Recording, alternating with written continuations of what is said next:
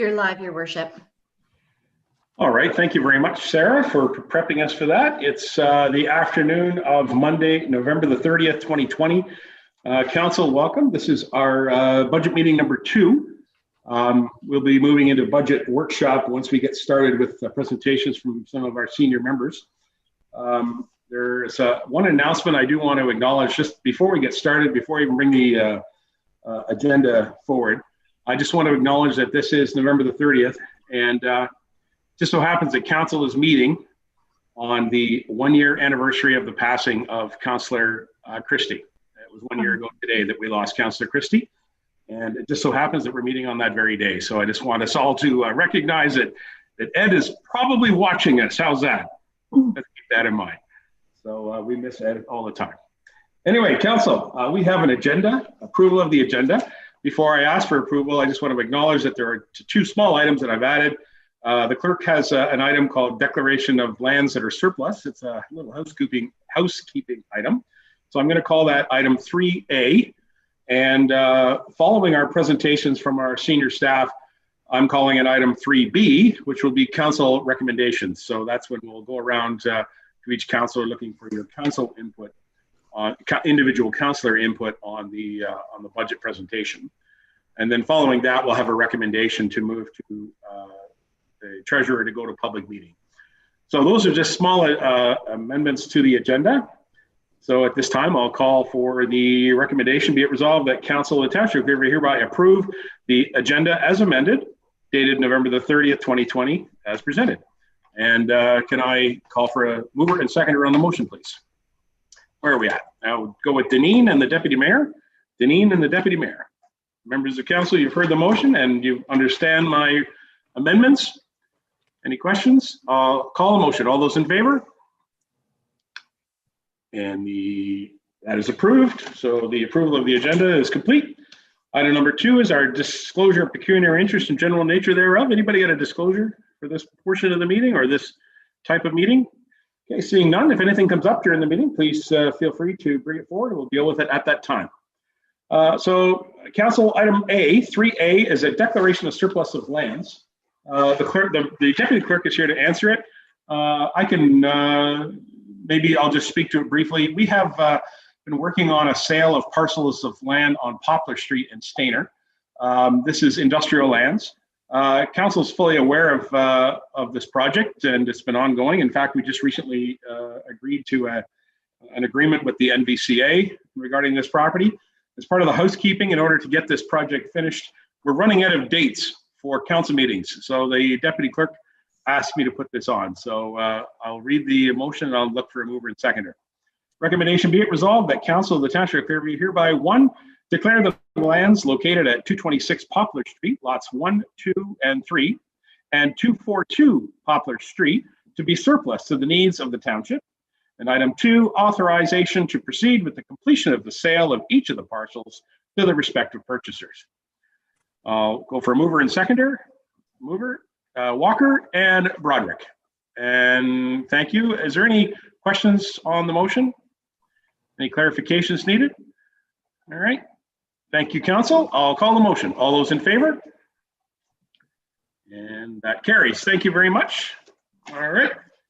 Now, we have some more budget presentations. So we're going to now resolve to a workshop session where we will now get presentations from some members of our staff. We're going to kick this off with a brief update from our treasurer, Kelly McDonald, and her team. I know Ron is with us as well, our deputy treasurer. So perhaps Kelly and Ron could join us. And Kelly, would you like to give us a bit of an update on work that you have done so far on the budget since our last meeting? Go ahead, Kelly, the floor is yours. Thank you, Your Worship. Your Worship, members of Council. We've really only had one update, and that was a confirmation that the county budget is going to come in at 0%. So I run those numbers through our system, and our opening is now a net Clearview increase of 1.92. So today you're going to hear from the library, Public Works, including water and sewer, and the fire department. And as you mentioned, Your Worship, once these presentations are done, the floor becomes Council's opportunity to make any suggestions or ask any further questions that you didn't get answers to during the presentations. All right. Any questions to the Treasury Department from members of council at this point? No, seeing none. Okay, you guys, don't go away because we're definitely going to need you around. So thanks for joining us. All right, Kelly, at this point, we're going to go to Jennifer LaChapelle. She is the CEO of our public library system. Ms. LaChapelle, are you with me? I'm unsure if you're here. I'm getting there. I'm getting there. Oh, I hear your voice. I don't see you yet. Here I am. All right. Hello, Jennifer. Hi. Good morning, everybody, or afternoon. Yeah, I guess it's just afternoon. It's just afternoon. Your worship, members of council, I'd like to thank you on behalf of the Clearview Public Library Board for allowing me to come before you today to present the library's proposed budget for 2021-2025. We'll be concentrating, of course, more on 2021 than the other years, and I will now attempt to share my screen. Let's see how this goes. Okay.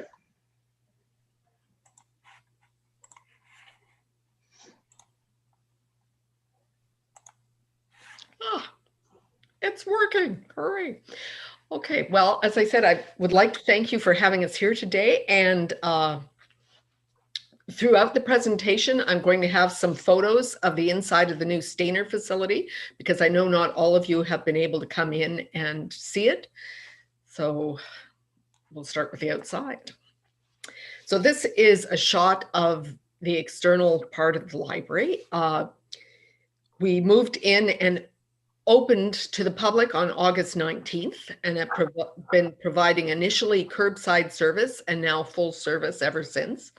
There is a video tour available on our website if you'd like to, if you don't have the time to come in but would like to see what it looks like. We certainly recommend that you go and view it that way.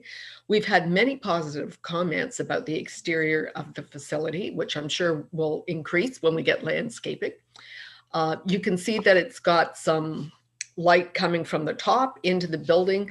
I'm not a big fan of skylights, but these are about the best I've ever seen. They do bring in light, natural light into the building, but they don't shine down on any work surface or areas where someone is using a computer. So they're ideal at this point. We have had our first snow, and let me tell you, as soon as it gets warm, it just comes right off the roof. There's no worry about damming, ice damming, or anything else that would prove a maintenance issue going forward. So we're very happy with the building. You have the budget for the library for 2021, and so I'll just go over a few of the highlights with you. We are in the building. We continue to provide curbside service to those who have compromised immune systems or underlying conditions and feel that coming into a public facility is still not right for them. So in addition to being open now from Wednesdays till Saturdays at all 3 branches, we are also continuing to provide that service. In 2021, we're going to see not a great deal of change in expenditures. We have not got any projects going in 2021 that haven't been moved from 2020. We do anticipate a drop in revenue, and I'll explain that because of what we've been going through in the pandemic. The board made a decision to remove all late fines until January 1st. And so you will see that for 2020, our revenue has dropped considerably. We're also not accepting any monies from the public for printing or fax services at this time. So in 2020, we have had a revenue drop. When the board approved this budget, there was the concept going forward that we would begin charging late fees and providing those charged services in 2021. But I do anticipate that the uptake isn't going to be as great as it would have been in 2019. So we have anticipated a revenue reduction. We do know from the provincial government that our annual operating and pay equity grant will remain unchanged. So that's $25,803 that we can rest assured is coming to us. And we will be applying, if we are allowed to have in-person programming in the summer, to the federal government for their Canada Jobs, Summer Jobs Grant, which we have always received in the past since 1997, and I anticipate being approved in 2021. However, As every year, the library board operates on the assumption that if we do not receive the grant, we do not hire the students. So as a charity, we are given minimum wage for each student for the hours they work from Canada Summer Jobs. And we make up about $2 an hour on balance on top of that per student, because minimum wage isn't much of an incentive to have them come and get some experience with us. Other than that, the only major changes you're going to see there are the assumptions that the township treasurer provided us with for things such as utilities and supplies. We know that they're going to go up a certain percent every year, whether we want them to or not, and salary step increases and things of that nature. But we haven't got any new projects planned for 2021 that are going to have a cost factor. Some projects have been moved from 2020 to 21. We didn't purchase the pop-up library this year because we didn't see much use for it. And the accessibility audit that was scheduled to happen in 2020 for their Creemore branch has been moved to 2021. However, the monies were already taken. I think one of them, Kelly, you can correct me later, it was a grant anyways. So those aren't going to affect tax dollars for 2021. One of the things we are going to continue to pursue is the regional library service, which allows any resident of Clearview Township who is a Clearview Public Library member who wants to go and get a membership at Collingwood Public Library. We will reimburse them 50% of that cost. So we're going to do that, continue that in 2021 and going forward. There is a cost to that, but it is not significant. We're going to continue to try to get a countywide reciprocal borrowing agreement. And this has been something that was slated to happen in 2020. But as you can imagine, all of the library boards in Simcoe County had other things on their mind besides reciprocal borrowing. What this would allow is that if you had a library card in Clearview, you could go to any other library system in the county and get a card from that system and utilize that library. Obviously, you'd have to follow their rules and requirements, but since interlibrary loan kind of took a nosedive when the province removed courier service for interlibrary loan, it's another way for people to access more resources without you having to give a substantial increase in funding to purchase more resources. We're also going to move to cost-centered budgeting for programming in the library. This has no cost impact, but it will allow us to track the cost for staff doing programming. Right now, we have costs centered by the individual branches, but this really doesn't break out for us what costs in terms of staffing are for the development of programs, and this will assist us. We're looking at mid-year to start that project. And our virtual programming staffing increase, we are looking at for 2022. So we have proposed a $10,000 increase in staffing for that, because we really feel that even when everything is sort of back to normal, most people are going to still have an appetite for virtual programming because we've really moved in that direction.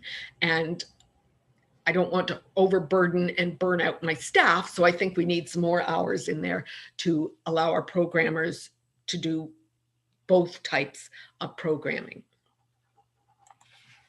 And here's a shot, an internal shot of the library. This is our adult section. You'll see in the middle is our adult nonfiction, and around the edges of the building are let me back up. In the middle is the fiction for adults. Around the exterior of the building is the nonfiction. You'll also see one of our 2 OPACs, which is an online public access catalog. So this is not used for internet or anything else. It's strictly for people to find things within our collection at all 3 branches. Virtual world. Well, we're certainly in a virtual library world now, because for many months we weren't even allowed to open to the public. And so we developed most of our programs to function in the online environment. We're making excellent use of our social media accounts, and the library also has its own Zoom account, which we use to host meetings such as our book club, which happens once a month, and our Girls Who Code program, which is an international program out of New York City for young girls to get them interested in computer coding, because we know that there's a disproportionate number of males in that field. And the time to get them interested is when they're young. Most of our programs that we had before have now been translated into a virtual world. This hasn't reduced our programming costs because staff are still having to develop the programs, but it has allowed us to reach people we wouldn't be able to reach in these times.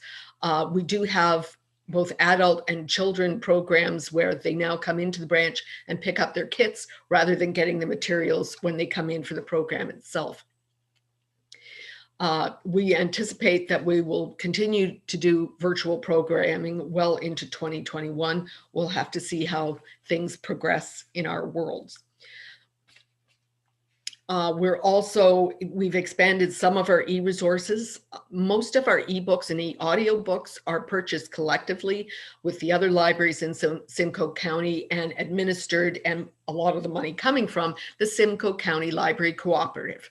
And so there's a wealth of material there for people to access, and most of the libraries, including ours, increased the amount that we put towards this.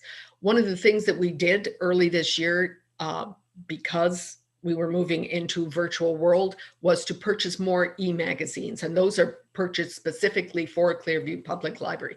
So we now have access to over 60 e-magazines and e-newspapers for the public, and the usage is going up considerably each month. Here's an interior shot of our new Stayner branch, and you can see here the children's area and as well as the lounge behind that. To the right, you will see the shorter shelving units have our DVD and gaming collections on them. You can see the circulation area at the back, and also where we hope to have a coffee bar sometime in the future. Okay, you see a beautiful fireplace thanks to a very generous donor. You can also see from this shot that although we weeded the collection significantly for the 12-month period prior to the move, we still have a lot of material on the shelves. So we will have to continue to vigilantly eliminate from the collection things that are no longer current, are damaged, or not being used. What we're doing new for 2021, well, we really hope we have a grand opening with the township to celebrate the new facility, because the library, the atrium, and the community center are beautiful, and I know are going to be appreciated by our public for many years to come. And we really hope we're in a position to welcome them back to see it. The board has decided to review the open hours for all 3 branches in June of 2021. So this will not have a budgetary effect for 2021, but there may be one for 2022.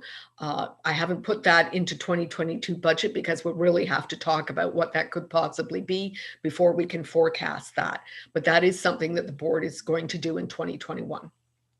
We have a movie license, which we have not been able to use because we can't host large numbers of people. And also up until this point, we have not got access to the community center for that purpose. But we anticipate that that's going to be something we can do at some point in 2021. And that would be at least a monthly, if not bi-monthly program, probably of family-related movies. Many libraries in our area are doing this, and it's a popular activity. And what it allows us to do is buy movies that we already have in our DVD collection, but allow people to see them in a group setting rather than just in their own homes. And you do need a license for that. The pop-up library that we were looking at last year and you approved it's a little technical device that's about the size of 2 packs of playing cards. And as long as you have electricity, you can plug it into the wall. It has its own internet and will communicate with our vendor, who will allow us to access up to 500 books, which we can choose which books we want. on it, and people can then come, and as long as they're within a certain circumference, they can access these books and download them onto their smartphones or devices for free, and they won't even need a library card. We anticipate using this for outreach programs. I haven't talked about the general manager, with the general manager of Parks, Culture, and Recreation, but when the small halls feel that it is safe to open again, they may be interested in having us come for people to access this as kind of a welcome back. So that's a possibility.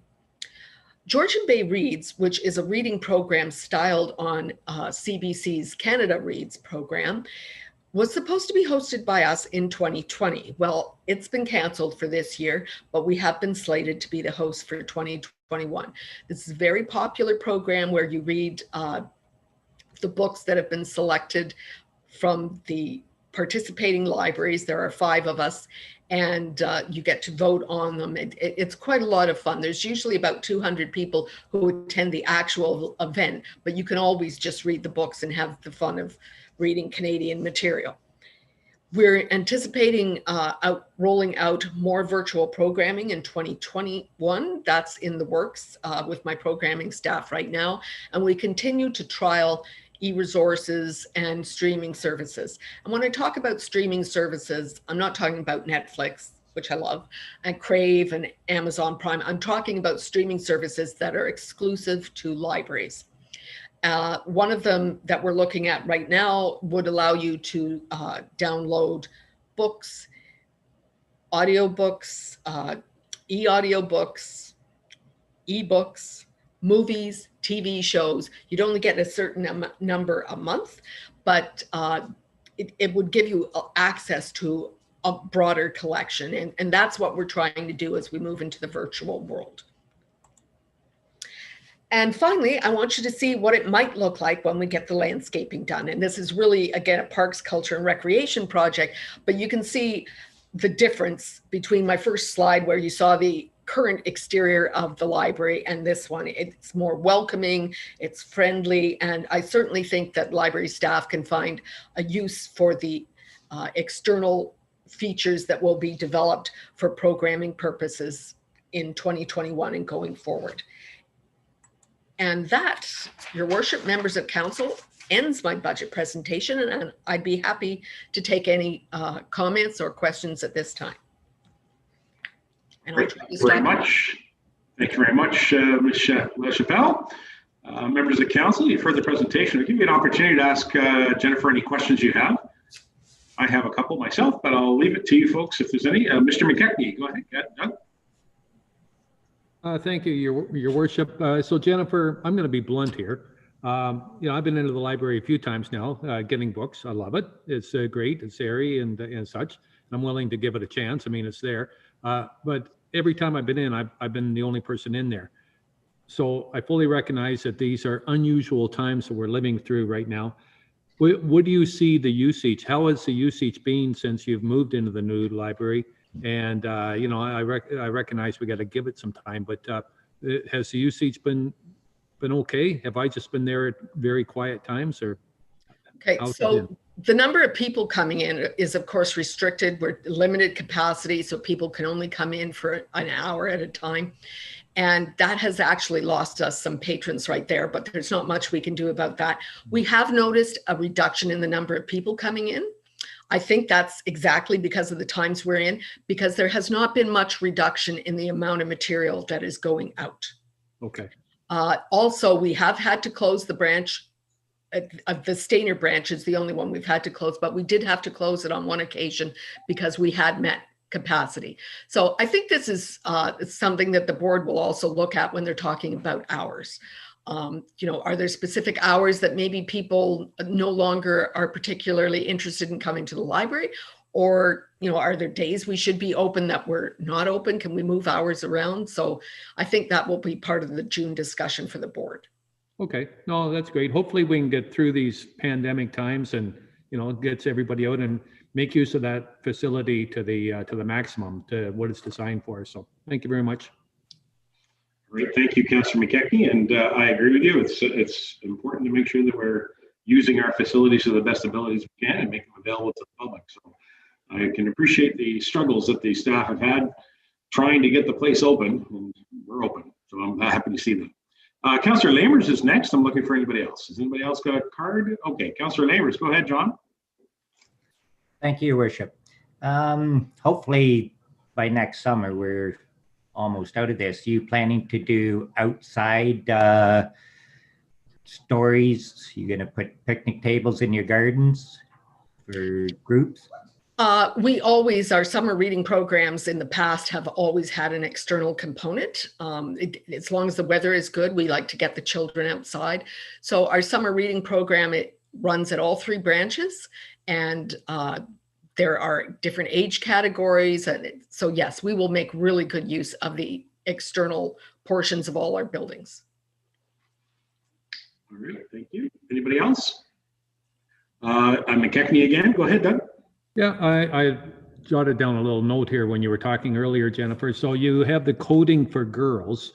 I've always found that boys have struggled with reading. I know I sure did. Do we have any programs just for boys? Are there any reading programs or any sort of programs just for boys? We don't at this time, but that's a very good suggestion. We do work with the schools for the junior K to grade 1 age group. Normally our children's librarians goes into the schools and works with the kids and provides programming in the school settings. Obviously, that's not going to happen now, but she is currently working with the school boards so that they can get her YouTube feed. And all the schools that we normally go into have requested access to that feed.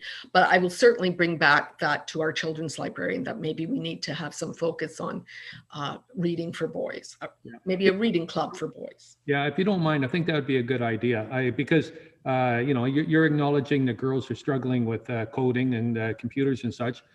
Boys equally, they struggle with the reading, and so even if there's even if you don't have programs just for boys, I maintain that there should be a section of books that boys would be particularly interested in. Oh, we have that. We've got that covered. Even if it's comics, just get them reading. Even if it's comics, I always told librarians and such. I said, it doesn't matter to me what the kids read. They can read comics. Just get them reading. So, thank you very much. Okay, good. Good comments there, Councillor McKechnie. Thank you. Is there anybody else with comments about the budget for the library system? Patterson and Deputy Mayor are both offline, but if they want, I can jump in. I have a couple of questions, if I can, Jennifer. Now, this may not be specifically for you, so please don't go away. But hello, Barry. I am looking for for Kelly to jump in.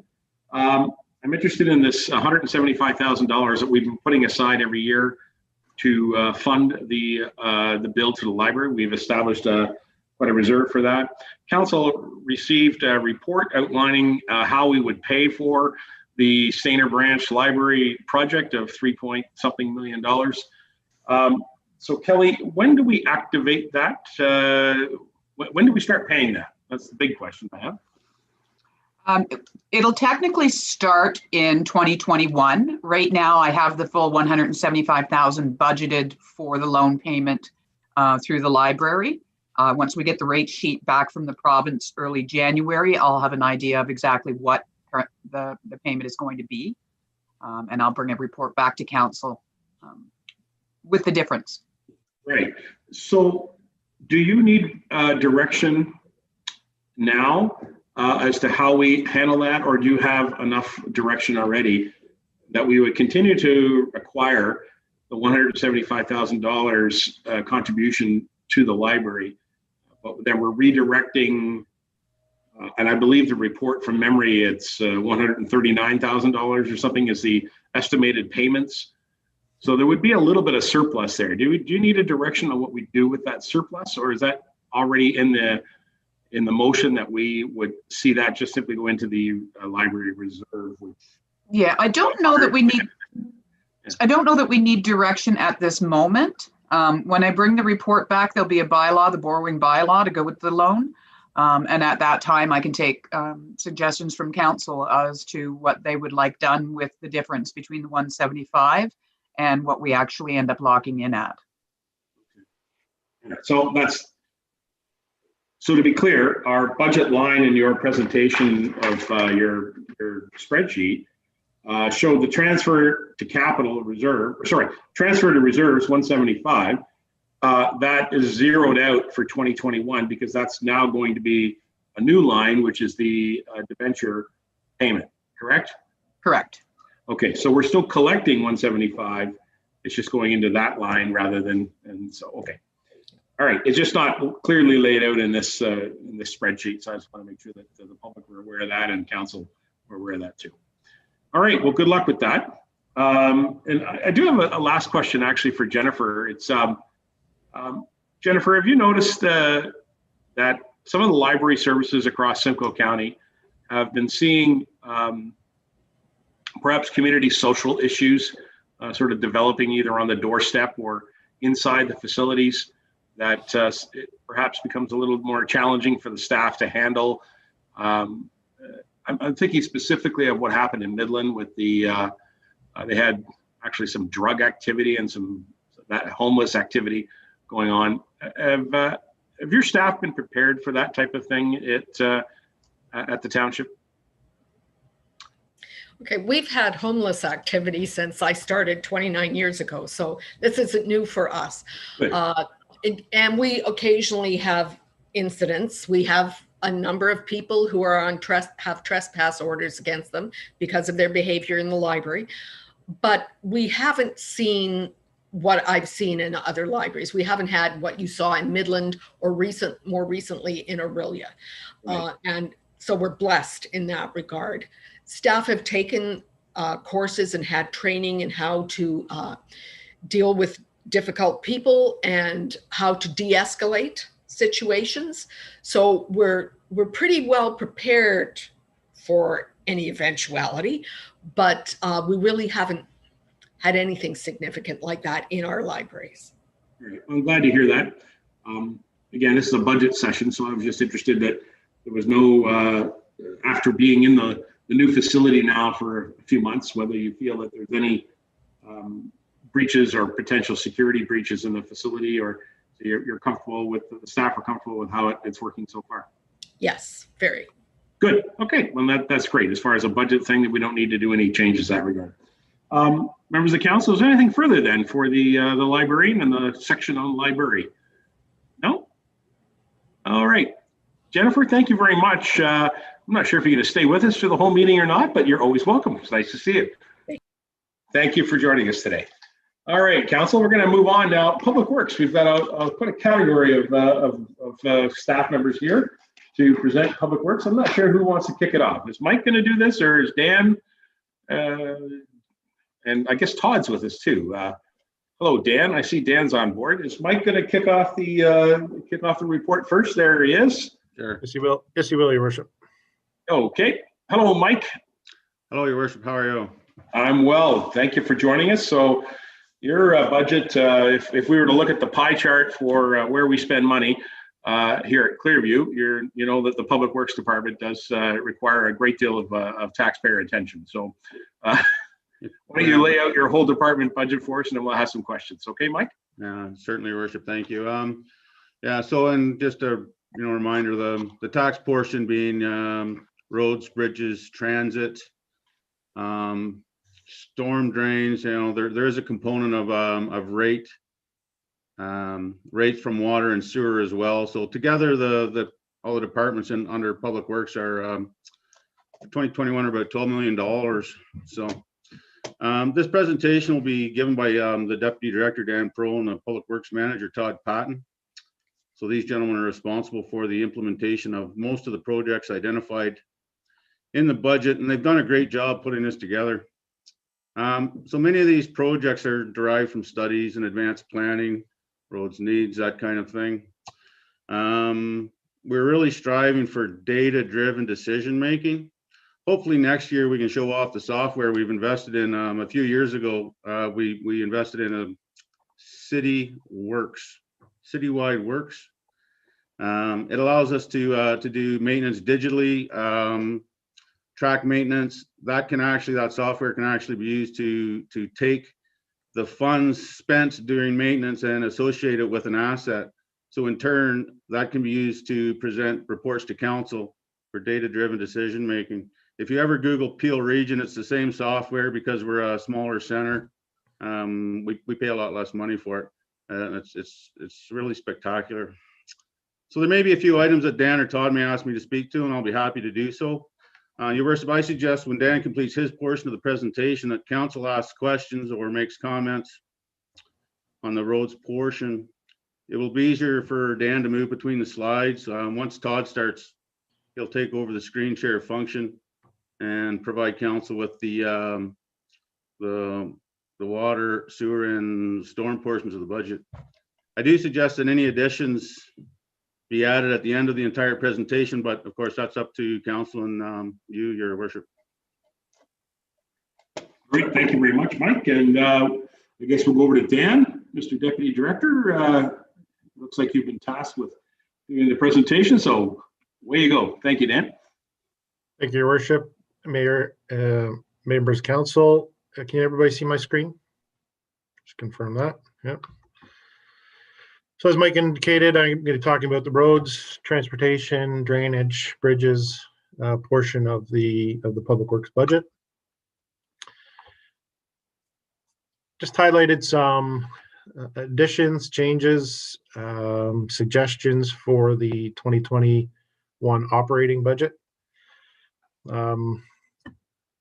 If council would remember from last budget year, staff focused on better maintenance service to our gravel resurfacing program.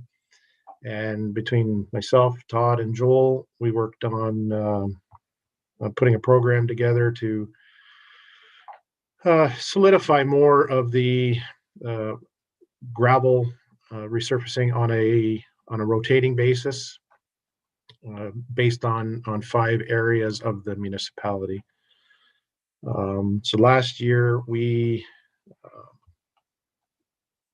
did, I guess, what we'll call the central area of the municipality, and it was quite successful. We did focus on some dig outs of some bad areas on 2728 Side Road, and remove some high shoulders and things like that. So that was a focus of early summer this year.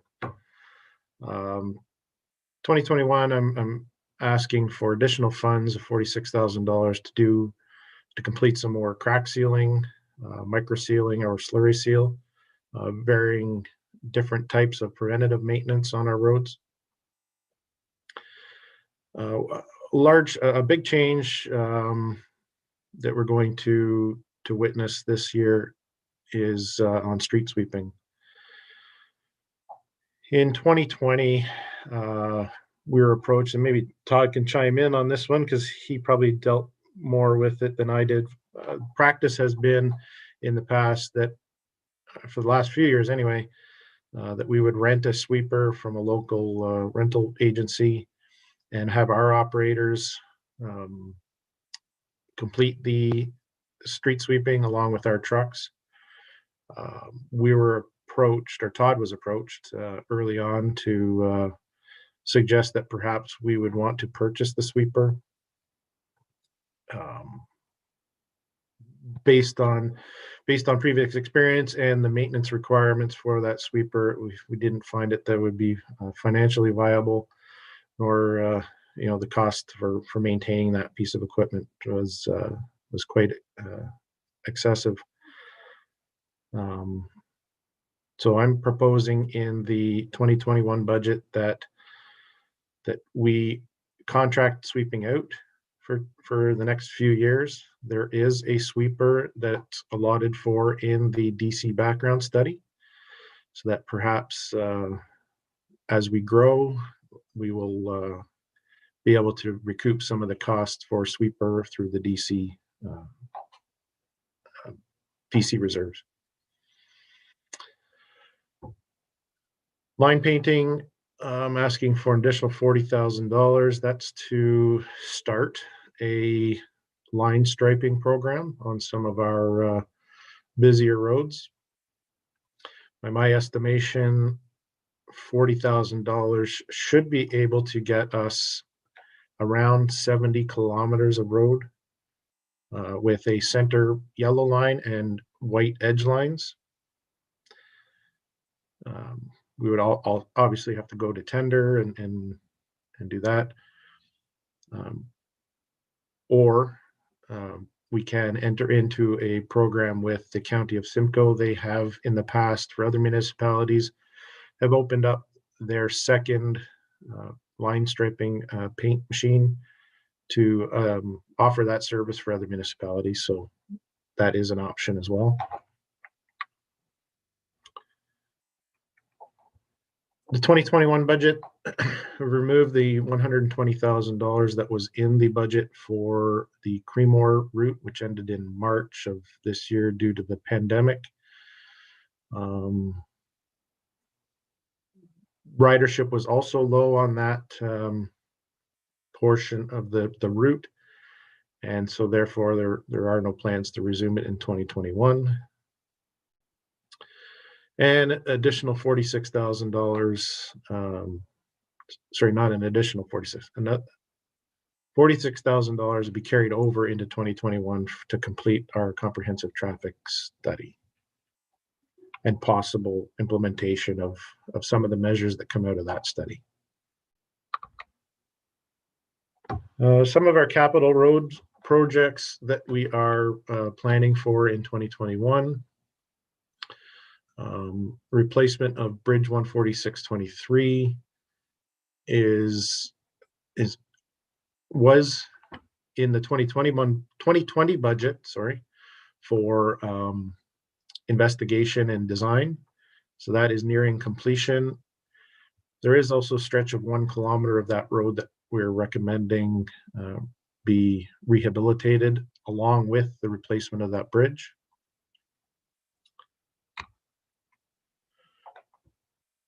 Paving works for 2021 would be Hogback Road from the town line to 6-7 Side Road. That's a pulverize and pave. Pulverize and pave on 3031 Nottawasaga from the 10th concession to 124. That's another pulverize and pave. Concession 10, this is a multi-year project that we are very close to receiving permits for this work. So it is again scheduled for this year. I know this item's been in the budget for quite some time, even before my time here.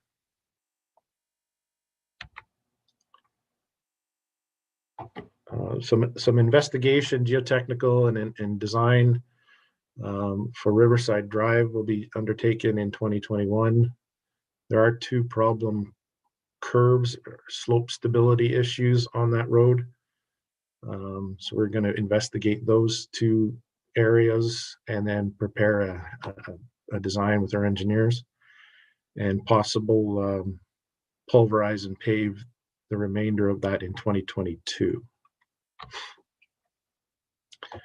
Another project that I'd like to get some survey and some design work is the section of Centerline Road from County Road 9 north to Concession 7, Sunnydale.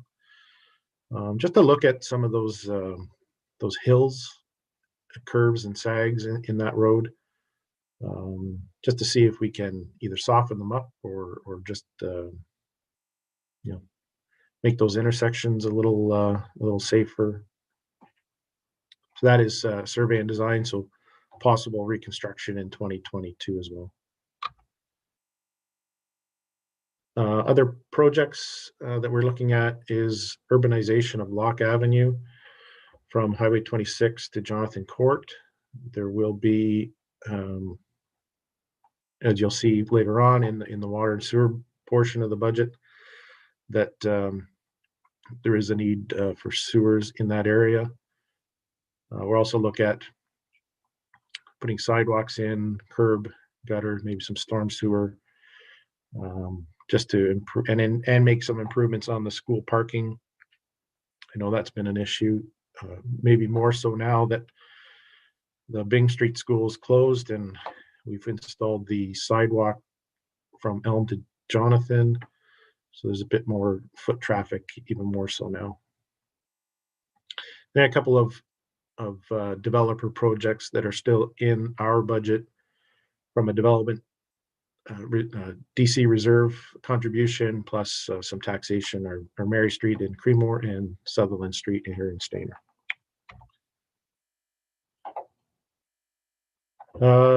Okay, so other capital projects, one that I've heard a lot about since my tenure started here, and something that would be a new initiative would be installing streetlights at some of our rural intersections. Currently, there are none, so I'm proposing $100,000. In my estimation, we're looking at between $2,000 and $2,500 per streetlight, depending on if it needs a pole or not, and where the hydro is. But that will get us around 50 or so to start. So again, that's a project to start anyway. We continue that year over year, hopefully, and it'll in a few years we'll have them all done. So another program that's going to be initiated, or hopefully to be initiated, we're proposing to, is a reserve for urbanization, specifically in our urban areas that have a rural cross section. $250,000 would be to start to put into this reserve. That would be able to start a bank for areas where there are no sidewalks, or there are sidewalks and no curb, improve drainage, etc. And obviously, you know, they would be in conjunction with water and sanitary sewer improvements that are needed in the area if they are needed.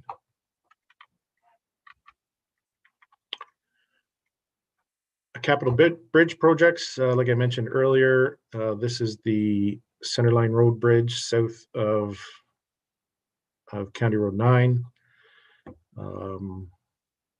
It will be replaced in conjunction with the Centerline Road construction.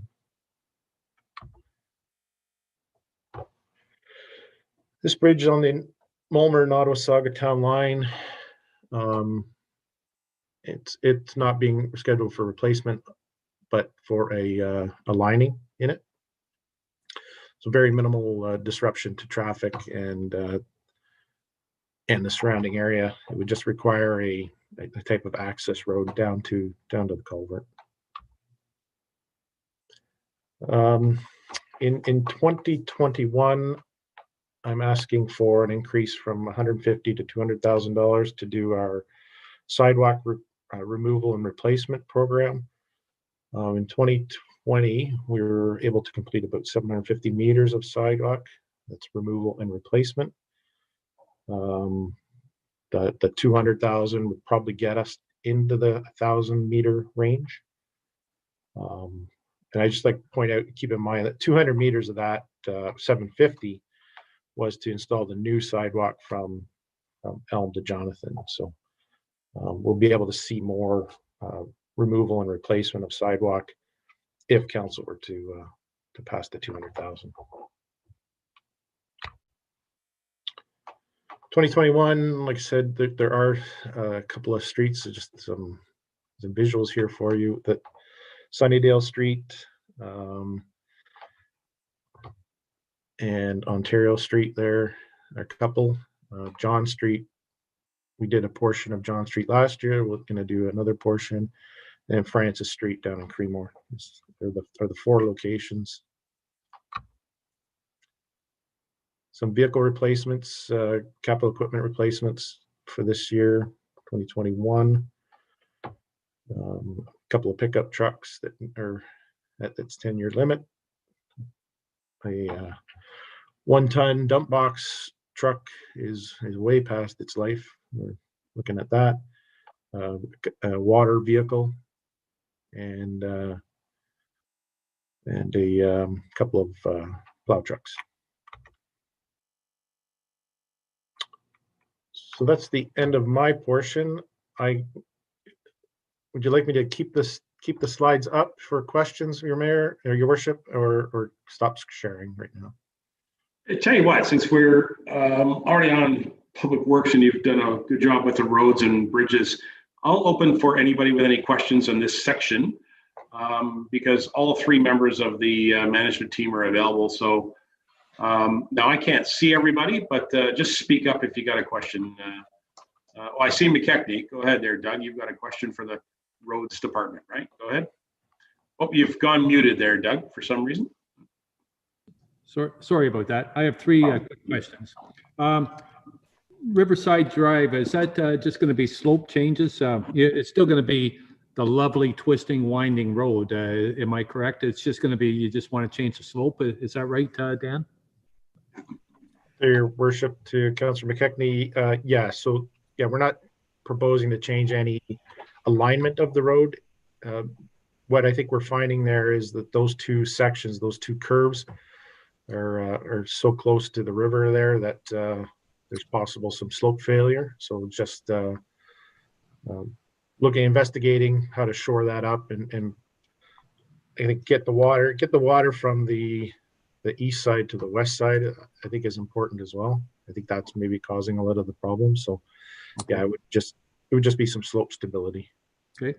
Second question, concession 10.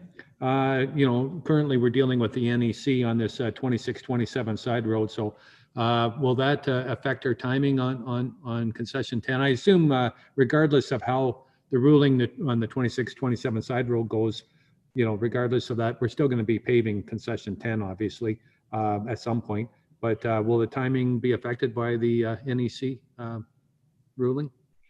Go ahead, Dan. That's a tricky question. That's a tricky one. We're planning on moving ahead. There are some works that need to be done this winter, if we obtain the permits that were needed. But the $1 million that's in the budget for 2021 is gas tax money. It's been there for, like I said, a number of years. So there are some works that, yes, need to be done that may or may not hinge on the 26-27. Okay, thank you. Last question is the water utility vehicle. You're not talking the boat, are you? No. No, it's a water truck or a boat that we're talking here. No, your Worship, Councillor McKechnie. No, it's a water utility vehicle. So if it keeps all the water department's equipment on it, so if they had a water main break or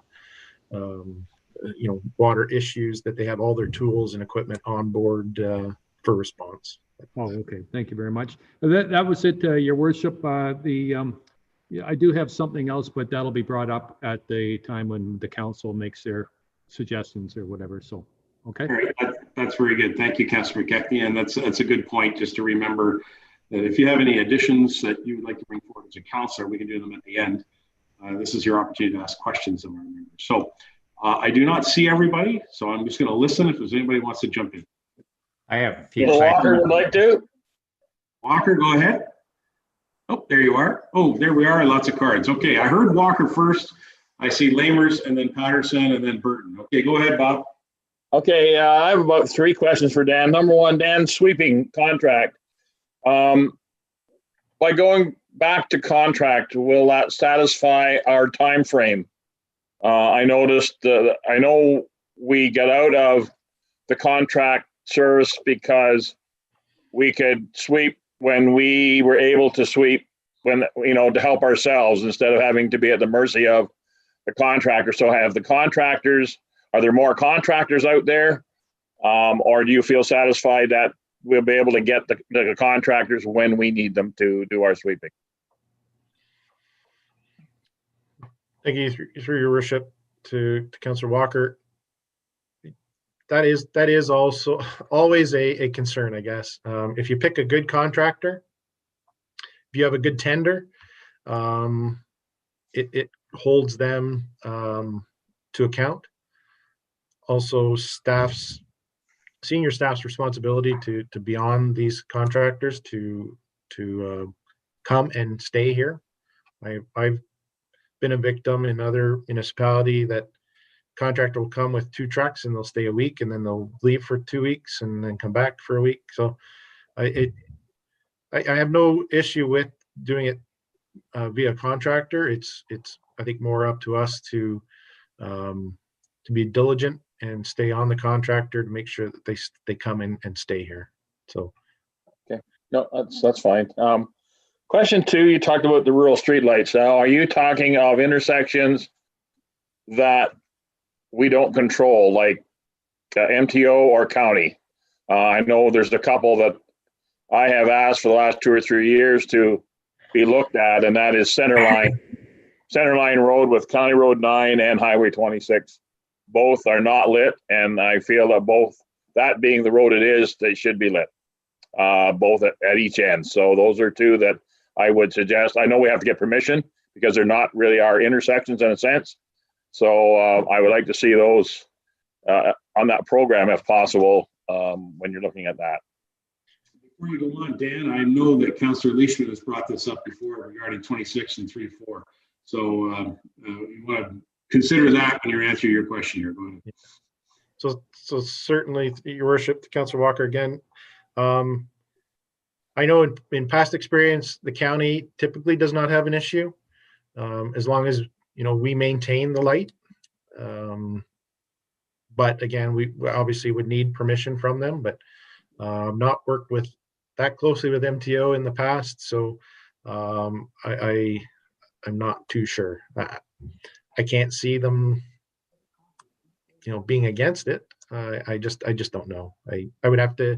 I'll work on that to get an answer from the MTO and see where it goes from there. And my final question, sidewalk. I totally support the 200,000, and I'll tell you, I really like the complete section of sidewalk being done. You look at John Street from here on through to Perry, and it really makes a nice looking piece of work because it was all complete instead of the bad sections that we've normally have done. So I agree that I think it's time to take some of that money and go with complete sections as well as do the necessary damaged pieces as well. So yeah, that's to me is where we need to be going with that. It looks good. Thanks. Thank you. Okay, thank you. So Council, I've got a long list. I'm going to read it out for you so you understand. I got Walker, it's just finished. Then I have Patterson, Lamers, Burton, and Leishman. Okay. Oh, and Broderick, you're going to go in there too. So Mr. Patterson, you're up next. Okay, thank you, Mayor. Dan, thank you for a progressive look at public works. There's a lot of things we've been talking about. Nice to see. I appreciate the effort. Yeah, I'm familiar with the contract sweeping issues. I think it would be a good idea if you're going to this now to talk to both I assume the chamber, but also the BIA. Get their programming. I don't think it's going to be much this year, but maybe just could we be proactive and say, look, when do you want us in there? And because it's tough to schedule, I think it'd be a good sort of a partnership thing to do. But I'm okay with that. Glad to see the painting. Now, you sort of left it open. I know that you, last year when you did the painting, you took advantage of the Simcoe County operation and only paid for the paint, which was pretty smart. But you said that we might be doing contract, and I assume that meant you'd be limited to 70 kilometers. Are you still open to doing it all by Simcoe County if they are able to slip it in and get more? Thank you, Your Worship, to Councillor Patterson. The county, working with the county, I did receive estimates from them as far as what they charge out for their time. It would have to be a matter of timing.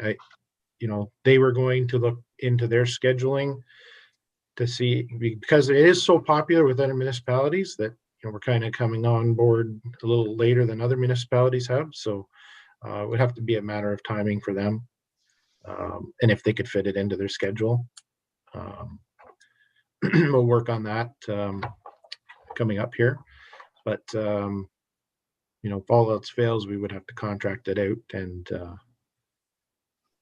message that I received from a couple of the contractors is, depends on how much paint we're doing, how many kilometers, it varies the price. The more you do, the unit price comes down slightly. So Yeah, so, okay, good, appreciate that. There's a notion out there, I like this. I think it really will help to make our roads safer, kind of restricts the, it's almost a form of traffic calming, I believe.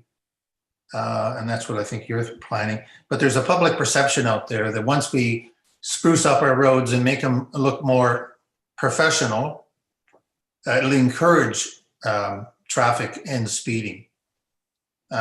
Personally, I don't believe that, but what's your comment on that?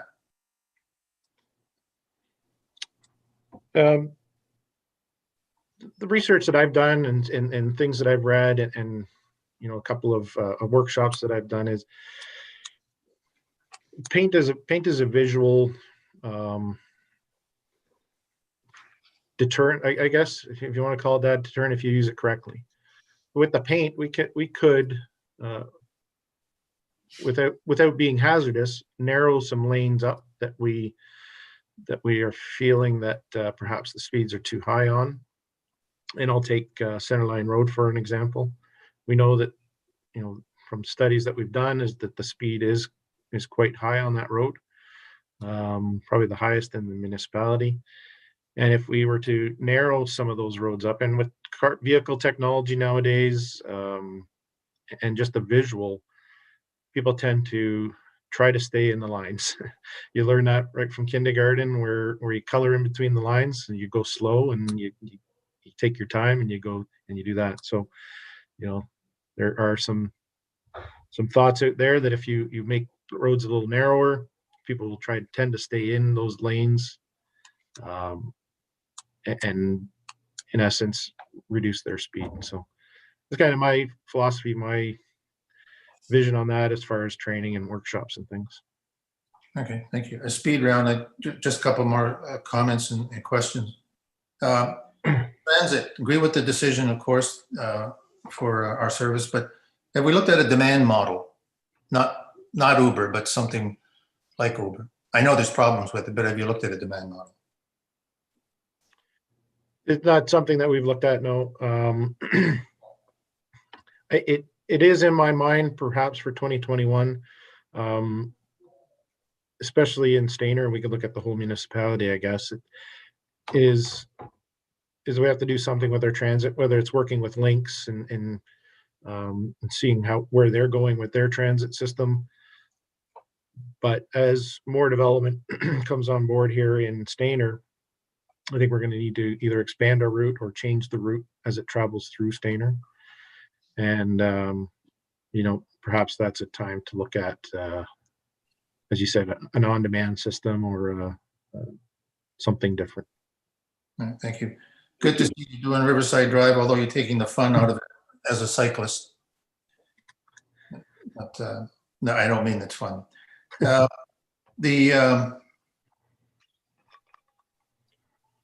we good? No, I was just trying to read my notes here. There's a couple of really good things here. The urbanization reserve, what we did in street scan. I suppose the street scan is driving the data for urbanization reserve, and then you're adding sidewalk costs, which is good. So are we in 2021? Are we developing a criteria where we put sidewalks? What urban ditches are we filling in? That sort of thing. How are we going to decide what the priorities are of the many, many projects that we have? Excellent question, Councillor Patterson. All three members of the staff, I'm sure, consider this point all the time, but I'll go to Dan first.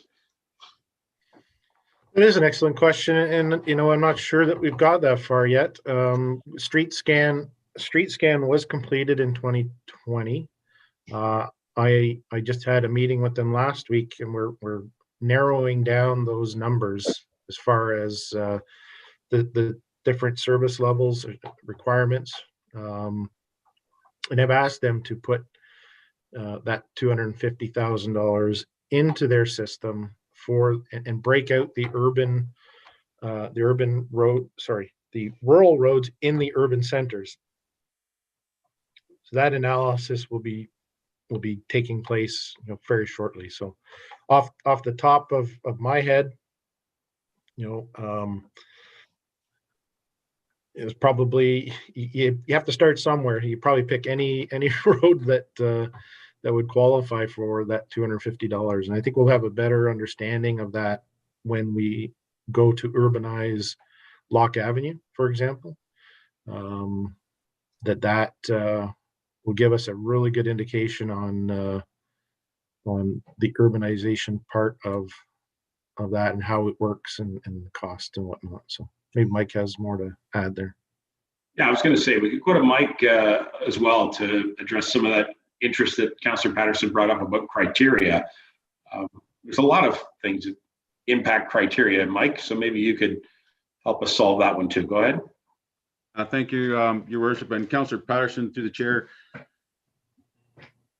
The urbanization is really, it's setting money aside for sidewalks and storm sewers in places where council may decide we want to put a sidewalk, or staff, notes there's heavier traffic patterns or places where maybe the public doesn't seem quite as safe.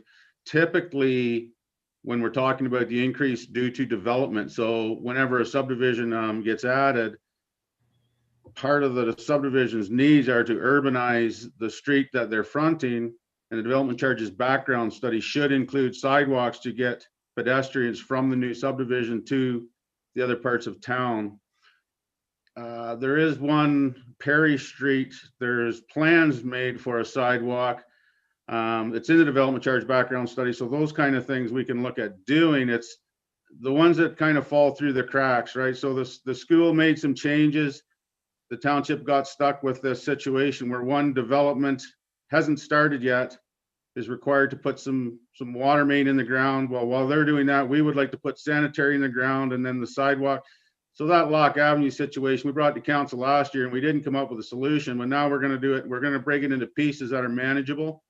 So that first block is manageable, but we have to have the costs coming from somewhere. So that's kind of the intention. When we find these off situations where we can address them and have a reserve set up so that it's not just a shock. And typically new sidewalks aren't paid for by the taxpayer. That would be some new development, and the old sidewalks that we recondition are in the tax base because they're existing, if that helps. Okay. Last comment, and with regards to the sidewalks, again, good to see. We're going to have a standard width. It's probably going to be wider than many of the sidewalks we have now for snow removal, for sand removal. Can we invest in some equipment that handles both widths, please? It's a comment I get a lot of in the spring. People keep their lawns up, and then where they have sidewalks, and then they rip a strip of sod off. And we cleaned it up and we reseed here and there. But any thoughts on varying width snow plows? Sidewalk snow plows, they exist. Tom, just for your interest sake, I'll leave that with you. Sorry, just for interest sake, Tom, right here in front of the administration center, the little piece of sidewalk right here with the green area around the cenotaph that's right here, it got turned up here just on the very first pass this year. So I absolutely empathize with residents who see that happening across the township. It happened right outside the window of my office. So I appreciate that. I don't want this to be a comment about our guys that do the good job. They really do a good job and they have a good aim. It's just that they have a bigger gun than they need on some of the area. You know what I'm talking about. Dan, you got any comment about our snowplow operations for sidewalks? Yeah, Through your worship, that's a difficult one. You know, we tried to standardize all our equipment, and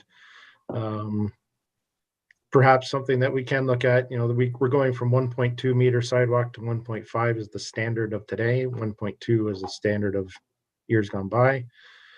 And the equipment is pretty standardized. We can talk. I know there are some variable, I'll call them 5-way plows. So you can have different angles of different plows in different ways. Again, we're talking about capital costs and things like that. We would have to investigate. Well, I would ask you to investigate and report back, because like Councillor Patterson, I've also heard this comment. So appreciate it. Thank you, Councillor Patterson, and thank you, staff. All right, we're going to move on with Lamers, Burton, Leishman. Mr. Lamers is up next. Go ahead.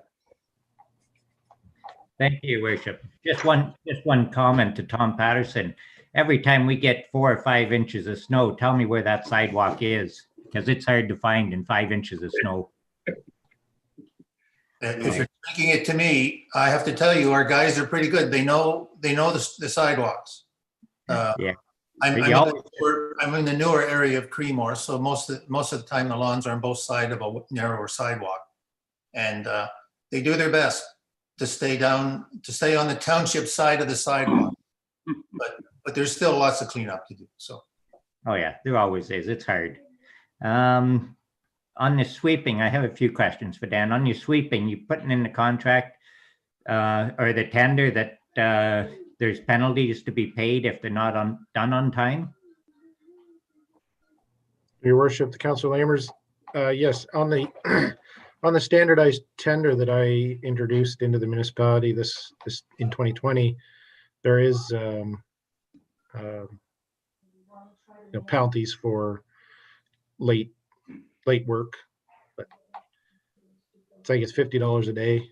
It's not a whole lot, but yeah, it's a standard clause in the contract for liquidated damages, we call it. Late penalty should be a little higher than that. Years ago, when they were looking at center line, wasn't that in partnership with Lafarge, that last kilometer? Are they still in on that, or is that all on us now? Through your worship, Councillor Lamers, yeah, no. Lafarge is required to give some money to the municipality to complete the upgrades of that. So I've contacted Lafarge to see where they're at with their site plan.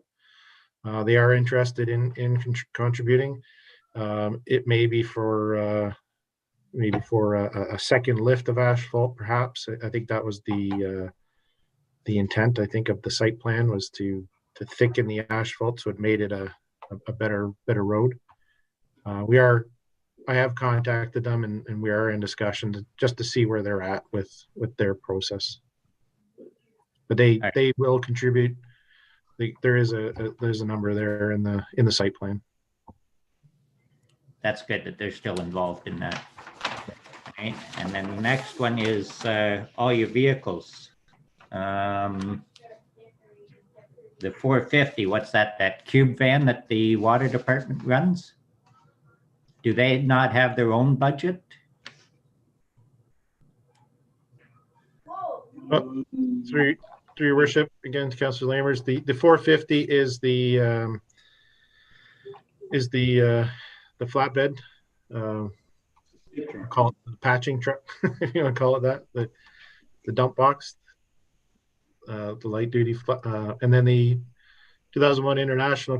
Todd probably could speak better to it, but I believe it was an old an old fire truck that they converted into a utility vehicle. But we're all public works, and our budget is all together as it comes to fleet.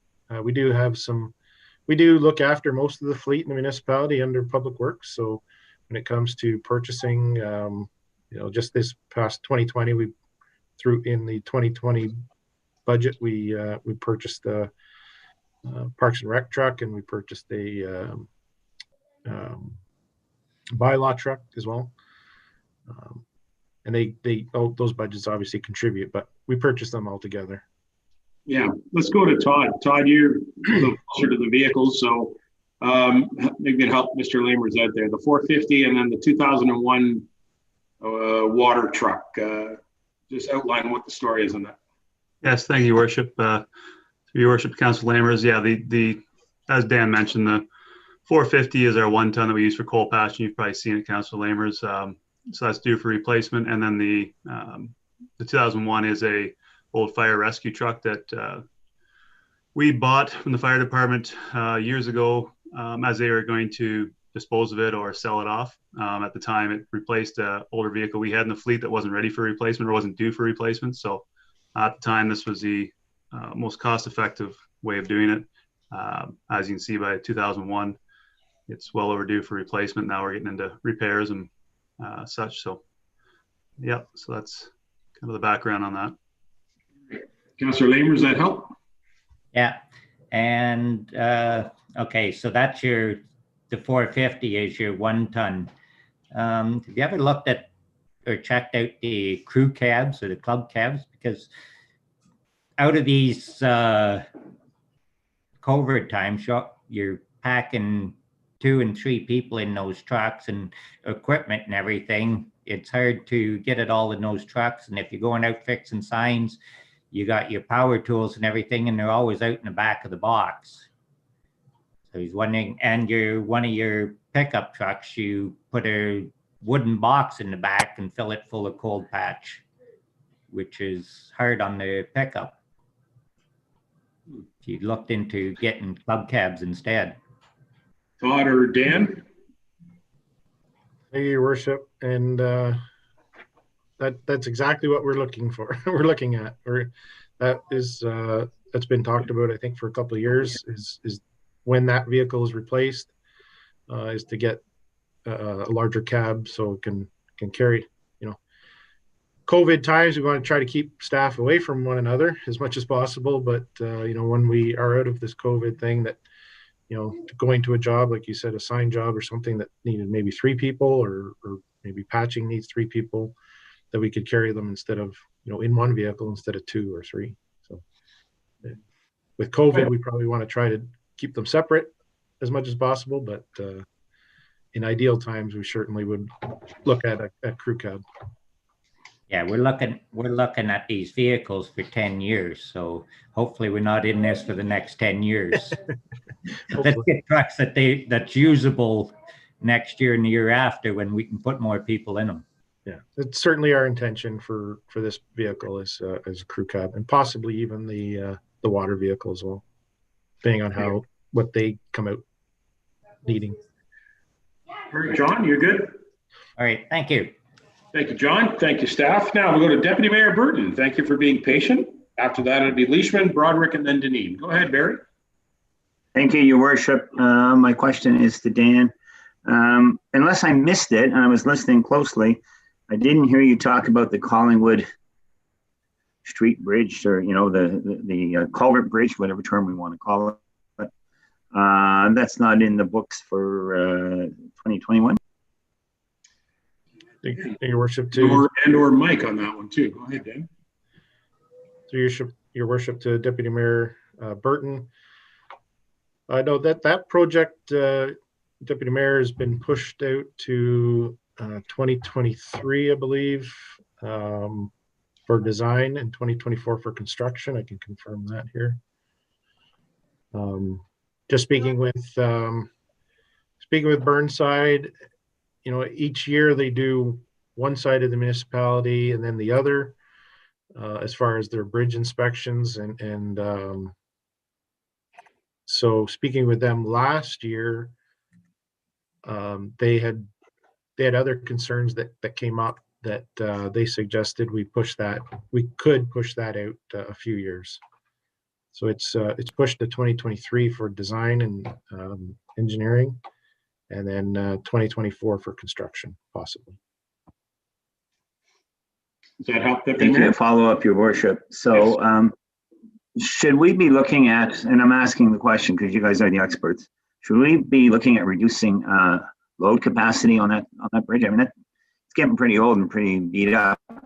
Should we be looking at load restrictions? Because we do get some pretty heavy vehicles traveling over top. Good question, Dan or Mike. Capacity on that structure, has that been part of the engineering? Thank you, Your Worship. I could certainly reach out to Burnside or our engineers and the bridge experts there and see what their opinion is on that, and bring back something to council if they deem it necessary. Okay, thank you. Is that it, Barry? I think that would be a good idea. I just hate to see it. Some heavy truck going over and then watch it crumble. If we're putting it off for another 3 years, you know, for design in 2023 and then build in 2024, that's another 3 years away. And it's, you know, the old girl is getting. Dan, yeah, I think that would probably be a wise idea for you or Mike to reach out to Burnside, get a bit of an update to bring a level of confidence to this council and for the public, for that matter, that that structure continues to serve us correctly.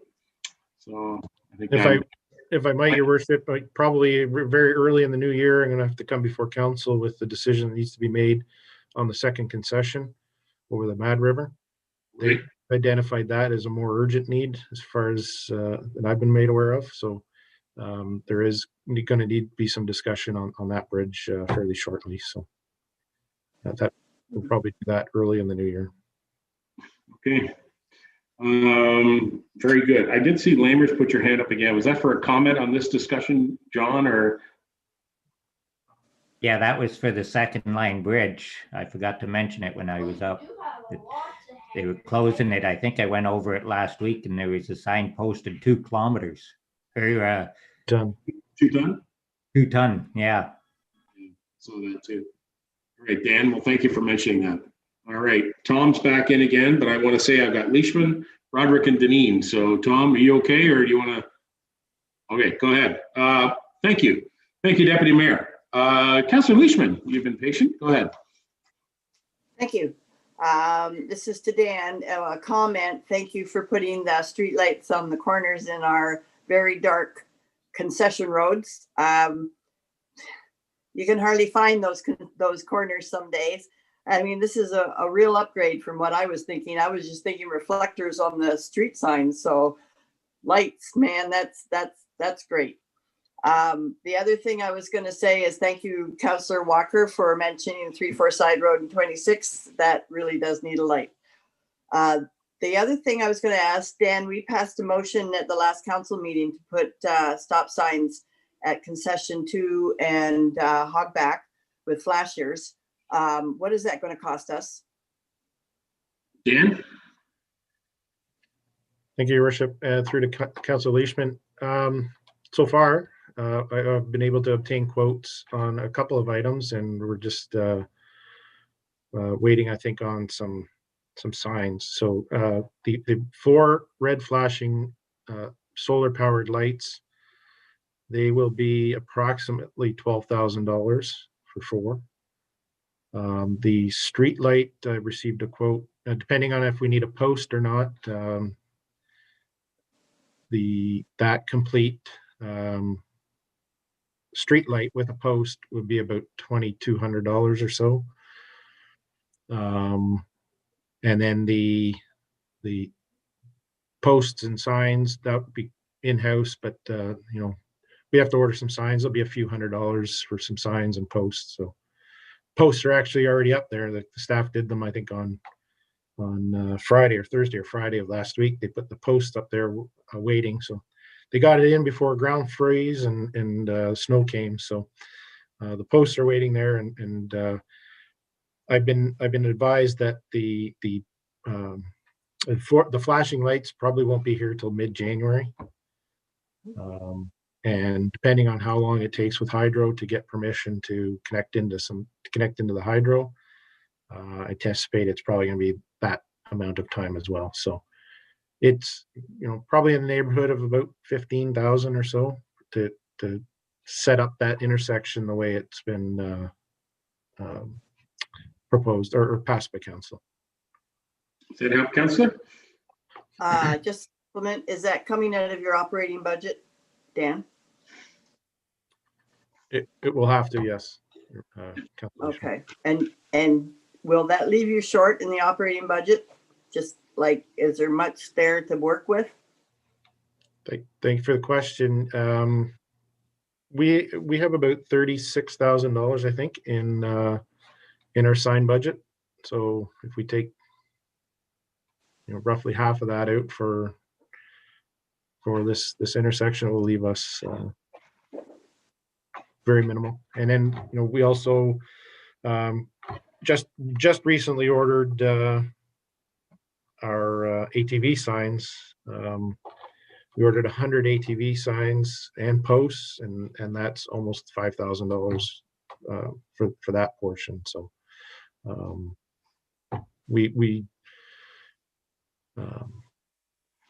those two areas, those two items, I guess, will leave us a little short on our operating side of signs.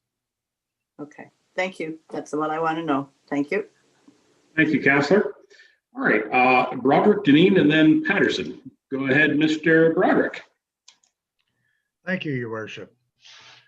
Actually, to start with, excellent report, Dan. I really like what I see here. I'm looking at Hogback Road here, and I'm thinking the traffic study is going to make recommendations. And I'm thinking specifically of Hogback and the second here, something like the traffic circle or whatever to fix that issue. Any idea on timelines moving forward from that? What could reasonably be expected? Dan, you got any idea to help the councillor with some timelines on future work at that site? Through Your Worship, to Councillor Broderick, when we had the discussion about the four-way stop, Councillor Broderick brought up the traffic circle or something thereof, whether it's realignment. I'd really not put any thought to it. It was kind of late in the process, but certainly if council wishes, we could do some investigation. We'd have to do some engineering and engineering investigation at least to see what an alignment or realignment or a traffic circle would look like there.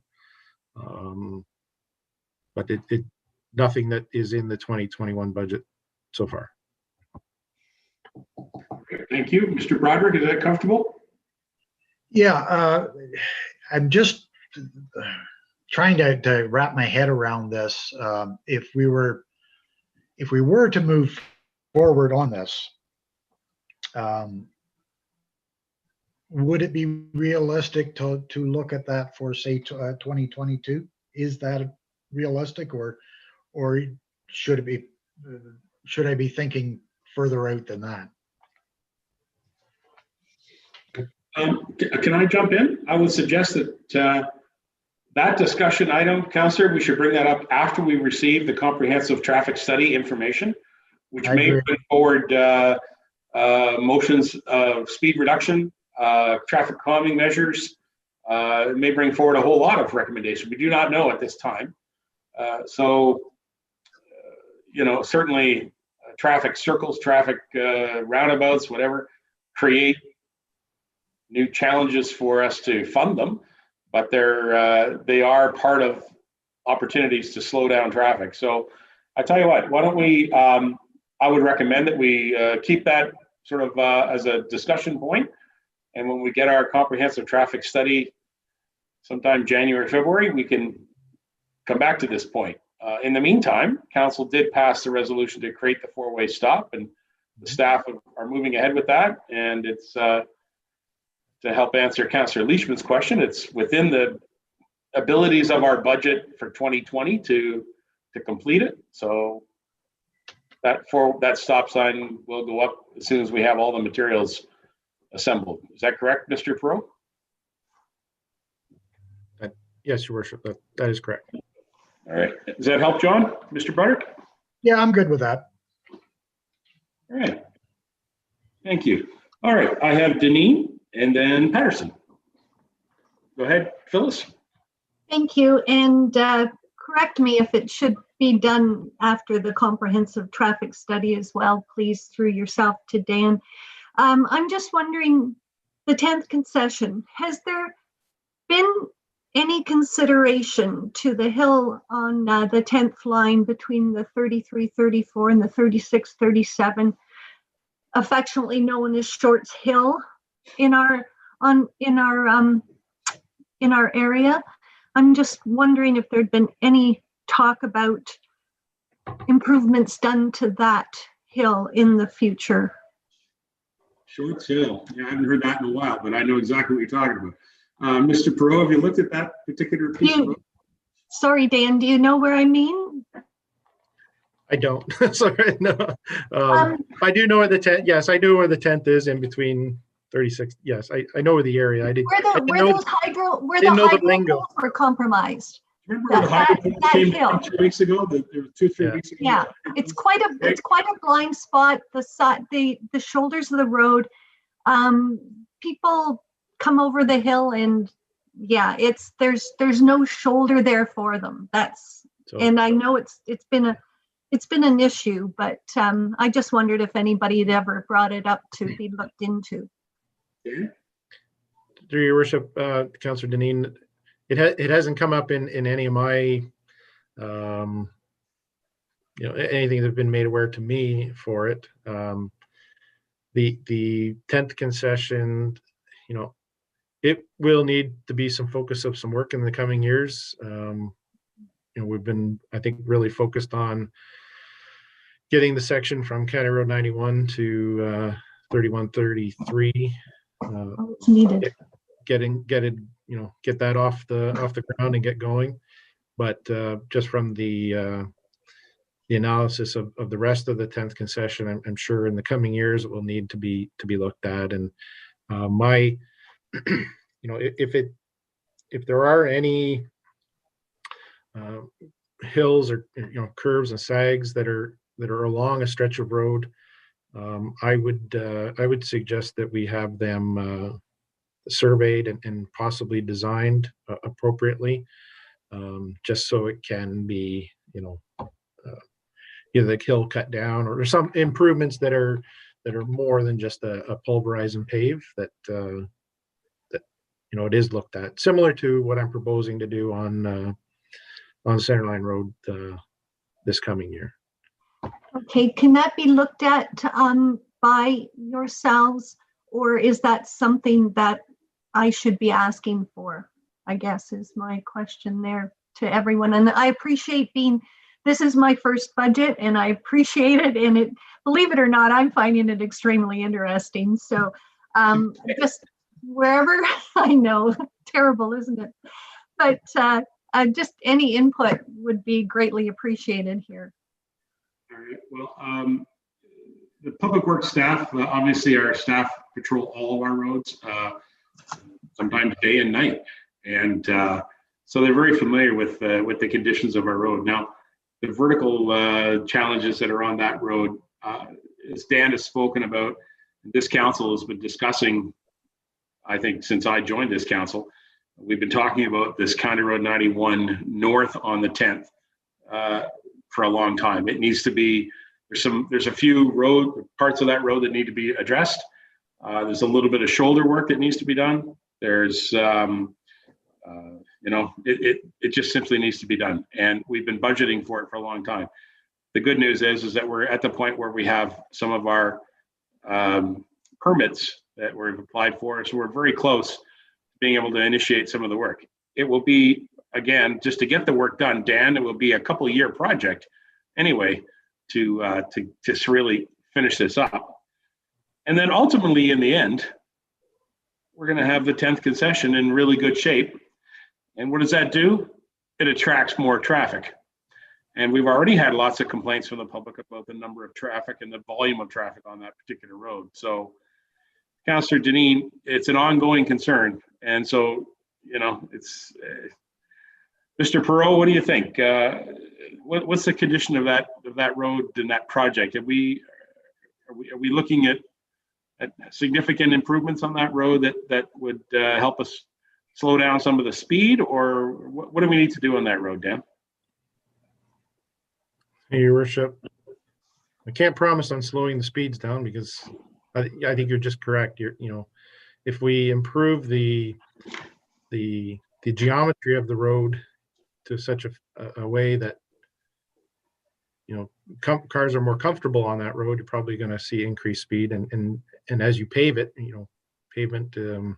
paving those roads when we get to there is most likely going to increase the speed on those roads as well. So I think the first section that's already designed will be a starting point for sure. And as we move north,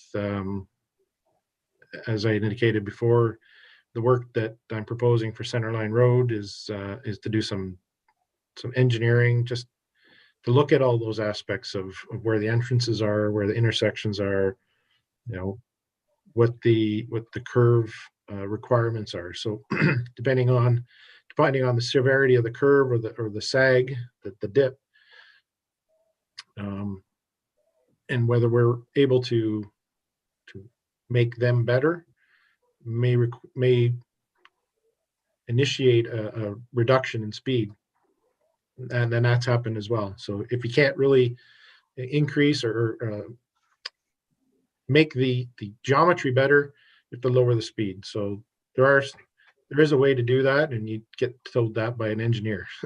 So we get engineers to design these roads. They will tell us what the proper geometry, what the proper speeds are for what that's designed for. So that in my vision for the 10th concession, assuming that we get going here in 2021 on the 10th, that's going to be a 2-year project before that section, that 3 kilometers or whatever it is paved. We continue on north from there and do the complete reconstruction of those roads as well. Thank you. Thank you. So another comment I want to say while we're talking about the 10th, and that is that the whole purpose of redoing and fixing up this road is because traffic volumes have increased.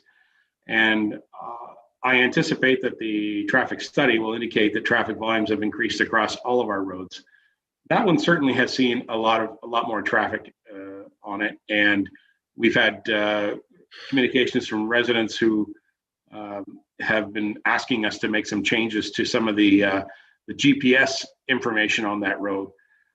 Dan, can you just take a moment and just outline some of the steps that you've done to try to mitigate that and try to help the Waze software to try to calm that road down? Certainly, Your Worship. It definitely has been challenging. Oh yeah. So I just recently, probably within the last 2 weeks, I've been in contact with the Waze editor. There's a web editor that we've been communicating back and forth, and hopefully, I don't know a whole lot about it, but from what I've done on our system, the municipal 511 system, I've been able to put an occurrence on that road, that stretch of road, that might better influence their editing on their side as far as trying to influence GPS systems. Again, I think it all comes down to algorithms, and but if people still use it, if they're familiar with it, if they've used it in the past and they continue to use it because they know it, might not have a chance there to divert some of that traffic. But if there are more people that rely on their GPS to get there and are influenced by the deterrent that we've put on, then that might again change the algorithm as far as how they get there. A couple other things since last year that we did is we did put flashing red lights up at 91 and the 10th on the north and south sides. Increase the size of the stop sign and the stop ahead signs. We've done that. And then just recently, if you've noticed that the 10th concession in County Road 124 with the help of the county sign building or sign shop. We put up a information sign on there as well to say, for Collingwood, Blue Mountain, stay on County Road 124. So whether that works or not, I'm not too sure. Proof is in the pudding, I guess, and we'll have to see how that all works in conjunction with one another. So it may take it, from what I gather from the Waze editor, it may take a few weeks before we see if that makes any difference or not. Thanks, Dan. There's more cars on the road than there's ever been, and they're just going to be more. So we just have to be prepared. Councillor Janine had your card up too. Is there a comment on this? I just would ask, it's the coming south to the north on that hill, coming up over that hill once the snow starts. It's the shoulder of the road. Just for somebody to take a look at it for us, that would be great, because there are so many people traveling that road to work. I just wanted made aware of, and that's all. Thanks so much for everything, Dan. All right, thank you, Councillor Janine. Thank you, Dan. And Todd, if you could make a little note of that one to take a look at that when we get some snow, and then maybe you could report back to Councillor Janine through Dan on that. That'd be great. Okay, so I have Patterson left. Is there anything further? Because I've got 2 items myself. Tom, go ahead. Okay, just quick. I just wanted to make sure that Dan was staying alongside, because when we come to the council suggestions, yes, I've left some of my questions out, like regarding the Collingwood Street Bridge and all the other stuff. So you're going to be in. Can I make a comment about those suggestions about future projects criteria? Sure. Just so we get like the traffic circle at Sunnydale 2 and Hogback, we're talking $1 million. I don't see us ever doing that when we've got Collingwood Street, all the other things we just talked about. So, there has to be some kind, that's what we should try to do in our council strategic budget planning meeting. So, and I know we do it every year. So I just want to put it out there. The traffic circle is not a viable option for us in that location. I can't see it. But anyway, just as an example, not that one in particular, but anyway, those are my comments. Thanks for that. Deputy Mayor Burton is flashing. Go ahead there, Barry. Yes, thank you, Your Worship, and thank you to Councillor Patterson for bringing that up. I'm of the same opinion. We're not going to speak. I can't see us supporting spending $1 million on that intersection. I think we can do the best we can with the stoplights, the flashing lights, add some lighting. I don't see us ever spending $1 million to put to put a traffic circle in the middle of 2 concession roads in the middle of, I don't want to say nowhere, but if you know what I mean. It's traveled area, but it's not a highly traveled area. I just don't see us spending that kind of money on that. I think it's good. Stop signs, flashing lights, everything we can do to make people more aware, make it a safer corner. But I don't. Barry and Tom, I would suggest you guys are right on, but we have to remember we have to consider all options and make well-informed decisions as councillors. And so having all the information available before we make that commitment is a valid point. So I support the idea that we need to have an investigation on it, but I'd hate to see us spend, let's just pick a simple number, $50,000 in engineering work for something that we're not going to do in the end. I think it would simply just get an estimate and an understanding as to how something like that could be done.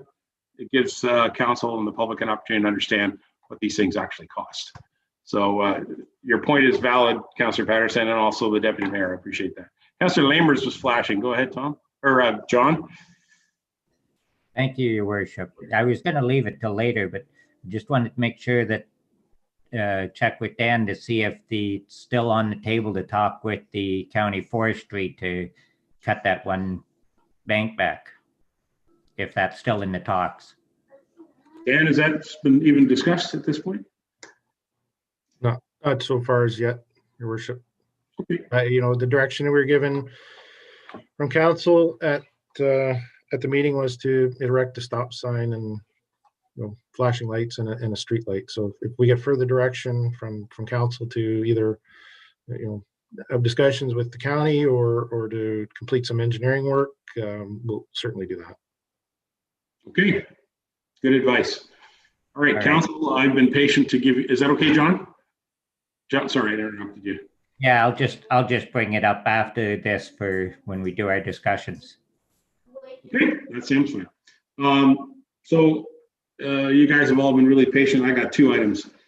Dan, you mentioned about line painting, and I'm very supportive of the whole line painting program. You and I have talked about line painting.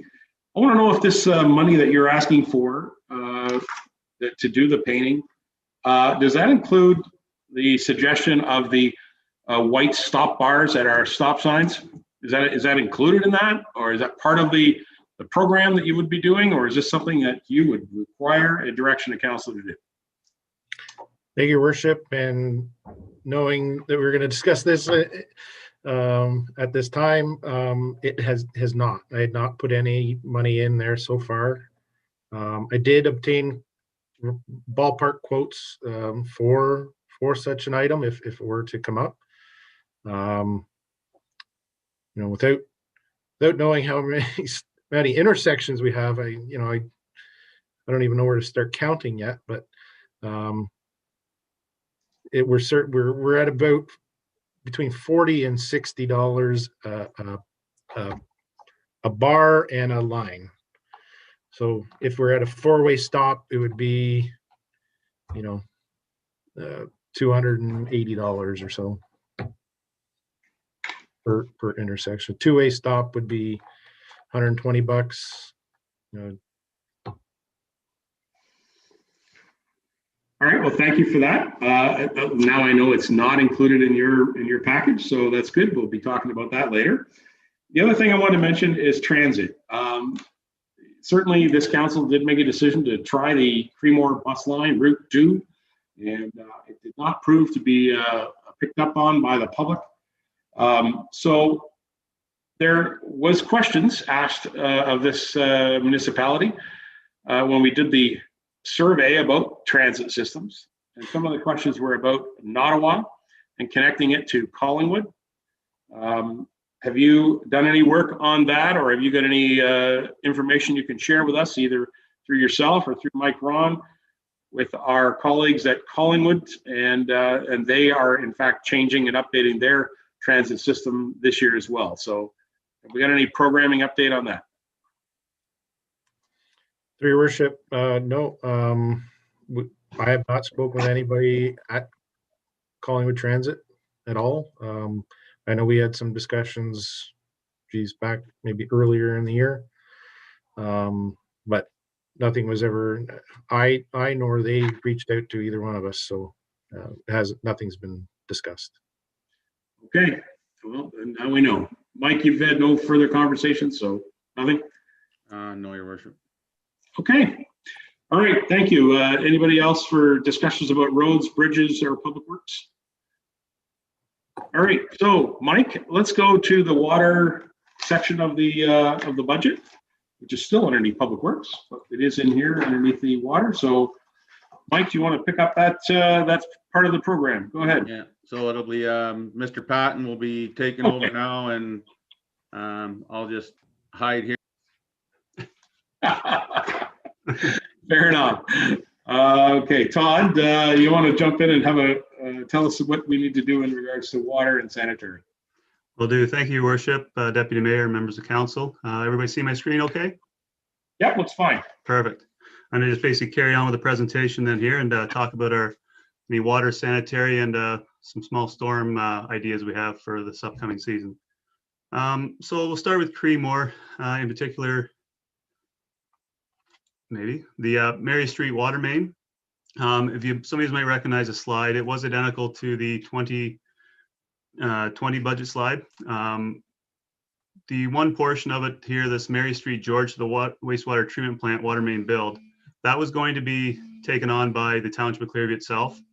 The other 3 portions that are on there, it'll be for developers. What we might do to save costs is if developers do come in and we can build that extra piece of the water main, we might piggyback on their contract to save money.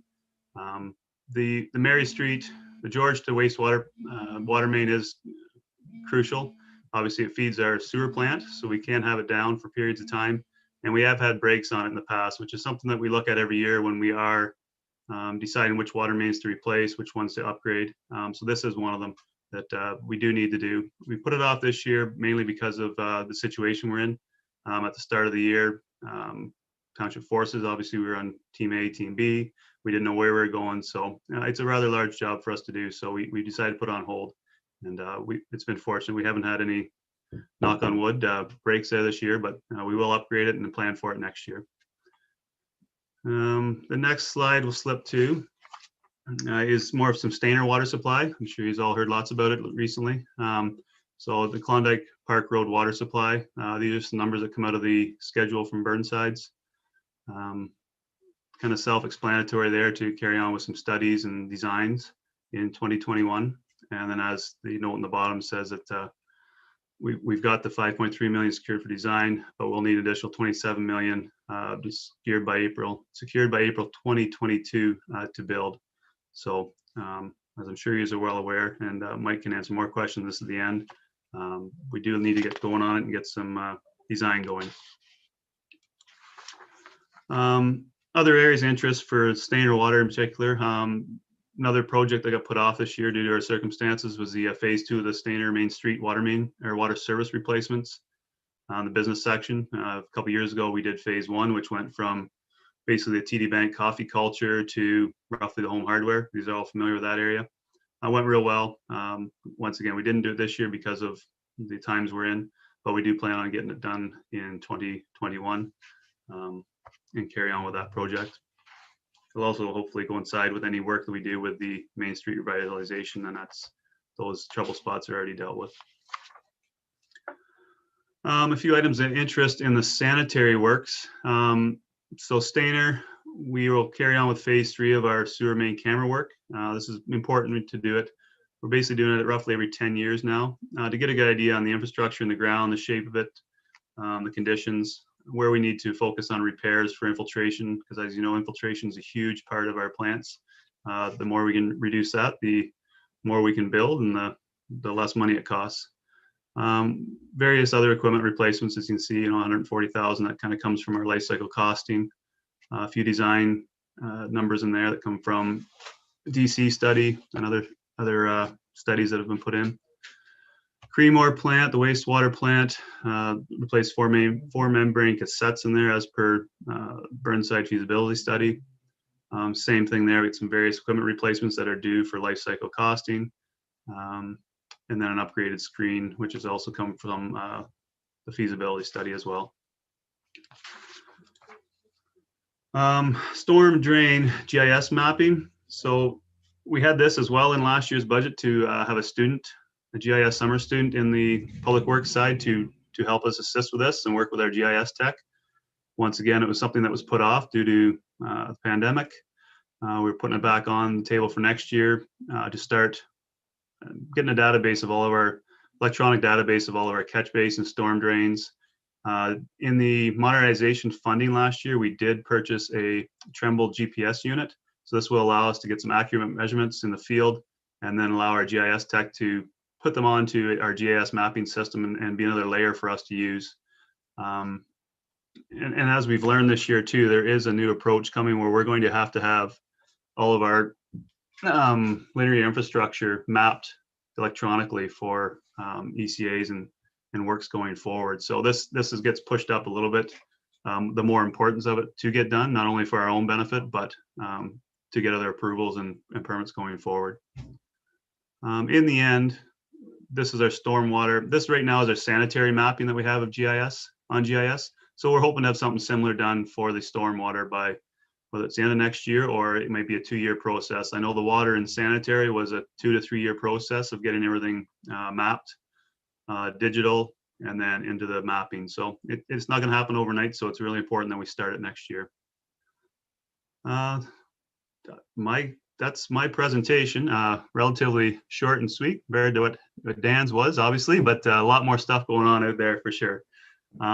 Any questions? I'd love to field them now for the water and sanitary, and Mike's there too, and Dan around if we need any help.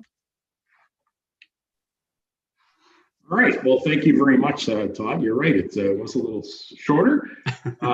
Perhaps there's members of council that do have some questions, so we will we'll do that. If you could just stop sharing, that would be helpful, so we can get a chance to see everybody. There we go. There we go. That's better. Okay, Mr. Patterson's up, and looking for anybody else on my little list here. Go ahead, Tom. Okay. Thank you, sir. Share my initials with TP. Yeah, exactly. Watch them emails. He answers more of my emails than I answer his. Okay, so Creemore, we all know the picture, and it's gloomier than this. So this is a stopgap. Is this a recommendation from Blue Sky or something we can do until we hear back from the hard numbers from Blue Sky? Good question, Todd. Yeah, I'll let Mike take that one. He's been right in on the Blue Sky report, and I have been as well, but he can answer it better, Your Worship. Thank you. Go ahead on the Blue Sky. Thank you, Todd, and Councillor Patterson, to the chair. The feasibility study had a number of suggestions in it, one of which was to install a screen. The Blue Sky report that's come after, right? So we start these budget presentations in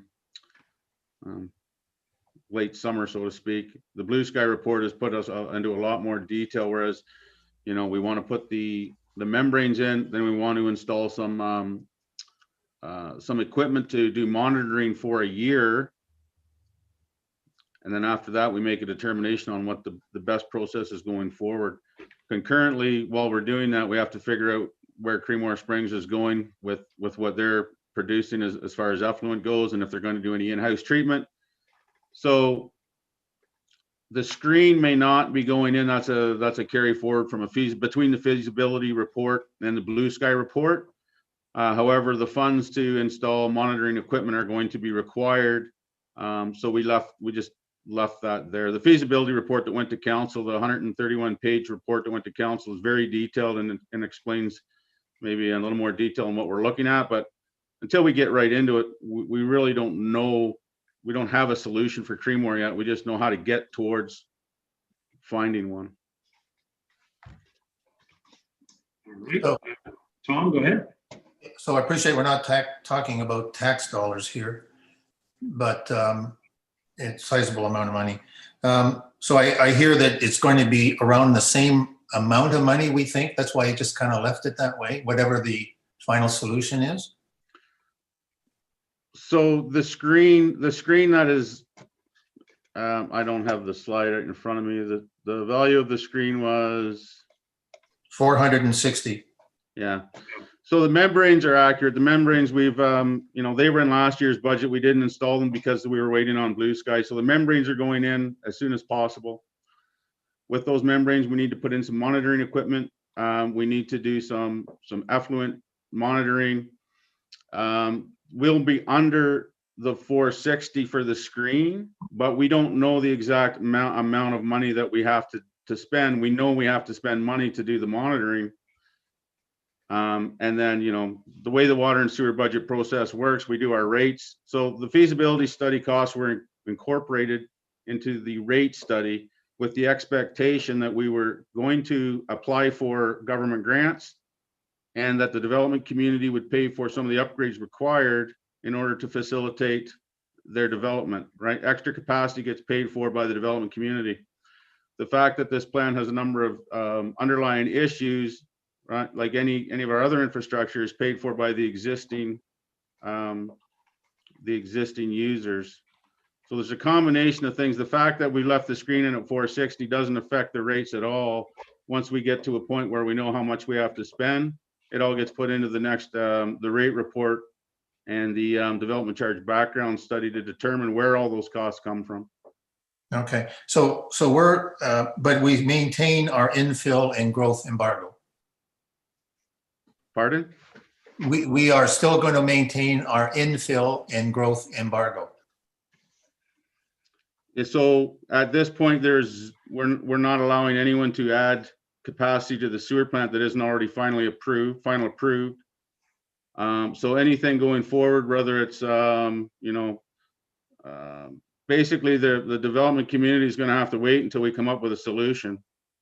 And that was described in the, not only the Blue Sky report, but the Burnside synopsis of the Blue Sky report that was in that council report. Yeah, so this is not new news. Okay, and the last quick question is on the Klondike Park. We heard a little bit of public noise about our province and our premier not being happy with us not using the pipe. We're going ahead with the right solution, are we? So if I can speak to that, Your Worship? Yes, please. So obviously the development community in Stayner, when you see a large pipe running through the heart of Stayner and you have a development right beside that, there's going to be questions on why we aren't using it. They've asked to do a study to ensure that what the township has come up with for a solution is the most cost-effective solution for water in Stayner. So they've been provided the terms of reference. They've secured an engineer and a consultant to look at that. And the terms of reference not only includes the cost of the infrastructure, but other things such as, we discussed previously, Reinhardt's required cold water for their cooling towers. Major employer in this town. The water coming out of the pipeline would not allow their cooling towers to function. Other things that people don't want to talk about or listen to or hear about. When a city in the United States switched water supplies without doing studies, there was major repercussions. Not just one city, but many cities, right? Flint, Michigan, Tucson, Arizona.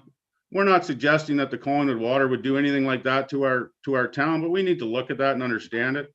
The other component that everyone seems to forget, we did studies to connect to that pipeline. 10 years ago, that was our only option when we did the environmental assessment. And to connect to that pipeline to service all the residents' future proposed, what's the right terminology? All the development in any draft plan or final or anything on the books for Stayner, the infrastructure to connect to that pipeline was going to be $60 million because of the reservoir supply storage required mostly. But this solution we found is a $30 million project. In addition to that, the well water supply would cost us about $1 million a year to produce the water out of a well, right? Comes out of the ground, a little bit of hydro to the pumps, add some sodium hypochlorite, goes to the residents. Water coming from a lake goes through a major treatment operation. It goes through membranes, which we know what are like in Creemore. Then it has to get through major pumps and major pipelines that go all the way to Alliston. The cost for the water that we are currently paying for, and we are paying for it in New Lowell, we take water from that pipeline in New Lowell, is 84 cents a cubic meter. In Stayner, we're producing water from our large wells for 25 cents a cubic meter. So you can't tell me we're going to put, the cost of the water instead of $1 million a year is going to be $3 million a year.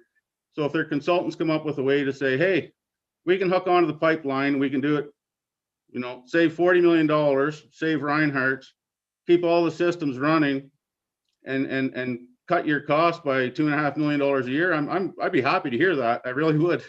It's just not there. Yeah. So your arguments are well rehearsed, and I believe them. My arguments are the reason I've been looking for a well supply.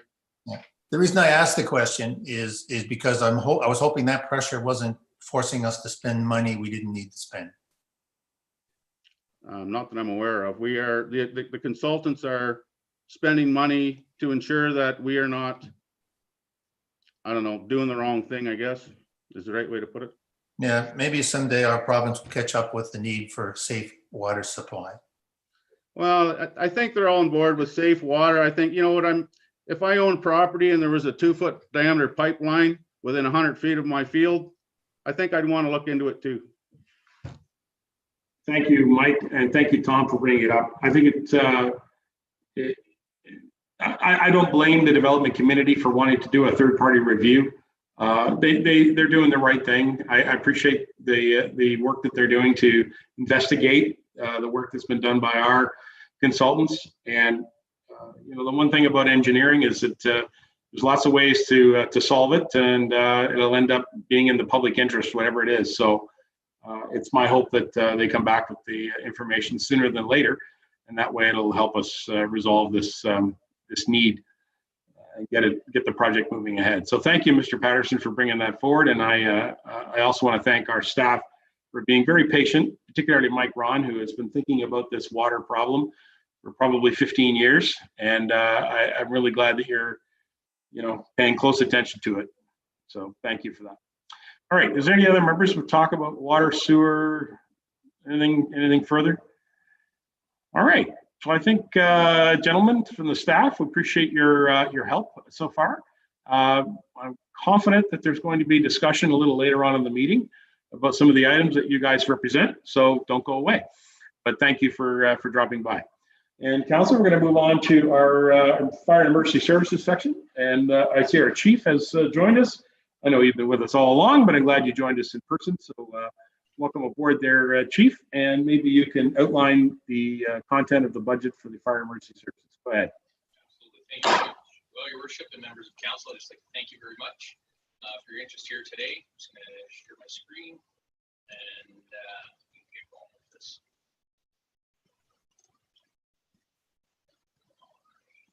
Can't hear you, Rory. Yeah, Rory, your microphone has always been a little low. So either slide the computer a little closer to you or really lift that voice, friend. All right, is this any better? Not much. Not much. You're getting there. Okay, I'll just try talking a little bit louder. Hopefully that helps. That's better. All right, so when we turn around and we look at the fire department budget of 2020 versus the changes of 2021, we do have slight changes in the operating budget of about $108,000. We do have some slight changes to the capital budget of about $9,000. So through the course of my presentation, I will certainly go over where those changes come from. But I think, as you will see, there isn't a lot of big stuff on the fire department budget this year. So our focus budget items, much like last year, are people is our number one priority. In conjunction with that, we're also going to look at outfitting those people. The more people we have, ultimately, the more money it's going to cost. So we're going to be looking at some bunker gear and PPE budget increases. The biggest thing that I do have to speak about as well is going to be a renovation to Station 4 in Freeborn. Also, we are going to look at a master fire plan that was deferred for 2020 due to COVID reasons. So recruitment costs are certainly increasing as we progress over the years, just due to the increase of equipment prices. And as I mentioned earlier, we have definitely started hiring more and more folks. So I'm not sure if you remember from my presentation last year, but last year, over the duration of the year, we actually lost 18 firefighters. So that has certainly slowed down. Over the course of 2020, we only lost 6 firefighters, and that's pretty low over overall attrition. The cost to train and outfit a brand new firefighter is about $5,200 per firefighter, including their DZ driver's license. And one of the things that I'm trying to actually work with the deputy treasurer on is just separating the actual recruits in the budget itself. Too many of the costs get mixed in and buried in with all the other day-to-day operations, and I would actually like to just see what it looks like specifically for the recruits. In 2019 and 2020, we actually hired 24 recruit firefighters. But as you can see, based on what I just mentioned to you, after losing 18 the previous year, we really only came ahead 6. With that being said, we did have one other recruit class that was online. They had started, they were about 3 weeks in once COVID hit.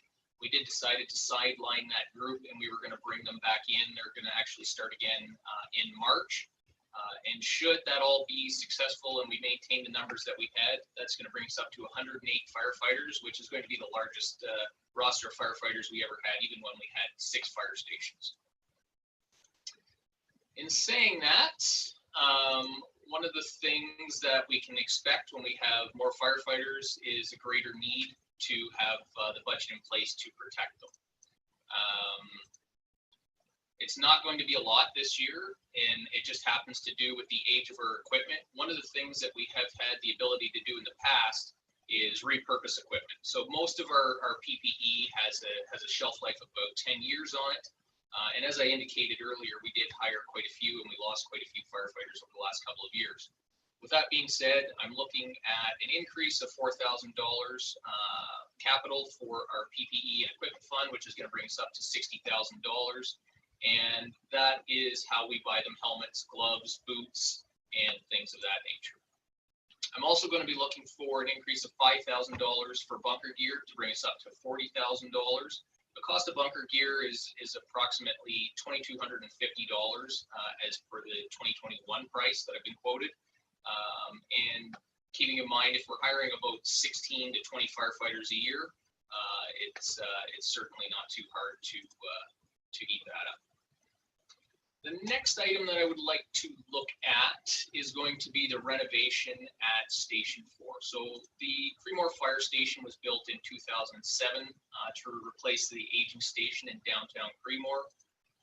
It is a large facility, but in my opinion, it was never really finished. And no disrespect to the chief of the time, but unfortunately, Station 4 is something of a large warehouse.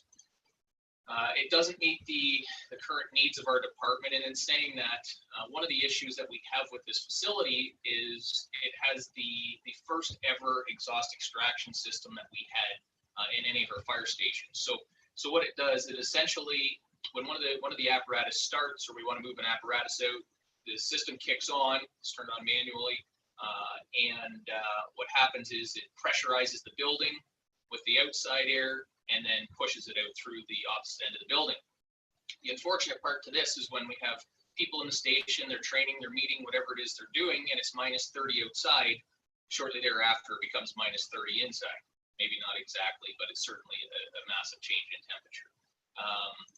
So in addition to that, it does create some other issues such as noise and things of that nature.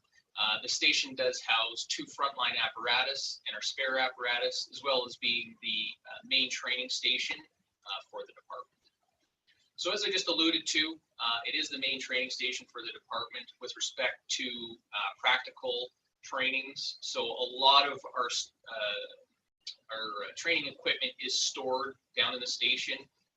Trucks need to be moved out, the equipment needs to be pulled out. And if you kind of look in this general area here, the firefighters and officers from Station 4 have done as neat and nice of a job as they possibly can trying to store this stuff. But ultimately, it creates a bit of an eyesore.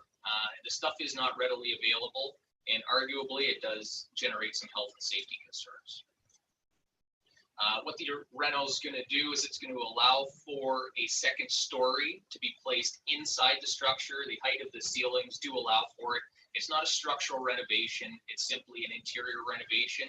So a second story would be added up above the classroom area that's going to be added down below. And that's going to allow for all this equipment to be placed upstairs, not in the current state, but actually laid out in such a design that it can be utilized at any time. Additionally, it will remove the clutter. So a training room will also be part of this addition on the main floor. And the exhaust hood that I talked about right up in this area here is what changed the temperature. So having this classroom in here will allow for its own contained heating unit, and the firefighters in there won't all of a sudden need to go and reach for their jackets.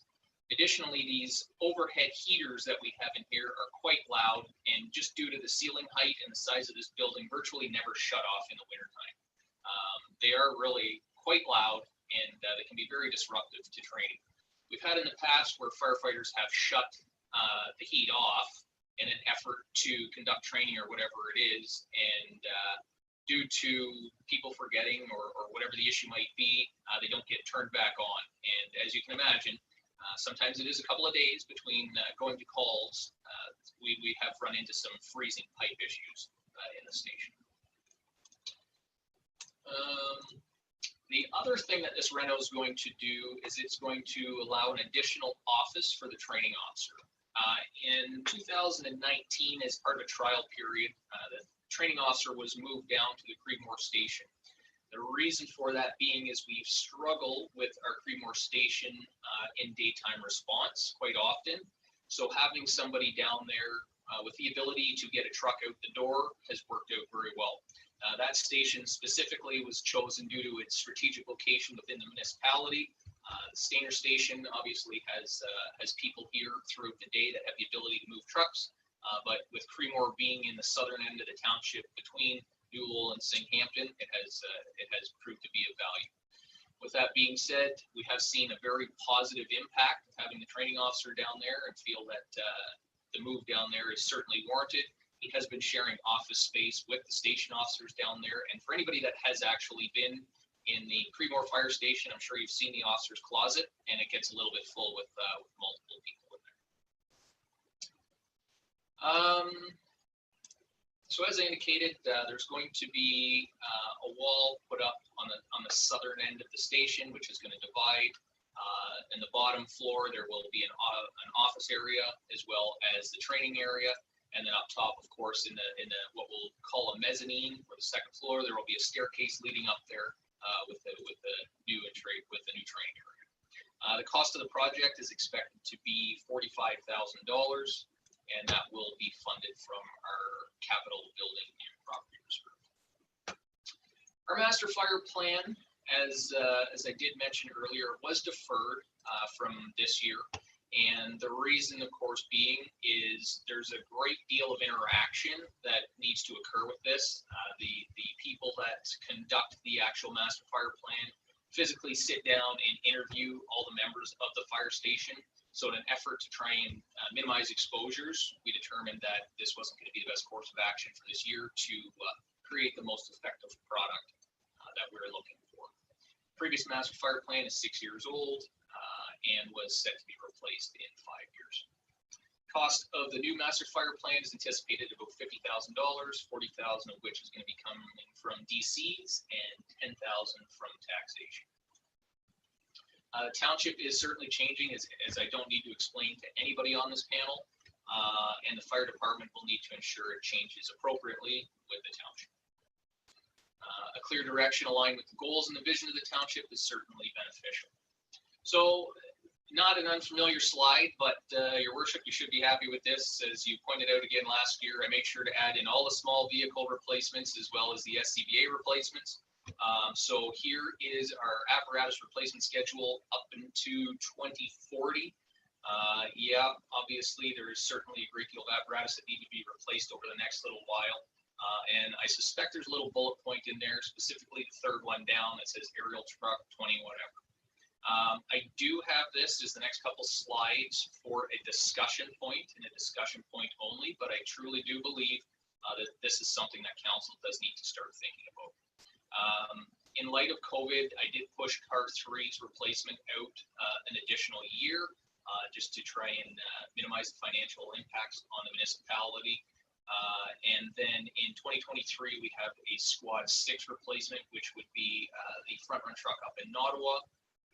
And looking at some operational improvements, it looks like we're going to be able to take their current tanker, pump tanker, replace the Squad with it, add a tanker into that station at a cost savings of about $150,000. And from there, we have some small vehicle replacements in 2024, 2025, and it's not till 2026 where we start replacing heavy apparatus. So again, as I pointed out, just for some future discussion, I certainly, my intent is not to get bogged down on this, but I do want to have council starting to think about this. Looking around the municipality, specifically some of the new homes and houses that we do have popping up over in the Leah Drive, Roy Drive, over by the arena. Some of the homes that we have in there are actually quite large, right to the fact that our ground ladders actually won't get us to the roofs in these things. When we look at that in conjunction with the price of homes out there, and we're starting to certainly see an increase of larger families combined in homes where we have, you know, the parents or the grandparents living with, as well as the different demographics that we're starting to see migrate to this municipality where that is common. we want to make sure that we are certainly bringing the most rescue capability possible to these places. Just another little thing to point out too, I'm sure everybody's familiar with the townhomes we have over on Atkinson Street. As we start to change and get into interesting designs, these homes all have parapets across the front, which again provide access issues and different challenges than what we're certainly used to here. As if anybody has paid attention to those homes going up, we certainly have a large amount of wood frame homes connected, and having the ability to stop fire spread from an elevated position is something that I think we're going to need to consider and look at. On top of that, we did, in part of our previous discussion, had to do with Reinhardt's, a relatively sizable industrial facility. We have Huron Tractor, we have Steer, and of course, everybody's familiar with Peace Naturals. So, the more industry that we start to incorporate within this township, the more we want to have the ability and the infrastructure in place to protect it. Okay, as well as just the airport and certainly some of the agricultural stuff we have. I also want to point out, as we're looking at the possibility of the Stayner Care Facility expanding, and we're getting into that of a 4-story facility across the road from Station 1, as well as we've engaged in some other potential discussion with 3-story multi-units down in the Freeport area as well. So that concludes the budget presentation from the fire department. As I said, there's not a lot of big stuff on there. There's some smaller housekeeping stuff. I would like to thank you again for your time here today, and open it up to any questions. All right, thank you very much, Chief Payment. I appreciate that. I recognize Tom Patterson. Anybody else got any cards?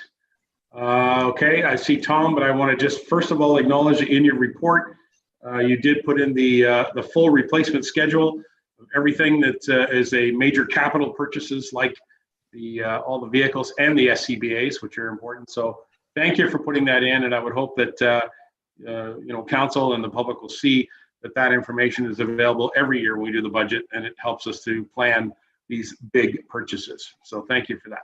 Okay, Tom Patterson, you're up first, and I'm looking for anybody else. Go ahead, Tom. Thanks, Rory. So just clarification, when you talk about putting the training room on top of the 2 new rooms, you're talking still under the current roof line? Yes, so through your worship to Councillor Patterson, absolutely. This is not a structural change whatsoever. Everything is working within the current structure. So the height of that building does allow for a 2nd story to be placed in there. So yes, it will be under the current roof line.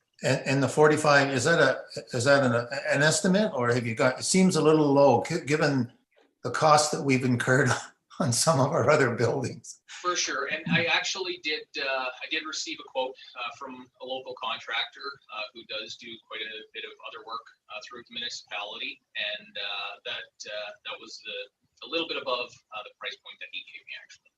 Okay, and I appreciate you trying to get us prepared for the ladder truck, but you didn't tell us how much you think it might be. No, and you're right, and I kind of figured that question was coming, like I say, I just wasn't sure how much anybody wanted to get bogged down on this. So there is about a bit of a gap in here, so say about $800,000 to $1 million. There currently is nothing that speaks to it within the DCs. When I did go to the previous treasurer on taking over the role of fire chief, I did go to speak with him about that. And he said at that point, the study had closed and it was going to be closed for 5 more years. With that being said, there is some things that I had looked at with respect to vehicle replacement that would certainly minimize that cost. And that change to the tanker truck in Ottawa and combining that truck with the next truck purchase, that would be Pump 1 in Stayner here, with an anticipated replacement cost of $550,000. If we look at that, that would get us to about $700,000 of expected cost. So additionally to that, there could be a cost incurred of, anywhere from $100,000 to $200,000 on top of what was already expected. But that is, of course, too, if we're not able to incorporate any DCs. And one last, and that's not just for the vehicle and outfitted, that's for all the additional gear that would be stored on the truck, or is that just for the truck? That will be for the truck. However, because we're going to be replacing a truck, the equipment that is on the truck that's being replaced would actually just go over to that truck. Yeah, so just to review there, you have a category in your budget just for equipment. You have a firefighting equipment budget. And so that equipment gets replaced, as necessary or through maintenance requirements or whatever. That has nothing to do with the actual purchase of the rolling stock apparatus. So when we move equipment from one retiring vehicle to another vehicle, that's not part of the budget for that vehicle. It's part of the equipment, correct? That's correct. Okay, good. Thank you, Tom, for those excellent questions. Anybody else with any questions on the Fire and Emergency Services? I think I have Walker and then Lamers I saw, so I'm just looking. Thank you. Go ahead, Bob. Yeah, thank you, Your Worship. That was a couple of questions I had was the cost of an aerial, which is around $1 million. And that's just more or less, we're looking at a basic model that will give us what we need for height. Not a great big one, but one that will do what we need it for the purposes that we have.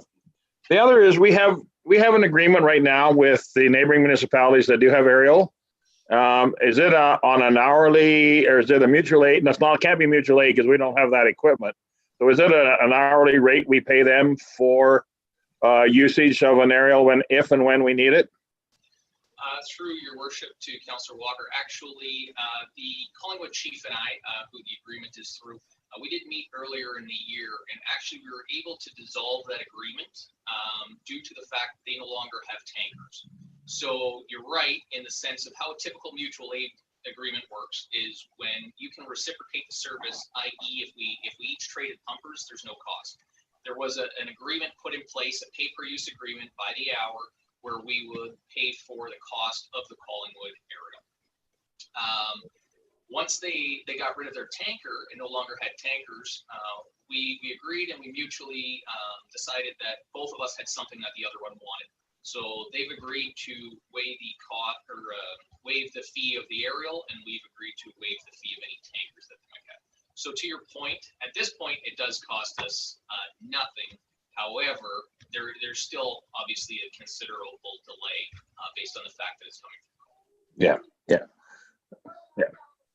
Thank you. That was that. And just for the sake of the rest of council, you talked about bunker gear and PPE. Would you explain what is included in bunker gear and what is included under personal protection equipment?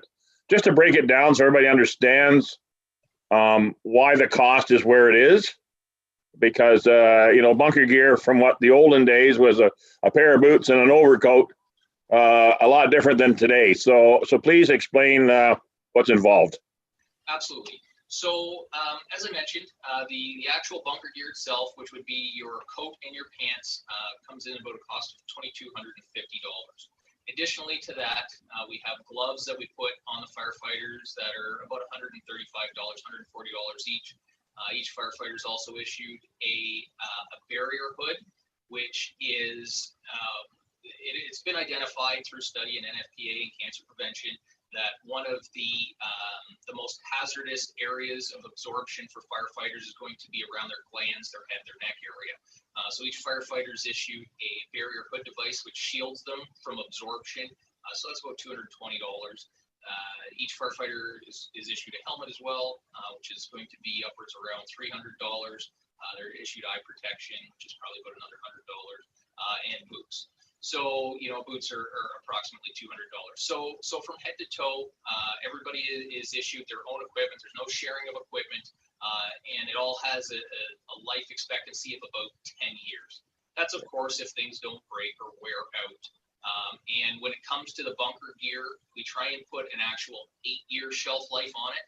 And after 8 years, it will go into storage, if you will, for our spare gear supply. So when we get a new recruit class in, those recruits, instead of getting the new gear, they will get the spare gear, just so we can kind of see who's staying, who's going, and things of that nature. And then after they've been here for the year, then they'll get their new gear. that gear also serves when bunker gear is out being washed or damaged or cleaned.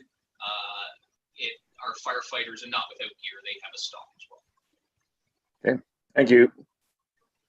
Great, thank you, Councillor Walker. Good questions, and thank you, Chief, for those answers. Councillor Lamers is next. Anybody else?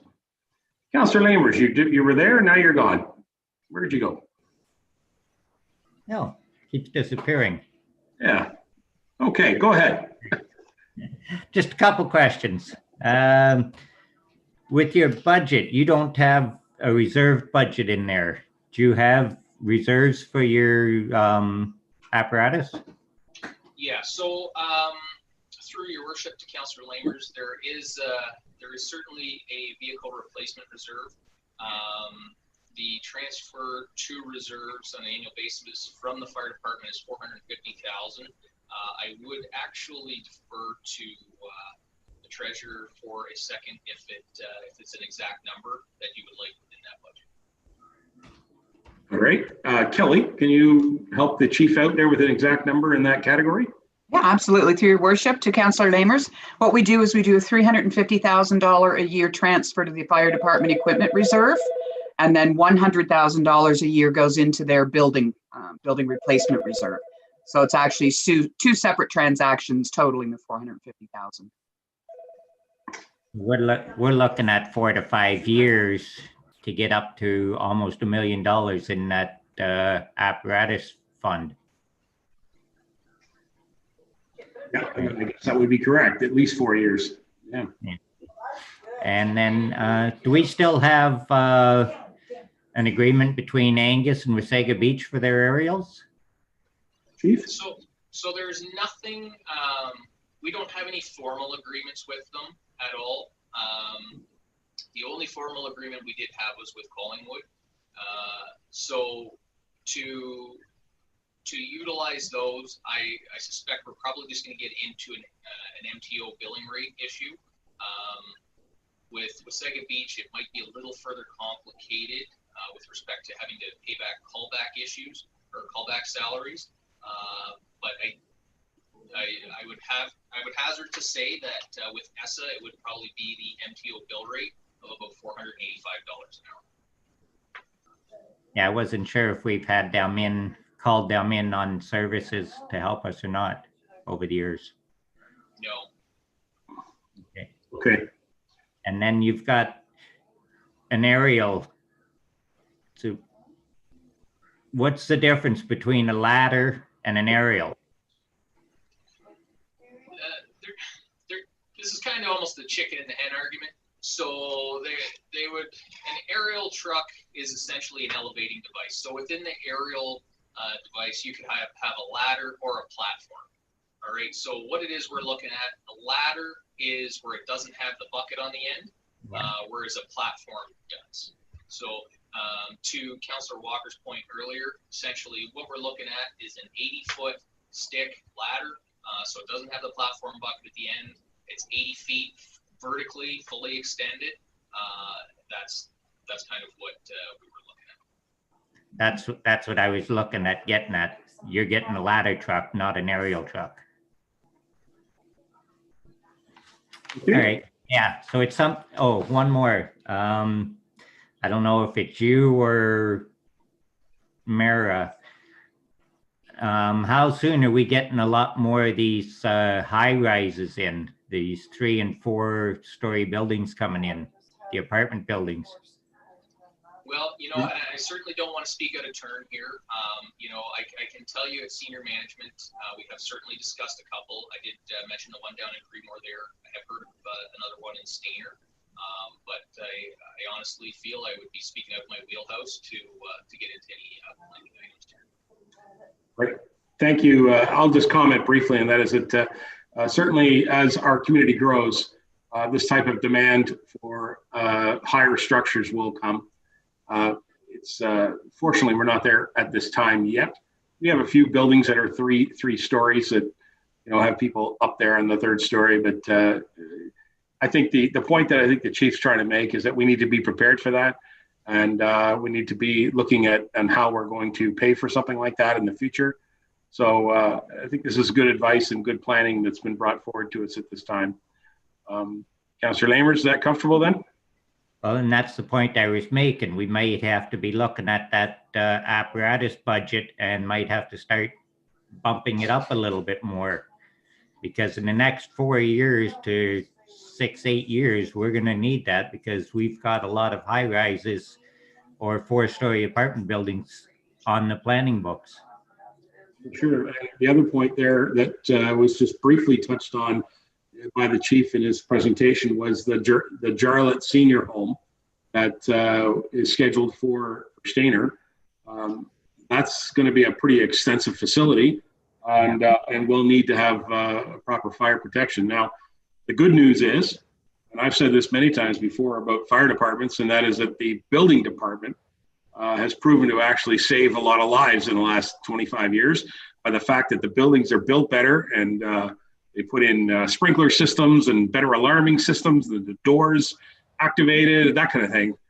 So a facility like Jarlett will certainly be built with a lot of new design features in it that'll save lives if there's an eventual fire. So, Chief, you got any comments on how the building code has actually assisted firefighting? Well, Your Worship, I mean, just in conjunction with you, right? And I mean, at the end of the day, it's the same old thing, right? Nothing happens till something happens, and unfortunately, a lot of stuff has happened, which is why we're at today. And you know, quite arguably, the greatest thing that will come to that facility, as it had last year with respect to vulnerable occupancies, is it will require sprinkler systems. And, you know, that in conjunction with everything that you mentioned, such as, you know, fire separations and fire doors and alarm systems and things of that nature, are what are going to make that building as safe as absolutely possible. Unfortunately, at the end of the day, even with that stuff in place, sometimes things go wrong, and we just need a little bit more help. No doubt. Okay, good discussion, and I'm glad you brought it up, and I think that's great. I would task the Treasury Department to consider all this, and through that, we as a council will need to look at our DC bylaw on how we would fund the purchase of said aerial devices.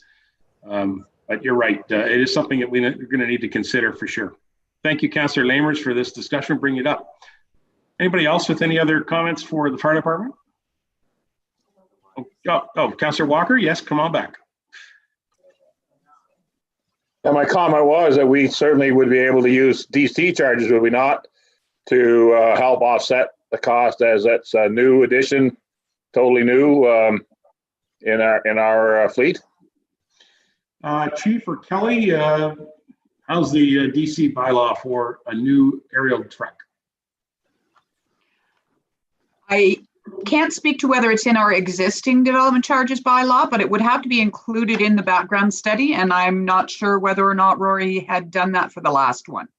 So our next one will be coming up in 3 years, I believe. Yeah, and that's kind of what I alluded to, where I did go and speak to the previous treasurer, but by that time it had already been closed or finalized. Okay. So then, just to wrap up this discussion on aerial, my question, Chief, is we do have a good working relationship with our neighbors as fire department, and their response time would be perhaps a little bit extended to try to respond. But given that, is that our frontline firefighters are going to be responding as quick as they always do to any type of eventuality, and I think the citizens should know that they are fully protected today. We're just thinking about stuff in the future that is potentially a problem, and so I have confidence that we're still going to be able to provide the service, considering that we're working with our neighbors. Would you agree, Chief? Absolutely, I would, Your Worship, and you know, I thank you for the support of yourself and council. The fire department always feels supported in all these decisions, and I understand at the end of the day, you know, you guys also have to look at what's best for the taxpayers, and where, you know, I have no doubt in my mind that our firefighters will adapt and overcome and deal with every emergency. My job, of course, is also to make sure that they have the tools to do what they need to do, and that the residents and the infrastructure within the municipality can be protected as best as can. So yeah, You know, with the agreements in place, absolutely. With the dedication and the you know, top-notch job of our firefighters, absolutely. Just trying to look at improvements to make all of those a little bit better. Okay. Anybody else with any other questions for the chief in regards to the budget? All right. I have just a comment for discussion, and that is oftentimes, Chief, either yourself or predecessors, we've talked about our working with our paramedics and responding to medical calls. Has there been any change in our service levels in regards to medical calls as a result of the paramedics increasing their activity in our community? I know 2020 is a bit of an anomaly when it comes to COVID-19, but are you seeing an awful lot of our calls where the fire crews for Clearview get turned around because the paramedics have already responded? Well, you know what, Your Worship, and I mean, I guess this is kind of a time-old discussion, right? I know. And I think over the years, working relationships have got better, and you know that clashing that often occurred between the paramedic service and the fire service in our area, at least, has disappeared. And you know, I think there's two parts to that. So the first part, of course, being is with respect to COVID and how that's changed things. So we're certainly going a little more on the light side with respect to the amount of people we're committing to these calls, at which point in time when we do, the paramedics are usually quick to clear us if they feel we're not needed to minimize exposure. With that being said, if they need us, they will certainly take our services. But as COVID kind of ramped down before it ramped back up again, and we were back to business as usual, I think, you know, the meshing of the services and the integration of the services is probably as good as it ever has.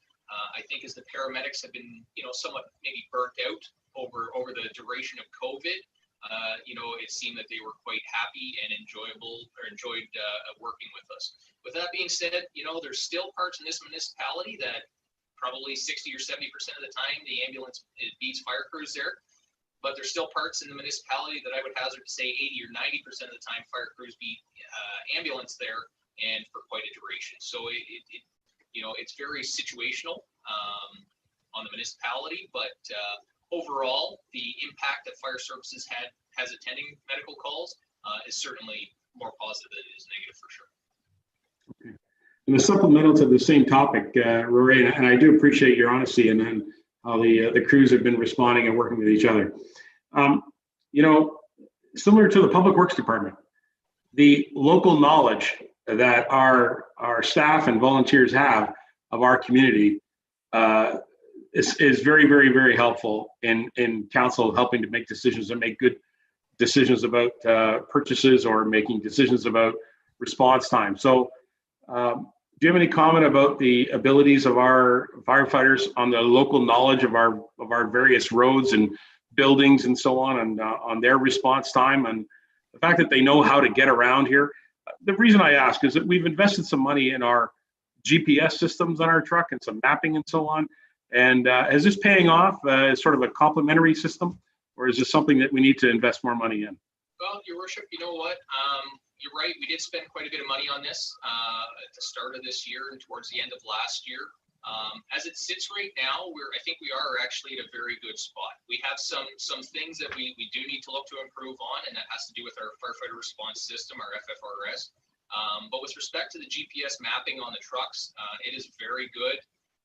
The local knowledge that you pointed out, though, you know, I will take somebody's local knowledge over an internet-based map on a truck any given day of the week. And specifically, I will speak to the members of Station 5, Singhampton. They amaze me every single time we have a call for an injured or a missing hiker, because those are all the areas where our iPads aren't working and we can't pick up a signal. And those individuals can sit there and tell you, nope, this is where we need to go. This is what they're describing, and things of that nature. So, you know, it really does go to show you, and you know, having the opportunity to work in city departments and work in this rural department, or you know, specifically paid on call versus a career department. You know, when people live here, it makes a difference. You know, they care, but they know exactly where they're going. in what they're doing. You know, they're into the stores on a daily basis, they're driving the roads on a daily basis, and it makes a huge difference. With respect to the mapping, one of the things that's brought us, that has brought us, is the ability to see the incoming trucks. So it's great that you can get there, but being able to look at this screen and see each truck that's coming to that incident and how far they are away has been very, very helpful. We've been able to utilize our iPads and some of our technology with respect to mapping of the trail system in conjunction with loading stuff on them, because we found that much more beneficial. But overall, I do feel the level of technology that we have specific to mapping and things of that nature have been really well. Okay, well, that's great. Thank you very much for your presentation, and council, thank you for all your questions to the fire department. And as I said to other staff, please stand by. We have a discussion coming up here from council. And council, I'm looking up at the clock and I'm thinking it's just before 3 o'clock. We've been going at this for just about 3 hours. Would council be comfortable with a 5 to 10 minute break, and then we'll come back? I'm just thinking we've all been sitting, or do you want to just carry on? You guys comfortable with a, Mr. McKechnie's voting yes. So how about we do this, council? We don't need to start the meeting over again. I'll just ask for a recess, and we'll come back on at 5 minutes to 3. 5 minutes to 3, everybody. Okay. So, Madam Clerk, if you're still with us, I haven't spoken to you for a little while. You just mark us that we will join back at 5 minutes to 3. Okay.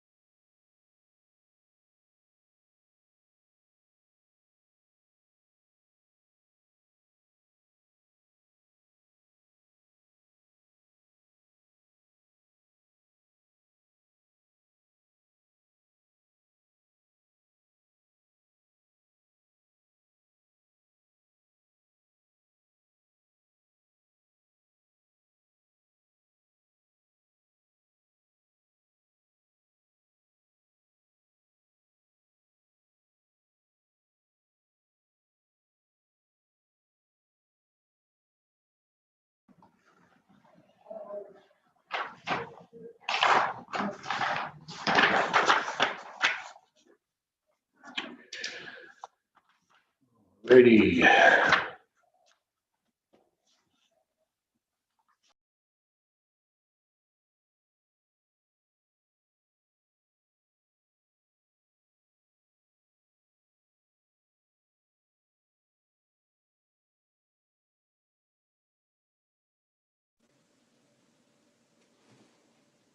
Doug, are we doing any delegations for Roma? I don't believe we've had any ask at this time. Okay, I need to talk to you later then. Okay, please give me a call. I will. I'd be glad to. Happy to help. Okay. Right. Looks like we're about ready to get started again. I'm just checking to make sure everybody's here. We've got enough people here, so maybe they can hear. Just your worship, I'm chipping in and out of video. I'm here, I'm watching, I'm listening. Some stuff going on in the background that's distracting. So I just prefer not everybody to see what's going on in the background. That's distracting. So I'm here, I'm listening, and I do shut my video off occasionally when there's stuff Council, going you on. probably noticed that I've been trying to make sure that everybody gets an opportunity to speak if there's something. So Right. if somebody's camera's turned off, I'll at least just give it in case they do. Yeah, no, I get it. Yeah. Great. Okay, Council, I believe we're all here. I just want to confirm that our clerk is with us still. Brenda, are you still there? Yep, there she is. Thank you, Brenda. Just making sure. Okay, so we will resume the meeting, Council. So we're going to pick up at item number 3B, which is what I called, and that section which we adopted in the meeting was for councillors have an opportunity to, our members of council, to bring forward any recommendations they have for the budget. And so what I'd ask each member to do, if you recall, I know Councillor Deneen, you have not been part of this, but I'll just review. If we were all meeting in person in the same room, we would ask that each member of council to write their recommendation down, and then we would present it, and it would actually have it written, and then we would call for a seconder and we would debate it. But since we're meeting virtually, I've asked each member to just prepare their motions written, and then they will just submit them to the clerk afterwards, regardless of however it goes. So at least we have a little bit of a written record as to what members of council are asking for. So not to worry or surprise any of you folks, but I have now 2 pages worth of things that I would like to talk about. So what I'd like to do is ask each council just to pick one, and we'll do one, and we'll do one at a time from each member, so we don't have like 5 or 6 from one person. So floor is open. Who wants to go first? Mr. McKechnie, you're up. All right, thank you, Your Worship. I'll start with the smallest first, I suppose. Actually, you know what? I'm going to start with the middle one first. Okay. So I have 3, but I'll just do the middle one. And anyway, so Nothing. I have the motion written. You should shut the camera off so you can walk around and sit down. Sorry, am I bothering you there, Barry? Whereas the Duntroon Hall remains open and is an active community hall throughout this pandemic, and whereas the compressor, which is the main component of the geothermal heat unit, has failed, now therefore be it resolved that the Township of Clearview provide funds up to $17,000 for the repair or replacement of the compressor or furnace, and that such funds come from the hall renovations / AODA reserve fund. Okay, so Duntroon Hall compressor for their heater, up to $17,000, and you're designating it from the hall rental fund. Can I ask, is there a seconder on the floor? Deputy Mayor Burton is seconding that. Very good. Mr. McKechnie, do you want to speak on this motion? Well, just basically let me have a look here. And I'll just bear with me 1 second, and maybe I can get a bit of information for you. Let me put my other glasses on here. So the existing geo unit is leaking and the compressor is out. They're getting a couple of opinions. That's why I say up to 17,000. That would be the maximum. They're trying to figure out the duct size large enough for the 6-ton unit. And anyway, so basically the Duntroon Hall, they need a new furnace, or, you know, I'm not a furnace guy, a geo unit compressor or whatever. and they need it. They're in the process of getting the quotes right now. They figure it'll be a maximum of $17,000, probably come in underneath that. And anyway, so that's they're looking for help with that and support, financial support.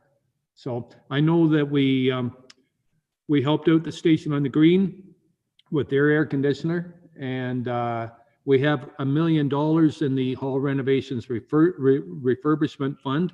Now I know that once we get into the AODA, upgrading and such, that will be taken care of pretty quickly. But we do have the money there, and right now the Duntroon Hall, I think they're one of the only halls that's still operating in the township. They currently have a catering service operating out of the basement. They have a church on Sundays, and they have a gun fella in there teaching gun safety, and they also have a few family events going on. So they're trying to stay open and operating, and they need the furnace upgraded. So anyway, there you go. That's my proposal. Okay, we'll go to discussion from staff first, if I may. Mr. Vachon and the treasurer. Terry, have you got any input you'd like to bring in regards to the heating system at the Duntroon Hall? Comments, Terry? Your worship, there's not too much to add. I wasn't aware that the unit was starting to leak. Obviously, if it's leaking, then I think it needs to be dealt with. Historically, I think it's my understanding that the halls would be responsible with their own funds to fix these type of issues. But Councillor McKechnie is correct that recently Council did approve similar work at the station on the green. So I suppose perhaps precedent is set, but at the end of the day, I don't have much more to add. I think it's something that's absolutely required if it's definitely leaking and it has to be fixed or replaced. Okay, I agree. Now, Terry and Kelly, the councillors indicated that this could come from the AODA fund. I'm a little sensitive there because we've worked very hard to build that fund. Do you have any recommendations where $17,000 could come from that perhaps would not impact that fund? Kelly, do you want to go first or do you want me to go? Terry, go ahead. Okay. This fund was created before my time, Your Worship. As you know, I don't remember, or I'm not aware of what the regulations or what the motion was to set up that reserve. If the funds had to be used for AODA specific purposes or not. Obviously, an air conditioning unit would not fall under an AODA specific, if that's what the reserve was actually created for. If it was created with a little bit of flexibility to be able to be used for all hall projects, then I guess it would qualify. But I think if it's if the reserve was created for only AODA specific projects, then obviously that one would not qualify. Those are just my recommendations, Your Worship. Billy, you got any comments to support that? I'm hesitant to use that fund just strictly because that fund was set up for the required improvements that needed to be done at all of the halls. I'm also hesitant that they're asking for 100% of the amount and that they're not stepping forward to help contribute. I don't know if that had been raised with them or not. I can look and see if I can find somewhere else, but I'm not sure, to tell you the truth. All right. Well, thanks, Kelly, for those comments. I see the Deputy Mayor and Mr. McKechnie. Go ahead, Deputy Mayor. Yes, a question to Kelly McDonald, and if Steve Sage was here, and I don't see him there. When we did Station on the Green, what reserve did that money come from? Do you recall? I don't recall what reserve it came from. But I remember Mr. Sage saying when we had asked for it, he said, this is exactly what this reserve is set up for, is to help with different things like this. So I just want to, I'm not sure. I got the feeling it was from the fund for the building fund for the small halls, but I'm not sure. And through Your Worship to the Deputy Mayor, it's quite possible that it did come from that reserve. My understanding was it was set up for making the halls accessible. However, again, this is obviously a hall project and it has the potential to be funded from there. I don't know if that helps. Okay, well, so what I'm saying is that it did not come, I believe it did not come from the AODA fund. It came from the fund we have that we put into the reserve every year for upgrading the small halls and stuff like that. That's what I'm suggesting it came from. Through your worship to the deputy mayor, that's actually, as far as I know, the same fund. I have it as the halls renovation AODA fund. Now, we also have a separate fund that is for accessible capital projects. And that was the one that I believe the lift on the bus was funded from. Anyways, perhaps you could look into that for us and just let us know where the funding came from for what we did with Station on the Green. That would be appreciated. Absolutely. So, Worship, and I say I still support Councillor McKechnie's request. I think we just got to find what reserve. Thank you. Councillor McKechnie, there was somebody else who spoke too, though. Who is that? that was me, Your Worship. Go ahead, Terry. I just wanted to add that my memory seems to serve me that I thought it was a tax stabilization reserve that was used for Station on the Green. That's what I seem to recall. Again, we have to double check, but that's the one I thought that we used for that. Okay. Councillor McKechnie, go ahead.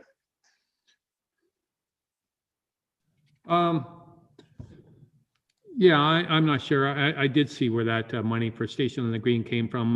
You know, I think Kelly had mentioned there that she's uncomfortable with the 100% funding of the, 17,000. Well, like throw something at me here. Give me another number then. I'm open here. I'm open to suggestions. If I don't ask, I don't get. I appreciate that, and just to remind all members, of course, this is still a workshop session, so we can be casual about how we do this to get to the point where we actually have a full budget. Terry, would there be any interest in having you do a little research on where that might come from before even the end of this meeting? Because I think there's other areas. Could you spend a bit of time on that? Hello there, Madam Brenda Falls is there. Go ahead, Brenda. Yeah, I was just doing some searching, and that HVAC system for the Creamore Station on the Green that came from the tax stabilization reserve. Oh, there's an answer for you right there, folks. Yeah. Okay. Thank you, Brenda. See? Yep. That's great, Terry. Another question here. Another question, if I may, Your Worship. Brenda, do you recall, was it the full amount or was it only a percentage that was covered? I'm trying to recall. I'm just looking. It funded 50% of the cost. I was going to say that. I knew that answer. 50%. I knew that answer, Terry. Okay. It didn't have the total amount. It just was 50%. Okay. Councillor McKechnie, is that something that you could amend your motion? I guess I think I'm going to have to. I'm Well, looking at Connie there. She's nodding her head. Yeah, you know what? I mean, let's do 50% of the cost. That's fine. I can live with that. May I make a suggestion, Your Worship? Sure. I was going to say, I don't know. I mean, we have to recognize that this hall is a smaller hall with smaller activities, with less of a income stream than Station on the Green did. So I was going to suggest 75% of the cost. I like that. Can I just suggest then we bring it up with an actual dollar value? So, 75% of the cost up to $12,000 or something like that. I could support that. McKechnie? Yeah, I'll support that. Yeah. That's Okay. fine. So we're changing the number to 17 to 12. We'll call it Tax Stabilization Fund. Is that right? Sure. Okay. And is there anybody else with any questions? I did see some cards flashing earlier, but we got busy here. Leishman, go ahead. Thank you. Yes, I did know the answers to those. It was the tax stabilization and it wasn't the full amount because Sunnydale, whenever they need anything, they always pay up front for everything except for something big like that. Then the township does help them out, but it doesn't come out of the hall renovation, whatever that thing is called. Hall renovation AODA thing. The other thing I'd like to suggest is that I can't support 75%. I'm sorry, Doug, but I can support 50% because that's what Sunnydale would pay, and they're an active hall too. So, sorry. Councillor McKechnie? Connie, I thought you were my friend here. I am. Okay, fine. You know, like I think 50%. If that's what the other halls have got, then that's fine. I'm okay with that. 50% up to $12,000. I don't think it'll be. You know, they told me it'd be a maximum of 17,000. So I don't think we'll need the 12,000. But if we can make, I'll tell you what, let's make it 50% up to $10,000 maximum. How does that sound? Just in case it does go over the 17 grand. I can support that. Okay, so let's, because again, we're in workshop session. Brenda, Deputy Clerk, have you got a capture on what this motion is?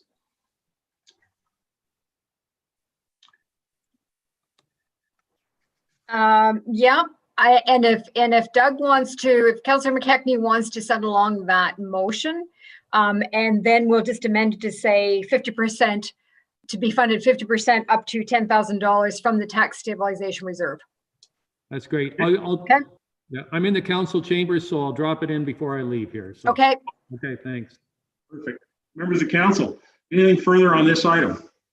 Again, this is workshop session, so this is simply being added to the budget, and we'll be approving the budget once we get through the entire process. So again, all these things can be talked about in the future. So I'm prepared to call a motion. The motion's been made by McKechnie, seconded by the Deputy Mayor. We've had a good debate. Thank you, staff. I'll call the motion. All those in favor? That carries. And thank you, Tom, for joining us. I popped in there at the last minute. Thank you very much. Thank you. That's how we do this. Further, before we go to the next councillor, I just want to remind, if there's anything that's coming specifically into the budget taxation category or reserves, Kelly McDonald will provide the working sheet, right? Which is kind of looks like this. She can call it up on the screen if we wanted to look at it. So we talked about that earlier. So just so you know, she does that. Okay. And next councillor, who's up? Councillor Leishman.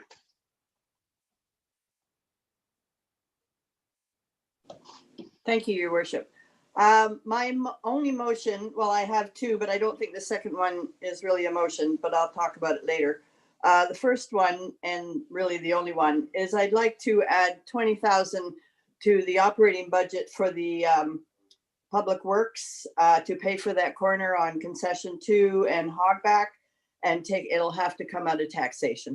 At least I think it should come out of taxation. Okay. Just to review, this is the Hogback and second concession. Is it all right? Concession 2. Yes. Concession 2, four-way stop, resolution and motion. And you're looking for $20,000 from taxation to go towards that project. Is that correct? That's correct. Okay. Council, you've heard the motion. I'm looking for a seconder. Need a seconder on the motion. That'll be Councillor Deneen. Okay, discussion and debate. Mr. Perot is there. Oh, Mr. Patterson got his hand up. Go ahead. To Connie. You can still hear me. I can hear you. Go ahead. Connie, are we talking about, I understood that work is going to be done in 2020. Are you talking about adding to 2020 or 2021? Connie? Work is going to be done in 2020, yes. Well, if he has to take it out of his budget in 2020 and he doesn't have it back in there in 2021, I really think that we need to put it in. And it won't go in 2020, obviously, because it's over. So it'll have to go into 2021. Okay, so Dan is here. I recognize Barry. And so let's go with your comment there, Dan. How does that work? Through your worship, just to answer Councillor Patterson, the work would not be completed in 2020. I had mentioned that the flashing red signs have been ordered, but they won't be here until mid-January anyway. And it will still take some time to, figure out hydro and what we're going to do with the street light there. So majority of the cost is going to be for 2021. Okay, so that answers that question. Barry, you had your card up. I'll come back to you. Go ahead, Barry. Yes, thank you, Your Worship. So Dan, didn't you have the cost for this already in the 2021 budget? I believe you had the cost for doing that intersection in the 2021 budget. Is that correct or not correct? No, through Your Worship, no, I had not. If this item did not come up, it would have come out of our I think it's about $36,000 for sign money that we would have in 2021. It would be in addition to. So at some point, I would have imagined if this item didn't come up, then we would be in a deficit at some point in 2021 for signs. Okay, in that case, I'm supporting Councillor Leishman's. Okay. Great, thank you, Deputy Mayor. Is there anything further on this item? Anything further? Councillor Leishman, you've indicated this would come directly from taxation. Is that correct? That's where I'm thinking it should come from, yes. Okay, then I'm going to call upon the treasurer to activate her screen and give us a demonstration on how the budget will change with this ad. Can you do that, Kelly? Did you want the screen share or do you just want the number? Put the share up, might as well. All right, let's hope this doesn't break it. Otherwise, we're going to add money to the IT department.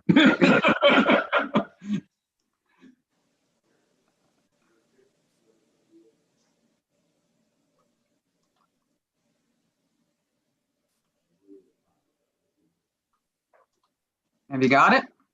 Yep, go ahead. So that's our net increase is now at 1.99. 1.99. All right.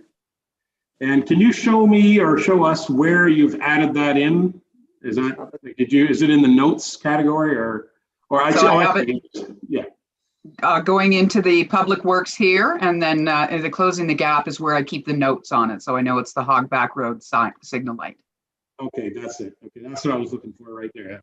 Again, if we were in the council chambers, council and members of the public, we'd have this on a really big screen and it's a whole lot easier to see. So, okay, does everybody understand where we are then? Councillor Leishman, you're comfortable with the motion as it stands then? Yes, I am. Thank you. All right, so council, we've got a mover and a seconder on the motion. We've had debate. Is there anything further? Oh, yes, go ahead, Councillor McKechnie. Thank you, Your Worship. So I just want to make sure then, so it's now 1.99 and it's gone up 0.07 from 1.92. Is that correct, Kelly? That's correct. Through Your Worship, to Councillor McKechnie. Okay, thank you. All right. Members of council, you've heard the motion. Prepared. Are you prepared? All those in favor? That motion carries unanimously. Thank you. All right, Kelly, so you can make that add to the budget. All right, I'm going to look away and then I'm going to look at the screen, look for my next councillor who's got a motion. Councillor Walker. No motion, Your Worship, because most have been included from our session that we had before. We talked about increase in sidewalk budget, which has been put in. We talked about updating the skateboard park, which Terry said is 2 years down the road for an update on the equipment there. So, and we've talked pretty well everything else has been looked at, streetscapes and going into stage one. So all that is moving forward. The only thing is I might ask Terry, and I just noticed it today, the fencing at the tennis courts at Ives Park. Are they to a stage where they're not very good in a couple of spots? Are they not? They look to be pretty frail. I'm just wondering what's on the move for that. If you can help me out there. Terry. Yeah, through you, Your Worship. Yeah, something like that, Councillor Walker, we would just repair through our regular operations. We have been doing a lot of fence repairs throughout our parks and our baseball parks. Ives Park specifically, where the baseball players are, it was very frail there as well. So yeah, next year the tennis courts were one that we were planning on fixing and repairing. I don't think it needs to be replaced. I think it just needs to be repaired. So we can take care of that next year for sure. Okay, no, that's good. Thank you. That's all I have, your worship. Thank you. All right, thank you, Councillor Walker. I'm looking again. Anybody, other councillors? Councillor Janine is up next. Oh, sure, be kind, folks. No problem. My first motion would be that the treasurer be directed to assign $20,000 to create a program to build a new pavilion in the Nottawa Ballpark for 2020. And that would including investigating the well water source and an architectural design for a new pavilion. Since the last 4 years, our park budget, there's been no budget for the Nottawa parks whatsoever. The most that's been spent is, from what I can look at, is $727 on the Nottawa parks. And there isn't a lot for people here to work with. So I just would hope that someone would appreciate that we need some more recreational facilities. And that's my first motion. Okay, Councillor Deneen, before we get into a full debate, I'll ask, okay, just to be clear, you're looking for $20,000 to create a program to build a new pavilion at the ballpark for 2022. Yes. So we're looking for funds to investigate it, get the well source sorted out, perhaps do architectural design for a new pavilion. Is that correct? Yes, Terry had mentioned before the Gowan Park pavilion down in Creemore for some sort of basis. Right. Okay, so thank you. We've got a motion. I'm looking for a seconder on this floor. Councillor Lamers is seconding. Thank you for that, Councillor Lamers. Terry, I'm going to go directly to you. Can you give us some comment about a new pavilion project that we could see for the Nottawa Ballpark? Sure, Your Worship. So Councillor Deneen is correct that we have been using, or we can use, the new Gowan Park Pavilion as a good example of a very professional looking type of pavilion. Just for the record, we actually have spent a little bit more money than $700 in Ottawa. Just to remind council that today, in fact, we have replaced the LED lights at the park, which we're really proud of doing so.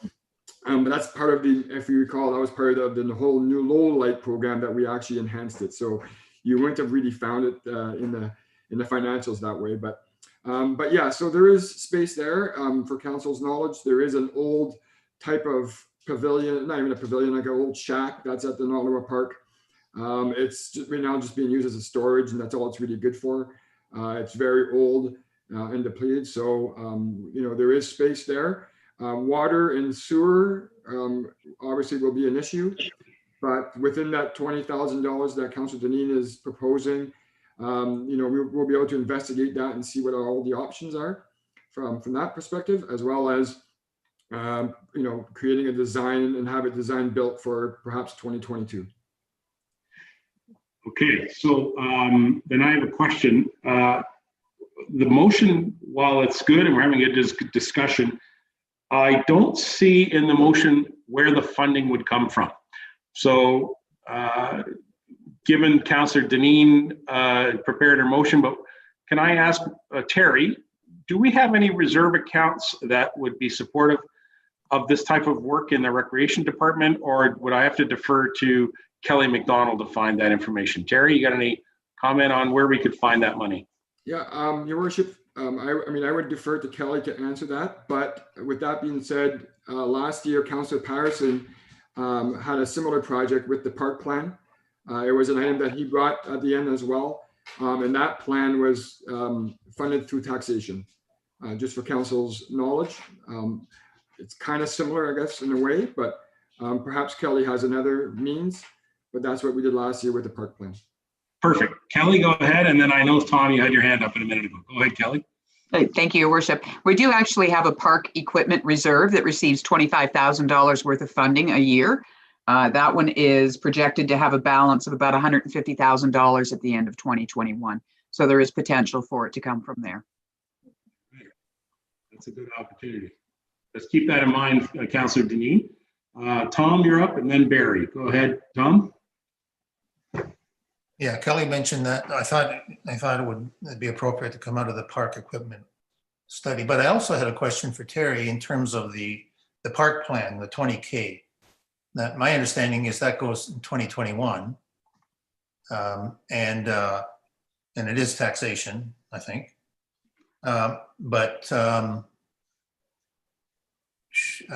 This is isn't kind of the same thing, isn't it? Like one is, I guess, related to whether it's surplus land. When you and I talked about this a year or so ago, we said, look, why don't we plan to use the parkland we have, or just declare some of it surplus, and you do something else with it. For example, senior home or something like that. Right. So what's the difference between the 20K in your park plan and what Phyllis is asking for? Terry, go ahead. Yes, thank you, Your Worship. Through you to Councillor Patterson. Yeah, so my understanding, Councillor Patterson, was the plan last year was for all parks in Clearview. It was to do an assessment of their needs as per the master plan that was provided to us. And then Councillor Deneen's project, it's specific for a pavilion type of facility at the Nottawa Park. So the 20,000 that was proposed last year would not cover both. If you wanted to do both, it would have, add them together and make it 40. But there were two different projects.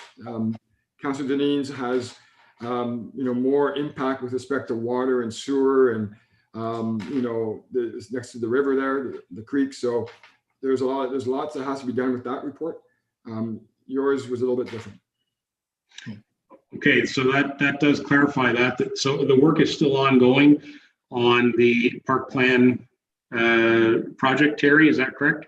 Yeah, that's correct, Your Worship. Last budget meeting, I presented that the park plan was carried over to 2021 because we did not have a chance this year due to the COVID project. So the funds have been carried over, and it's our plan to do that plan in 2021. Okay, all right, so that helps answer some of those things too. So Councillor Deneen, we'll have to consider that in a moment. Deputy Mayor is up next. Anybody else? Go ahead, Deputy Mayor. Thank you. So I got a couple of questions and a comment. First question is there a sewer and water source there now? Like, is there any type of washroom facility at that location? Terry, go ahead. Sure. Yeah, through Your Worship. Yeah, right now, no, there's no water or sewer, to my knowledge. We put in a porta potty every year at that park, and similar to all our other parks other than the Gowan Pavilion Park. It's the only one that has washrooms. All the other parks have porta potties. I can supplement that a little bit though. There is a well that has not been functioning since 2006, probably, if not before. There is a well, and I don't know if Todd is still here. If Todd has any record on that information on that well at all, on the status of that, or Mike, either one of those two guys can jump in a minute. But Terry, you know there is a well there, right? Yes, Your Worship. Now that you say that, I remember being told there was a well there. It's not functional at the moment, but yeah. Mike's there. Go ahead, Mike. I have further questions. Sure. Go ahead, Mike. Yeah, so there are no water or sewer services, municipal sewer services in Nottawa or planned in the near future for Nottawa. There is a well at the park. Anytime you maintain a well to municipal property, it would have to be operated by a trained person or an operator, and then obviously records and all the other good stuff that goes with that. I'm not aware of, I don't know why that well wasn't used. Like we did put systems, treatment systems in at all of our community centers. But if we are going to put a well on that property, it will have to be operated as a municipal water supply.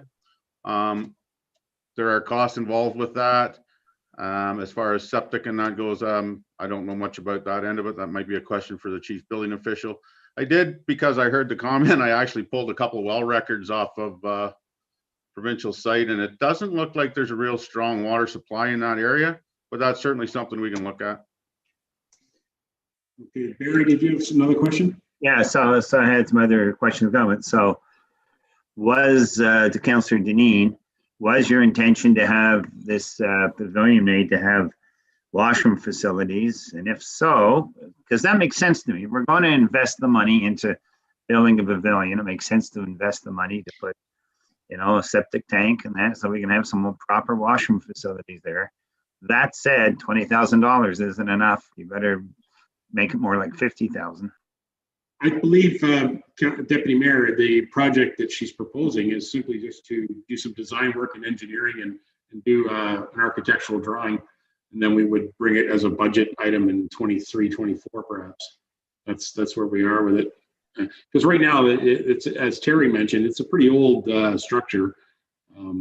It's effectively not being used for anything. Phyllis, go ahead. If I may, no, we like the pavilion sooner than that. Now, as far as the washroom facilities, there were washrooms there when I was a kid. There's no septic with those washrooms? Was it just a holding tank? Is a holding tank not permissible at any of these places? I'm just curious about that, because there were washrooms when I was growing up there. For sure. Yeah. And is there not, there's obvious, is it not functioning? I understood the reason the washrooms were closed was because the water supply was not adequate at that point. But things have moved immensely since I was 16 and playing baseball. So they definitely need better facilities for their recreation back there. That's all there is to it. If we have to put up with porta potties or an accessible porta potty for people there, that's fine. It wasn't where, and it's nothing to do with the township. I know it's accessibility for the porta potty people picking it up even, but the children had to walk through all the parked cars where it was positioned before. Even if it was something that could be just a little bit more permanently placed and have a spot for it, just anything would be it would get full. And it was not nice on a hot night when you were at a baseball thing. And there's no place for anybody to wash their hands. And that's going to be very important going forward.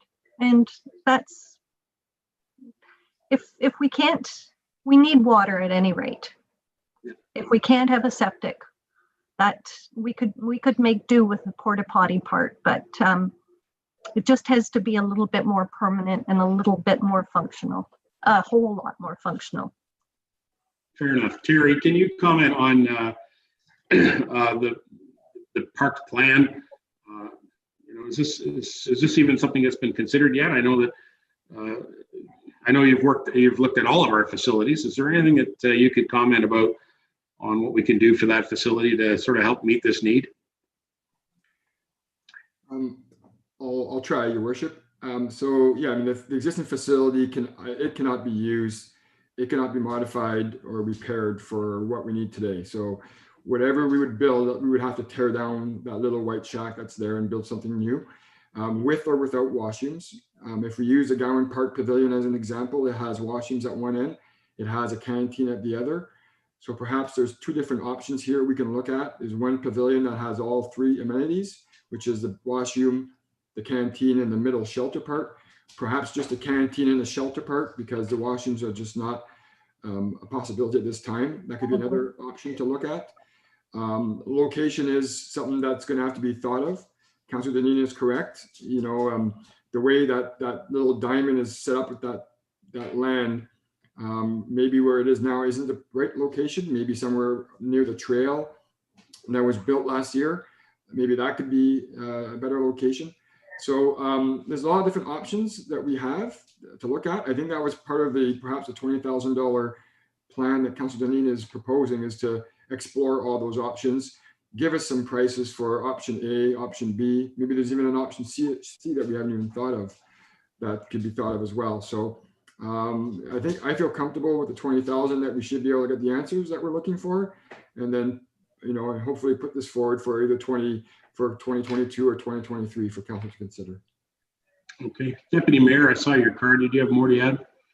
Yeah, thank you. So the Councillor Deneen, your thinking was the 20,000 would build the new shelter. Was that your thoughts?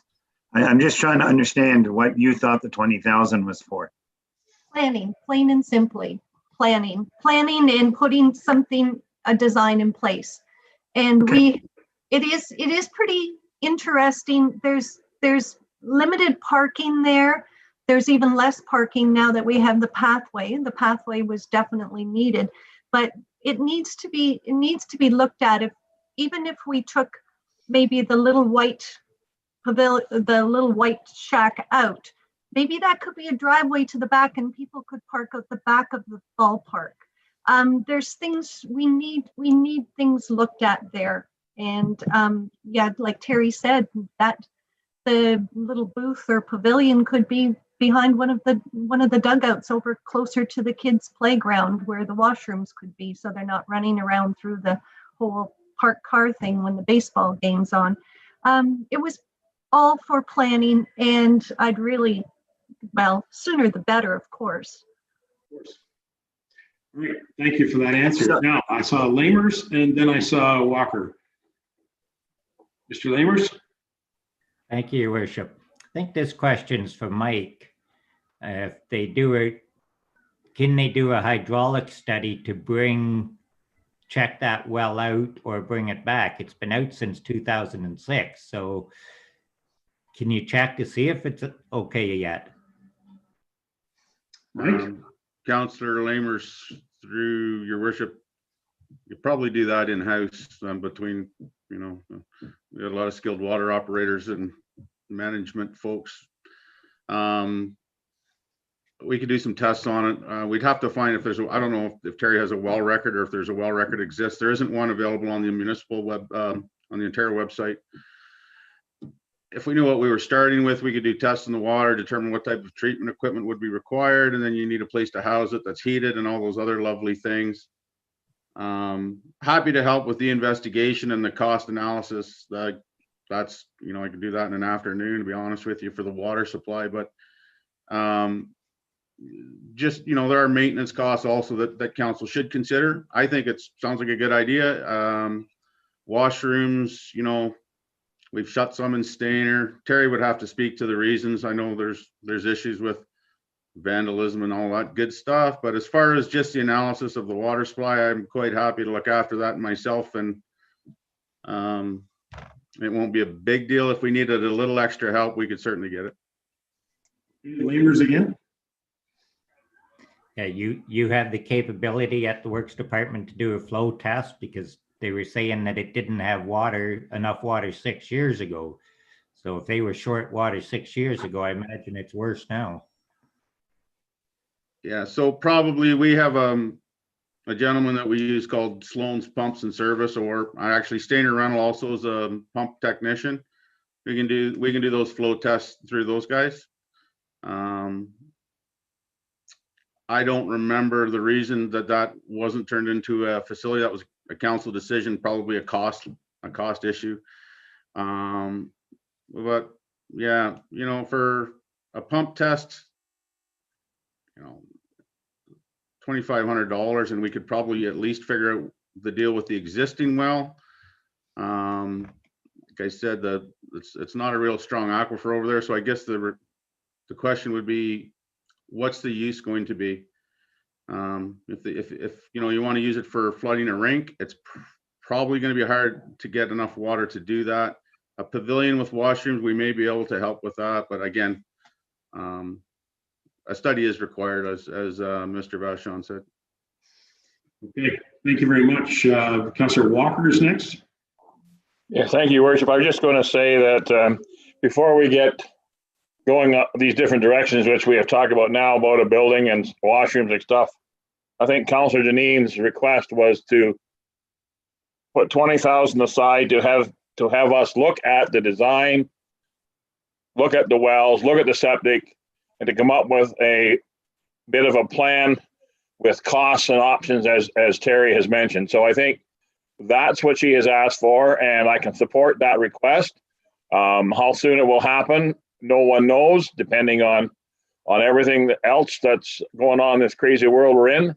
But that's what we're looking at right now, is to investigate the possibilities of putting a pavilion with washrooms and water. So I certainly support that request to look at a design and come up with numbers to give council then a true picture of whether we move forward to the next step or whether we look at other options.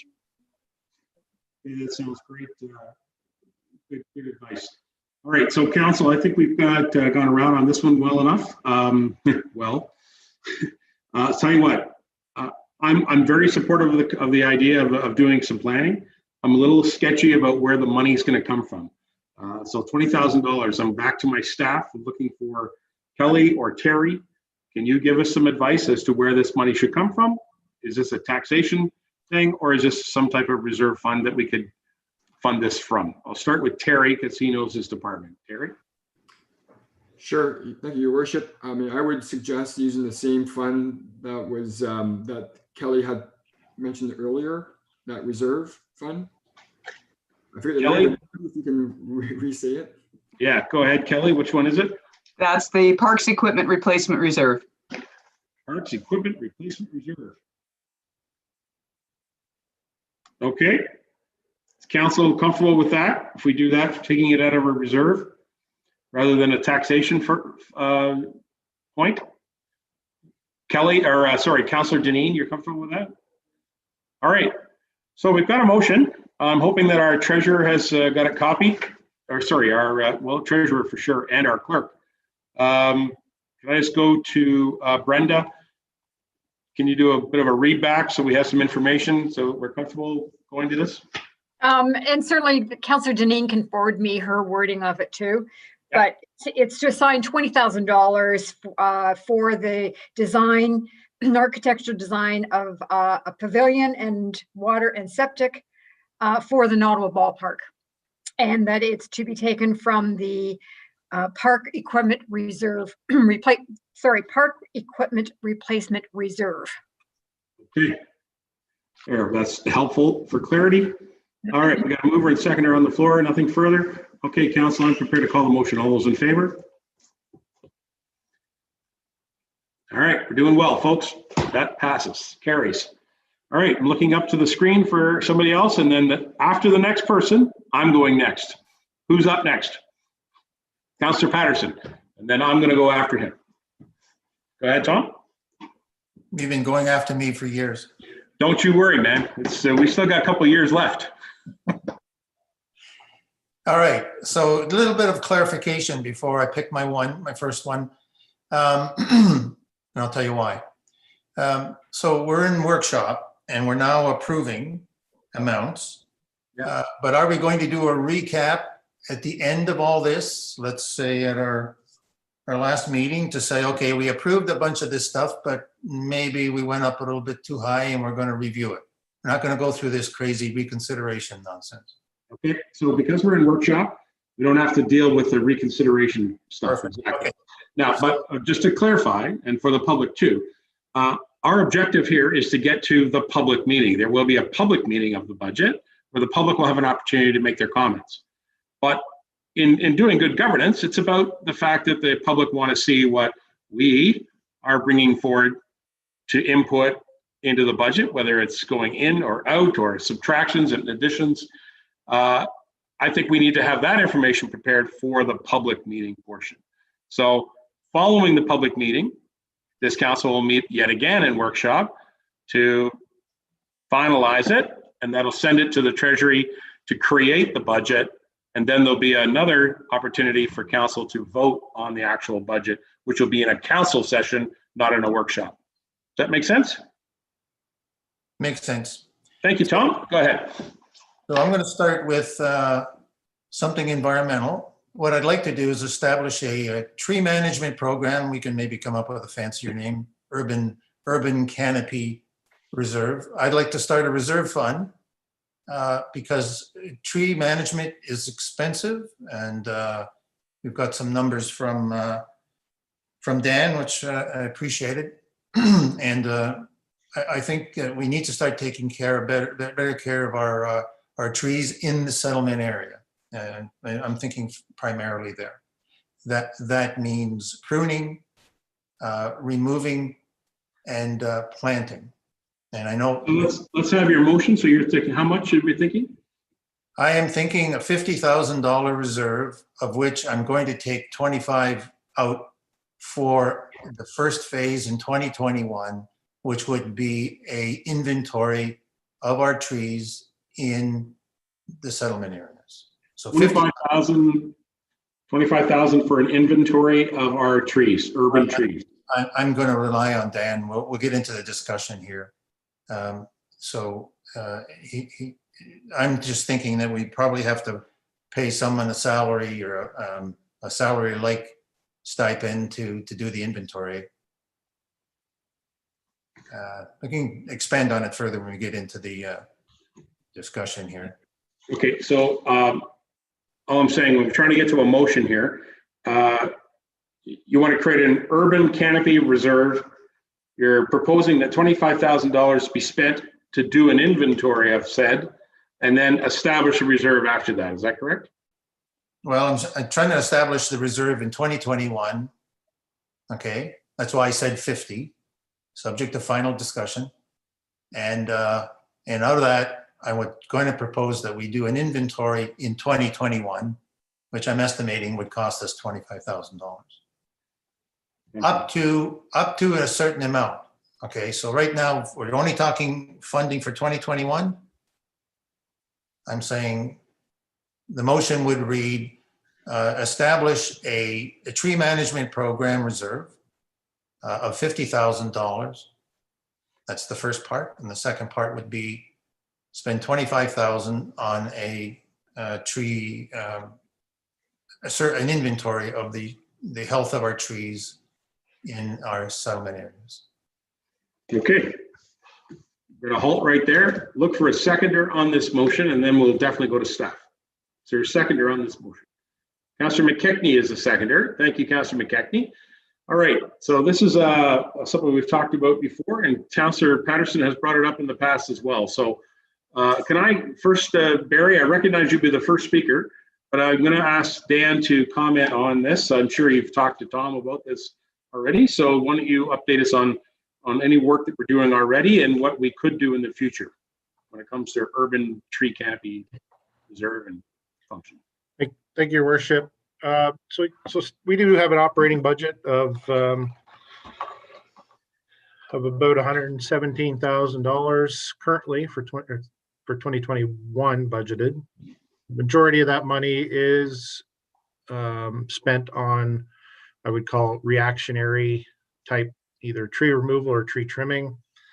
Some of that budget is also used for our roadside, I'll call it rural brush cutting. So we hire a contractor to go out and do some roadside brushing of some overhanging trees and whatnot.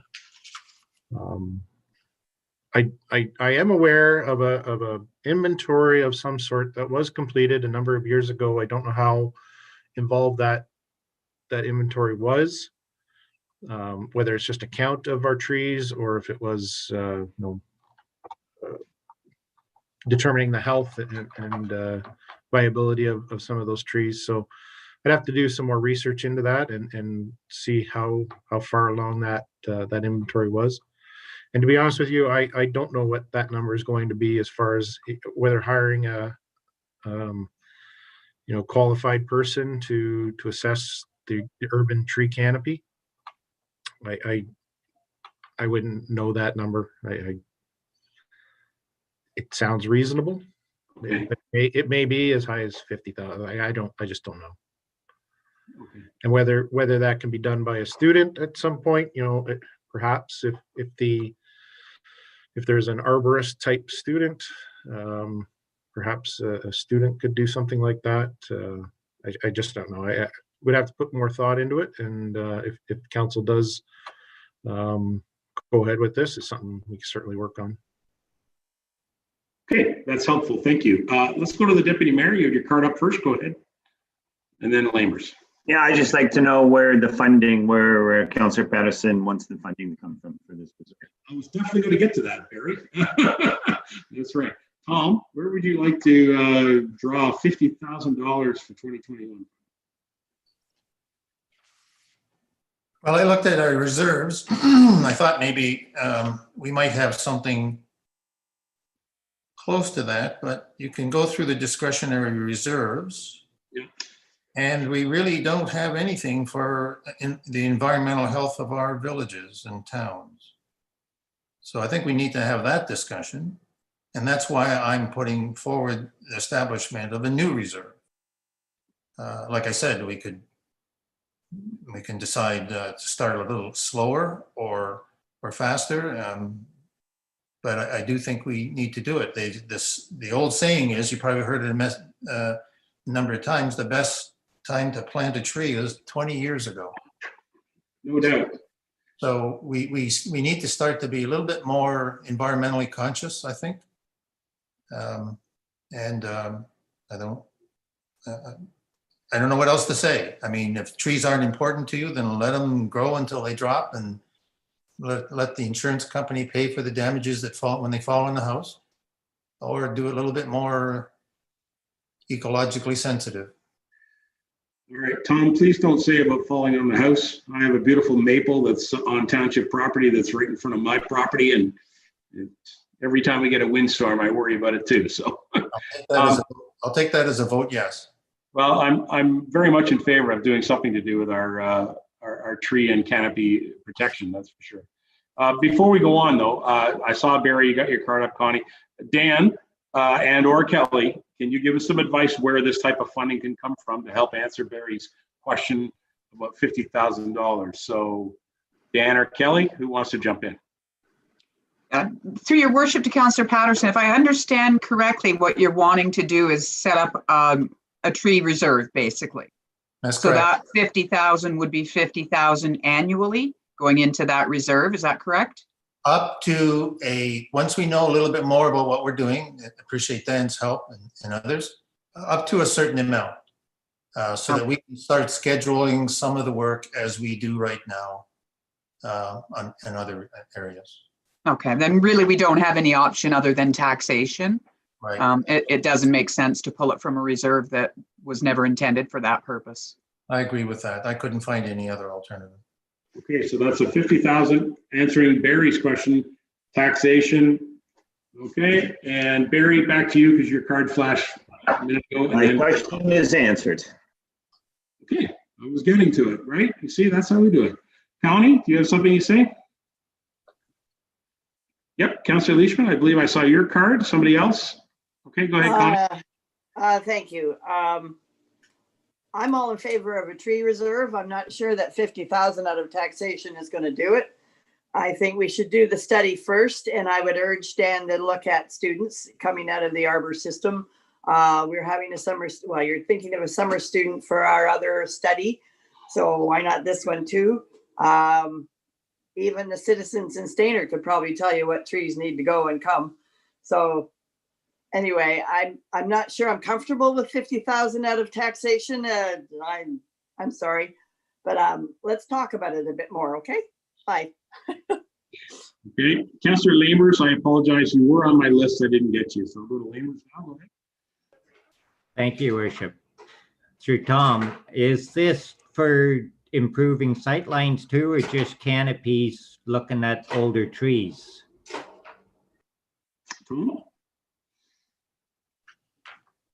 Well, when you say sightlines, you're usually talking about intersections, and you're talking a lot of scrub brush, and excuse the noise in the background. My wife is coming in with the shopping. I understand the amount sounds a lot, but I let me just tell you what in Creemore, just 10 trees, 5 for removal. That's $15,000. 5 to prune, that's 5 every year. If we're doing a very modest program, over and above what Dan is talking about. This is more proactive. That's 20,000 for a small town. Stayner would be bigger. Okay, so it would take us some time to build up enough of a reserve to look after the actual management of the trees. Something like brush removal, I would say, is part of the Public Works Department. And there's going to be some overlap, but I'm not thinking of sightline removal. Thank you. Councillor Lamer, is that comfortable? A lot of the older trees have got branches that are starting to lean down, and I've been driving around towns for the last 30 years in a truck. Driving around in a car or pickup truck, the sight lines aren't too bad, but once you start getting up into a truck, the sight lines are terrible. We got to start going higher on our sight lines. And that's why I was wondering if this was already into Dan's budget or it was being covered under this. All right. To help answer that question, Mr. Perot, can you outline for us some of the work that's already being done in obviously managing intersections when it comes to scrub or full trees? So, Your Worship, like I stated before, most of our tree budget, I'll call it, is more on a reactionary basis. So if a resident or if any member of council were to contact us and advise that a resident had some concerns about their tree, I do try to have the tree assessed, and we have a contractor here that's very good at assessing whether something can stay or can go or has to go. So again, it's not as proactive as Councillor Lamers had pointed out, as far as lifting that canopy high enough that the trucks can see. Is more of if this branch is broken, or if this branch is really leaning, or that's more of what we have been doing. And as far as the roadside brushing, perhaps Todd can put some input in, as far as if there's a certain location that we advise our contractor to go down this road and put back the brush as much as they can. And I think that's kind of been the process or the practice up till now. All right. You comfortable with that, Mr. Lamers?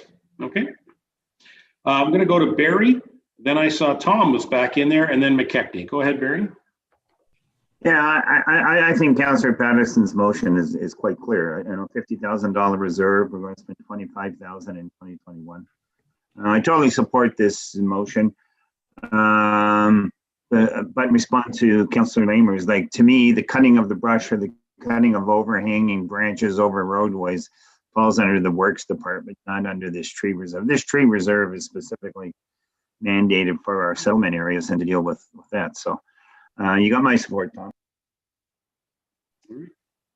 Councillor McKechnie is next. Looking for any other staff members, or sorry, any other councillors. I just saw Todd Patton pop back in again. Hello, Todd. Go ahead, Doug.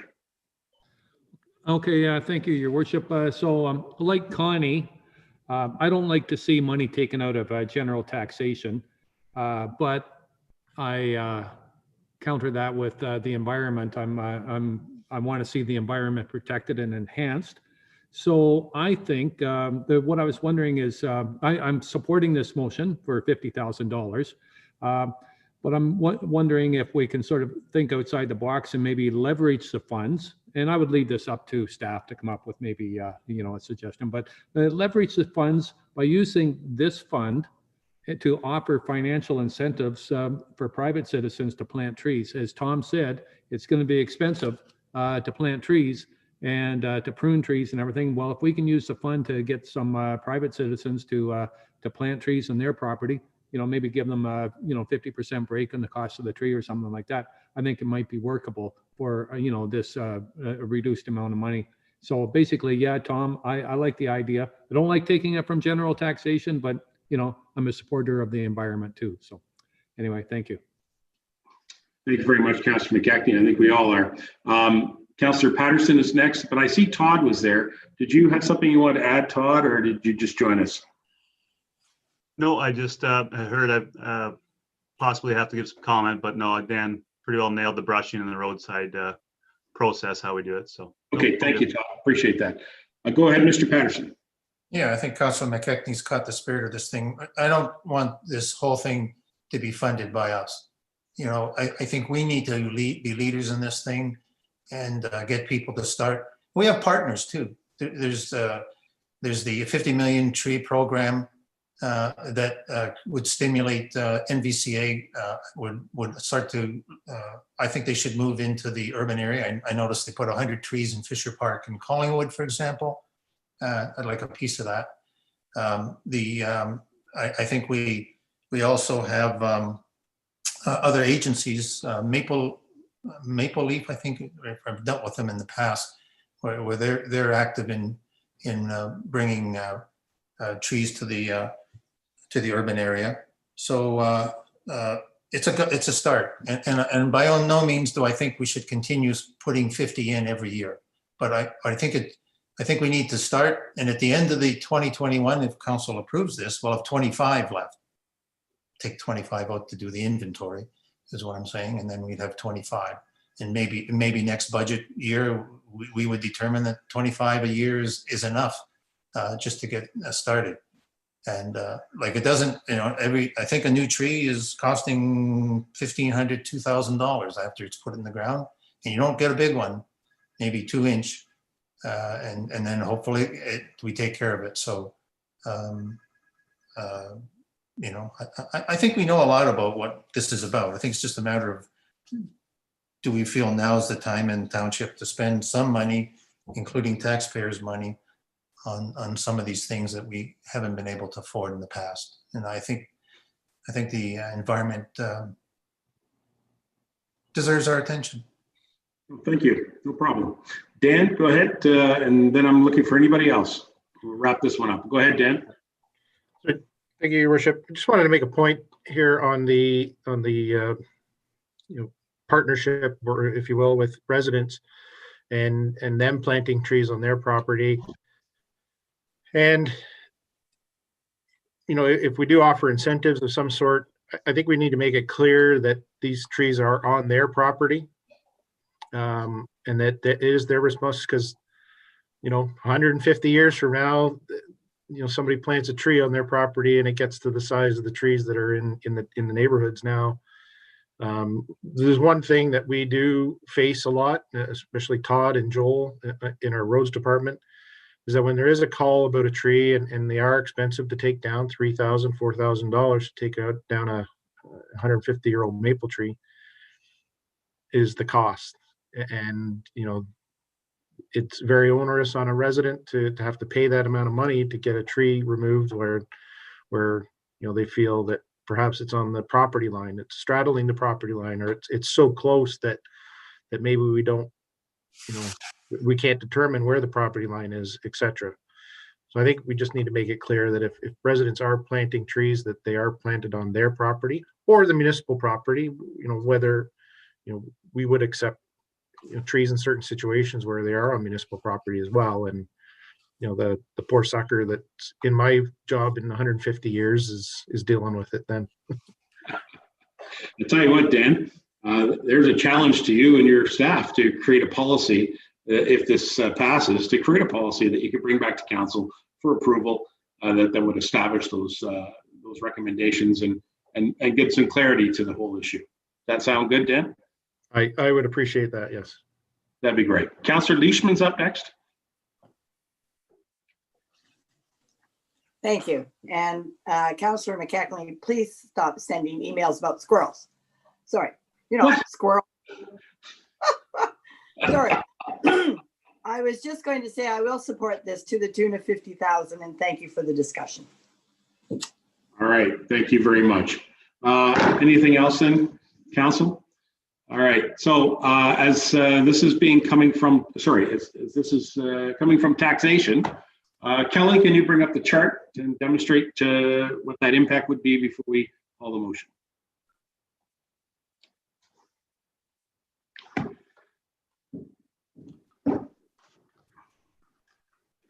Speaking of squirrels, they're all running like crazy there on Kelly's calculating machine as she's putting this together.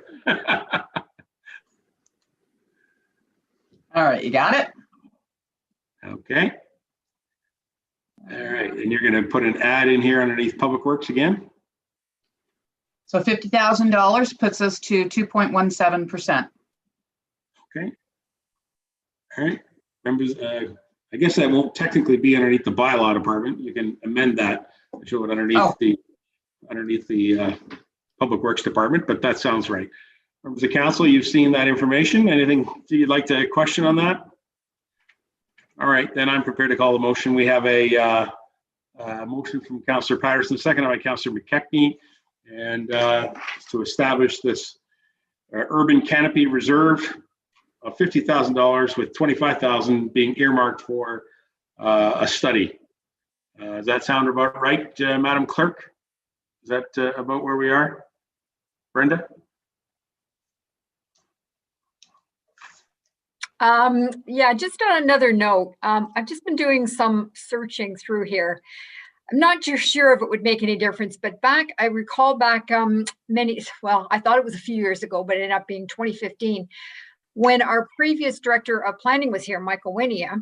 He had hired several students to go out and do a very comprehensive tree management study, and it's pretty comprehensive. I'm just looking it up right now. It's Clearview Street and hazard tree mapping and analysis, and it really goes into all the species of every one of our settlement areas. It may be something that might eliminate having to do that study, or at least it would assist in giving you information on that. I realize it's 5 years old, but it may be something to take a look at before you maybe put that kind of money into that study, because it's already been done. All right. Thanks for that advice. Don't go away. Councillor Patterson, are you familiar with that study? I seem to recall Winia doing that work, but I don't recall ever seeing the study myself. So, Mr. Patterson? Yeah, there was a study that if CAO Sage was here, he would say that he's had it, and it's probably the one that Dan is aware of. That was done, and I think it was done by the Public Works people. No, it wasn't. No, I'm not talking about the one you're referring to, Brenda. I'm talking about another one that was older. I knew that that there was something that he was working on, but if in fact it would save the legwork, although personally, when I was part of the Tree Society, we walked the streets in Creemore, not all of the township, obviously, but we walked the street and we did categorize the health of the tree. You're looking at two things. You're looking at the species and how long they're going to last. You're looking at the interference with the utilities. You're looking at top growth to make sure that the tree is still healthy, and trying to decide on a sort of a medium-aged tree whether or not there should be some extensive pruning or not. So if it was done in 2015, I thought it was a little bit older than that, but if it was done in 2015, it certainly would require a 5-year review. And that's only part of the study. The other part of the study is where would our streets benefit from additional plantings. So if we don't spend the 25, and I hope we don't, just on walking around and study, it's in the reserve to use. Yep, just thought I'd put it out there. It's a pretty comprehensive report that was put together. It's worth taking a look at. Yep. Just thought I'd mention it. I appreciate that, Brenda. Thank you very much. Go ahead, Dan. That's the one that I was thinking of, that I knew was there. I just didn't know enough about it. That the one that Brenda's referring to. I apologize. I don't think I've ever seen it. I think that I recall us discussing it, but I don't think I ever saw any results of it. So I'm pleased to hear that it is done. But I support what Tom's saying is that it does need to be updated since it's been 5 years. So probably worth it. But thank you, everybody. Anybody else? Okay, Brenda, you've got the motion. It's you've got it understood. Thank you. All right. Yep. Okay, ready to call the motion then, council. All those in favor? Any opposed? Yeah. Okay, that motion carries. Thank you, Councillor Patterson. It is my turn. I just want to remind everybody that we probably have lots of them to talk about, lots of items, but this we're going to continue on this until you guys decide to fold up. It's a long meeting. There's a lot of material here to cover. Okay, so I've got a motion I'm going to bring forward. I'm going to pass the chair over to the deputy mayor for the portion of doing this, and then I'll retain the chair afterwards. So, deputy mayor, you have the chair. Thank you, your worship. So, and I understand you have a motion to put forward, so please do. I will.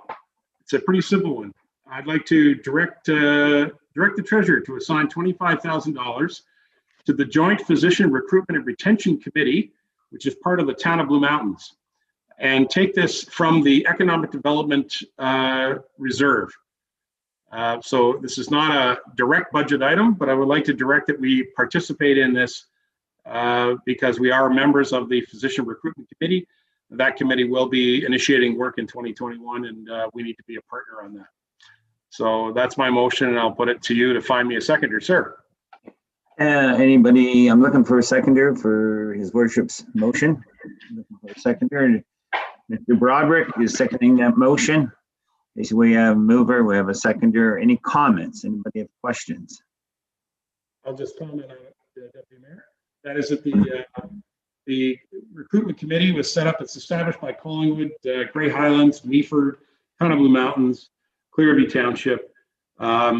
It's going to be initiating a project beginning next year where they probably will be hiring a recruiter to help us find more physicians for our communities as we grow. Obviously, the communities are growing, and so it's that's what this committee is doing. They've asked us to make a contribution to help operate it. So that's the ask that I brought forward. Further to that, though, we will also be looking for an additional volunteer member as a community member at large to join the committee and help serve on the committee. So that's just for information purposes. Okay. Thank you, your worship. I see Councillor McKechnie. Anybody else have any? I see, and Councillor Patterson. So Councillor McKechnie first, and Councillor Patterson. Thank you. So, your worship, how many or how much are the town of the Blue Mountains with Signal Beach and Collingwood putting in? How much are they contributing? So thank you through the deputy chair. I am aware that they are asking for the member municipalities to participate at 25, while the town of Blue Mountains themselves are frankly shouldering most of the responsibility for the committee. They've asked each of the committees to do that. Again, the reason for the funding is that there will be a recruiter hired, and so the funds to do that do not come from the Ministry of Health. They come from the communities, and so that's where this comes from. We can look at this each year as we participate. It won't be every year. We can make this decision as a council every year on what our level of participation is. And we can also decide on where the funding comes from. But if you look at our Economic Development Committee reserve, we have a significant reserve there. And this is supportive of EDC work to have a healthy community by having physicians available to serve the residents. So that's where it's coming from. Is that okay?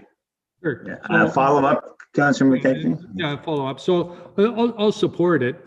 Personally, I don't think we have an issue with physicians here in Clearview Township right now, at least not to my knowledge. I talked to Jim Wilson's office about this, and they said that they've had very few people from Clearview Township requesting, physicians. They said they get quite a number from Wasaga Beach and such. But having said that, we are part of the South Georgian Bay area, and I think that we should be involved in this along with our surrounding communities. And I do think that we have to step up to the plate. My only concern, I suppose, is if a physician does decide to come here, I hate to say it, but I don't know that Clearview Township's going to be their first choice. I think they're going to be looking at either Town of the Blue Mountains, Collingwood, Wasaga Beach, and then us. But having said that, I think we should step up to the plate and show our support to the surrounding communities and be a part of this. So yes, I will support it.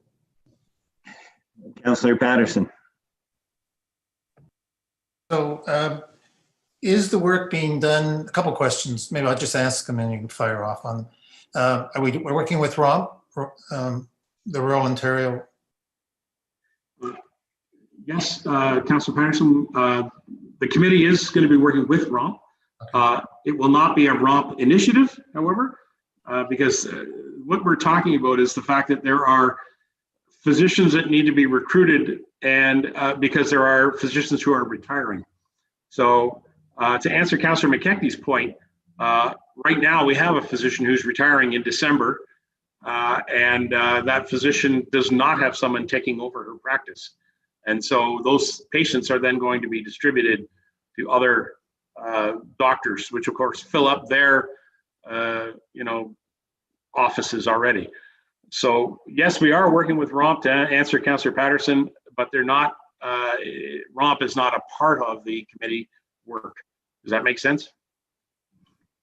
Yeah, as long as you're working with them, because to Councillor McKechnie's point, actually this, I know you were talking about Clearview, but this area is quite attractive to many of the graduates coming out. Many more are looking at getting away from big city practice, not just for the lifestyle, but lifestyle is big up here. But because when they come out, the way they're being trained now, they would rather come out as a general surgeon or general practitioner, as opposed to being slotted right away in downtown Toronto as a specialty, which kind of sets their career path on a certain way and faster than they want. So we learned that from ROMP. So there is a definite advantage. Now, is Wasaga Beach involved in this? If I may, Wasaga Beach was invited. Wasaga Beach operates a little bit differently in the fact that they have it's a section of their actual budget to run their physician medical center. A little different than Clearview, right? I mean, Clearview has 2 medical centers. We have also medical doctors across the township. One medical center is owned by the township of Clearview. That's the one in Creemore. The other one is owned by the physicians, which is located in Stayner. But the one in Creemore, we are not involved in the recruitment of doctors for the Creemore facility. That's the doctors themselves look after that recruitment themselves. So this recruitment committee will be supportive of all the physicians and all the practices, whether they be private or public. So again, to answer your question about Wasaga Beach, they take a little more active role in their operation of their facility. So therefore, they didn't join us specifically, but they have attended a couple of meetings. The CAO sat in on one meeting for sure. Thank you, Your Worship. Okay, follow up, Councillor Patterson. The reason I asked for that is because Wasaga Beach pays a fairly high incentive for them to come, 60,000, maybe it's higher now, on some of the physicians, and they try to lock them in for a couple of years anyways. Are we thinking of the same model with the Town of Blue Mountains initiative? If I may, I don't think they're looking at specifically pays to the physicians. They're looking at recruiting them and placing them and creating a relationship with them to support them when they have to make decisions about retiring as well, and moving that practice into the care of another physician. So to be honest, it's a little bit more like the Midland Penetanguishene model that has the recruiter that works from the general hospital up there. That's the model that they're kind of focusing on. There is some input from Grey County on this as well, because again, we're right between the 2 areas, right? We're part of the former LIN that was Simcoe Muskoka, and this committee is also part of the Grey County Bruce County LIN, which is formerly LIN. So this committee is right on the border of both those 2 committees. So there's a lot of interplay between the 2 of them. Thank you. Anybody else? Any other questions? Seeing none, I will Brenda, did you want to read the motion?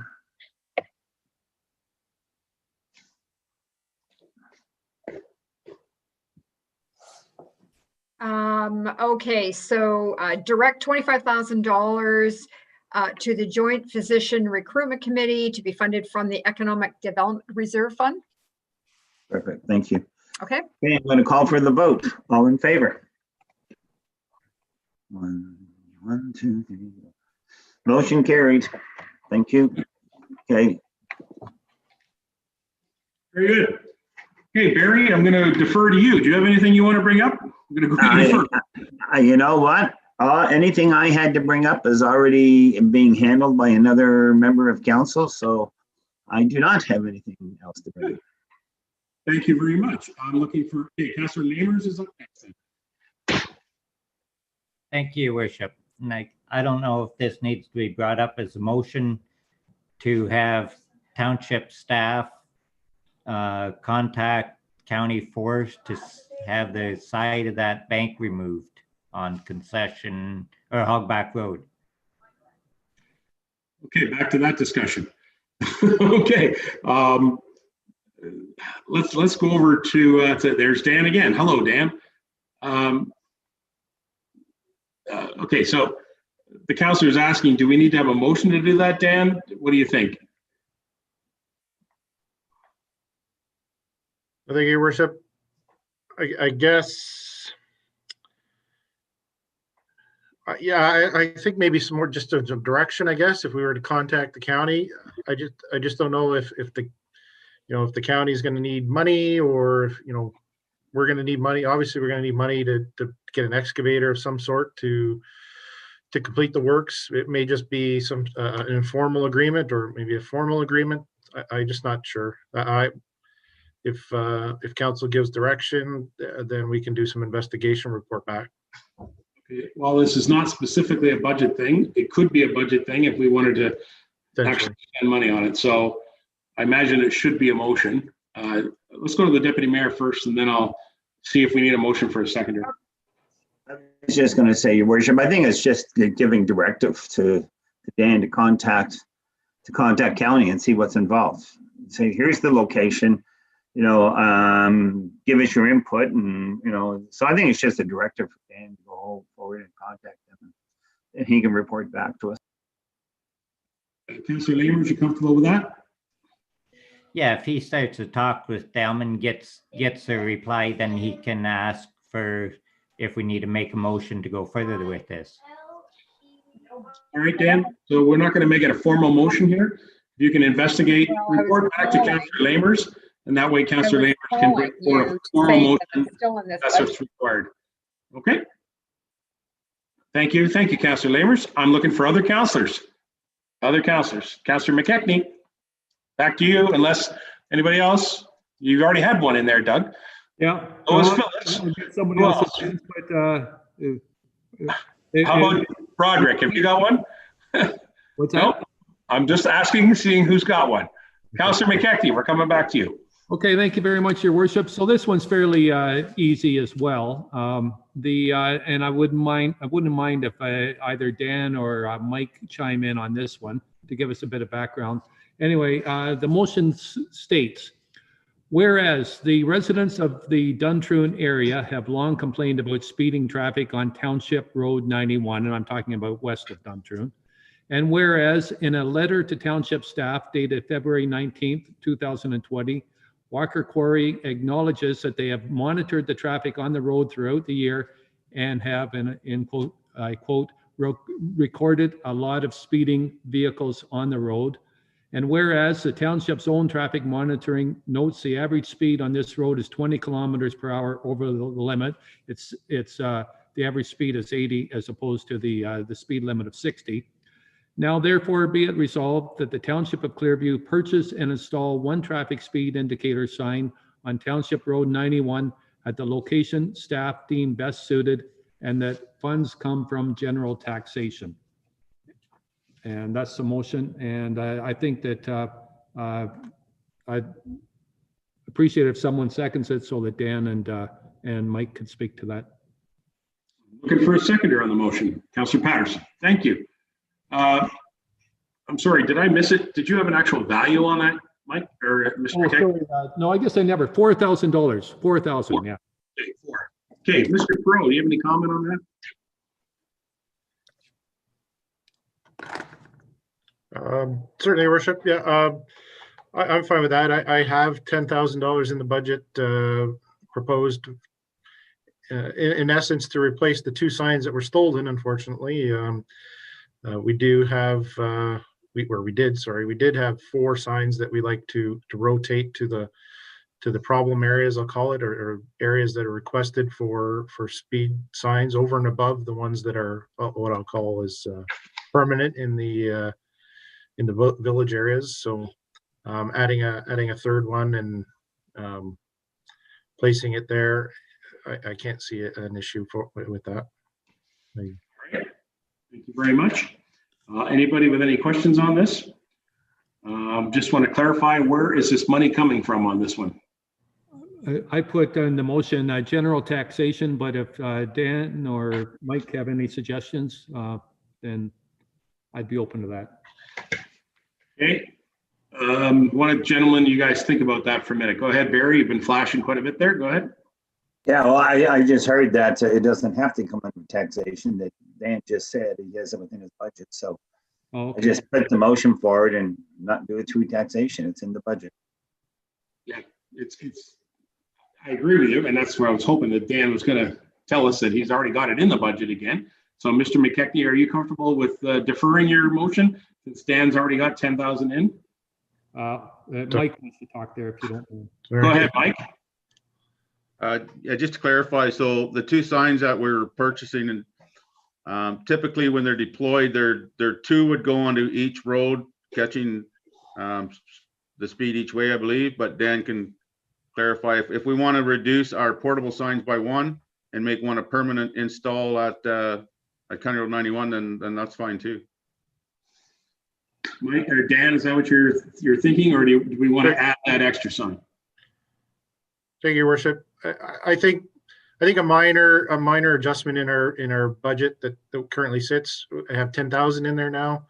3 signs would probably be about 12,000. So we probably just need to increase it by a couple $1,000, and then we'll have 3 signs. I'll put 1 permanent and move the other 2 around. So okay, instead of 4, I would be 2, and I think it's very, very minor. Okay. Councillor McKechnie, then I think the recommendation would be that we would change the value from 4,000 down to 2,000, and we would simply make it as a add to Mr. Perot's budget. Does that make sense? That makes sense to me. Yes. And okay. that would come from taxation as well, Your Worship. Yeah, no just as I think we had previously thought that perhaps gas tax could fund some of these. However, speaking with the treasurer, that's not the case. So it would have to come from a taxation. Okay. All right. So it's a $2,000 amended, right? And then that'll come from taxation. So I'd ask Kelly to add that onto her little chart and demonstrate for council, unless there's any other questions. All right. I don't see any others. Kelly, go ahead.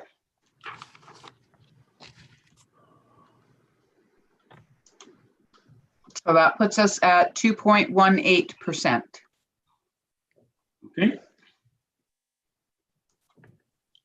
All right. Thank you. Any questions of the treasurer or staff? All right. Just checking with the clerk. Brenda, you're good? You got the information on that? She's thumbs up. Okay, I'll call the motion. All those in favor? Okay, that carries. Thank you very much. All right, looking to the floor. Okay, Tom Patterson's up again. Go ahead, and then Phyllis Sidine. Okay. Okay, I'm just trying to get in line. If anyone hasn't spoken yet, I'll defer. I was hoping to do that too. So everybody else good? Okay, go ahead, Tom. Okay, this one I am announcing that I think we should be doing something, but we have, this is contract policing.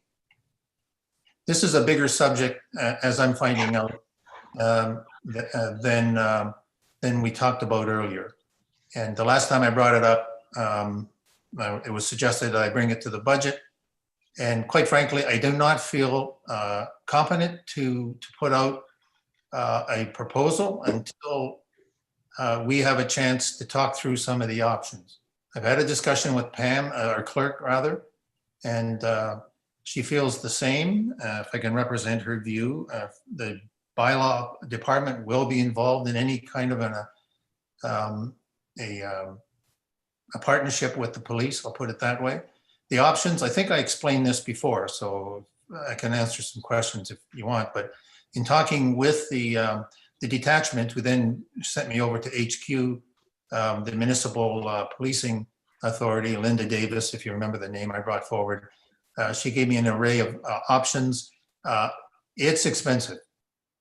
If we want to do policing like we were thinking of doing it, proactive, it would involve at least getting what she refers to as a 0.5 officer or a full-time officer. And we're talking there anywhere between $75,000 and $180,000. We may want to think very hard about doing that. The options that we used to have in terms of paid leave apparently will not be available to us after January 1st. And the option of splitting the cost with Wasaga Beach and Springwater may not be as effective for us. And taking her advice, we might want to consider a dedicated resource. So what I'd like to do, what I'm bringing forward on the December 14th meeting is a report to council, fleshing this out and asking for it to be included in the budget, but not, I'm not prepared to make a suggestion for which way to go and how much it's going to cost until we have some more advice. And I think our clerk representing the bylaw department has some comments as well, because it will involve tasking our bylaw people as we separate and align the options that are, or the capabilities, responsibilities on each department, the police and our bylaw people. The police will not, even in this contract policing, do some of our bylaw management. So, and we talked about it before in terms of, contract section 10 and section 5.1. 5.1 won't be available to us in January. It'll be some kind of an realigned service, all section 10, and probably add to our policing budget that we have now, the 2 million and plus. So I just wanted to put it on the table and specifically to include a statement in our public meeting that we are looking at on the December 7th, that we are looking at enforcement, enhanced enforcement contract. How we do it is still before us, and leave it at that. So you don't have a motion right now? Well, the motion will be included in my report to council on the 14th. Or sooner, if we have a council meeting anytime soon, but the next council meeting is December 14th. So we are meeting, of course, on December the 7th for the public meeting for this budget. Right, but the clerk won't be there. So. I understand that. But the point is that our procedure will be that we will prepare a budget and then present it to the public, and then we can make amendments to it following the public meeting. Right. And so you can bring that up at subsequent meetings between the 7th of December and the meeting when Kelly presents us with the actual bylaw. Right. So we have lots of time to make that type of discussion, and there have lots of time for councillors to bring forward those type of motions. I'm going to give you one commentary, and that is that I'm a member of the CPAC committee. I've met with the detachment commander. I've spoken to members at HQ, and they are still unsure as to whether the changes are coming effectively, because the province of Ontario has not fully enacted it. And so everybody's sort of hedging their bets on this whole situation. So there's a lot of unknowns in regards to the 5.1 or the 5.5 or even the 10. status for our police operations. So it's a big unknown. And I've been assured by the detachment commander that policing will continue in our community. And when you call for help through 911 or any other call for help, that they will be there for us. Currently, we're paying as a pay for, we're paying for calls for service is what we're paying for. It's approximately $2.25 million, or let's call it $2.3 million, basically, is what we're paying for policing services. But we do have times when we certainly want more than what's being provided to us. So I tend to agree with what Councillor Patterson's saying, and that we do need to look at this, but I do not know if we can go to the public meeting with this information without understanding that the province, who certainly are an opportunity to us, make these decisions that we can't have a choice or a decision on. So we have to leave it open. So it's an open placeholder, if you don't mind. I think that thank you for bringing it up, Councillor Patterson, but I don't know if that's anything that this council can do today. Does that seem fair, council? Anybody with a comment on policing in our community? No, I appreciate you making those comments, but I do think we should, between now and the new year, as into the spring, as some of our programs kick in and traffic gets higher, that we and we have the traffic study coming back, all those sort of things. But there is money involved. That's why I brought it up at the budget meeting. It's significant, no doubt. Yeah, for sure. So the public, and it's in the public view. So I think maybe even a statement of programs. Maybe we have a section in the public meeting that says, and we're still working on the budget, and these are some of the things we're considering. Well, I mean, it's one of those categories that's outside of our control. The county of Simcoe has passed their budget, so now we now know that number. We don't know.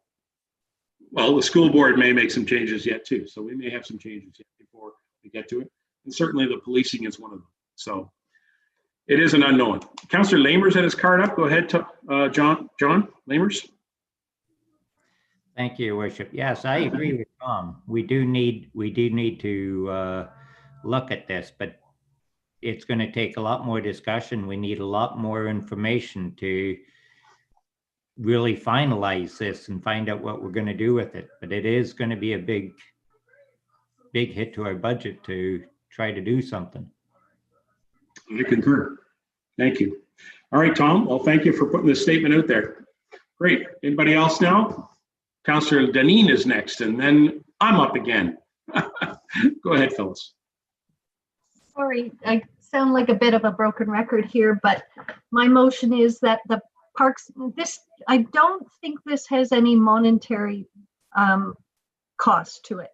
That the Parks and Recreation Department, not imminently anyway, that the Parks and Recreation Department be directed to investigate and design a sports pad to be built in the McKean Memorial Park and report back to council in 2021 for consideration in the 2022 budget. Anyway. Excellent. I'll look for a seconder on that. That's a good motion. Councillor McKechnie. I was going to say McKean. It's McKean Park, McKechnie. There you go. Councillor Deneen, go ahead. Well, we need something here for the teenagers to keep them busy, and something like a multi-use pad, tennis, basketball, rollerblade, skateboard, whatever they want, a nice rink in the winter. It was brought to my attention that the Nottawa ballpark wouldn't be conducive to that. And so we're looking at the McKean Memorial Park now. And what I'm just asking is that the Parks and Recreation take a look at it and come back with a report. And yeah, we've got water there. It's right at the reservoir. We have the street lights all around it for accountability, I might say. There's a lot more houses as well in that area. No, I'd appreciate it being considered anyway for future consideration in the 2022 budget. Great. I see Terry's there. Terry, you're going to comment on a sports pad at McKean Park? What that may look like. Yeah, Your Worship. Yeah, there's no problems with that. That's an easy one. We can do something like that in house. We have done a few of those in the past. We just recently did one in New Lowell, a very similar multi-use pad. There's also the previous tennis courts in New Lowell as well that have been converted into multi-use pads, skateboard park, hockey and stuff. So yeah, we can definitely explore that, find out what it would cost, and then again bring it forward for the 2022 budget. But yeah, not a problem. Okay, is there any funding that you would require from 2021 in order to facilitate that, or is that an in-house type job? Yeah, it's an in-house type job, Your Worship. We can take care of that ourselves. So there's not much to be done. I could just talk to a contractor and provide some square footages and get something back. That's an easy one. Okay, perfect. Members of the count, thank you.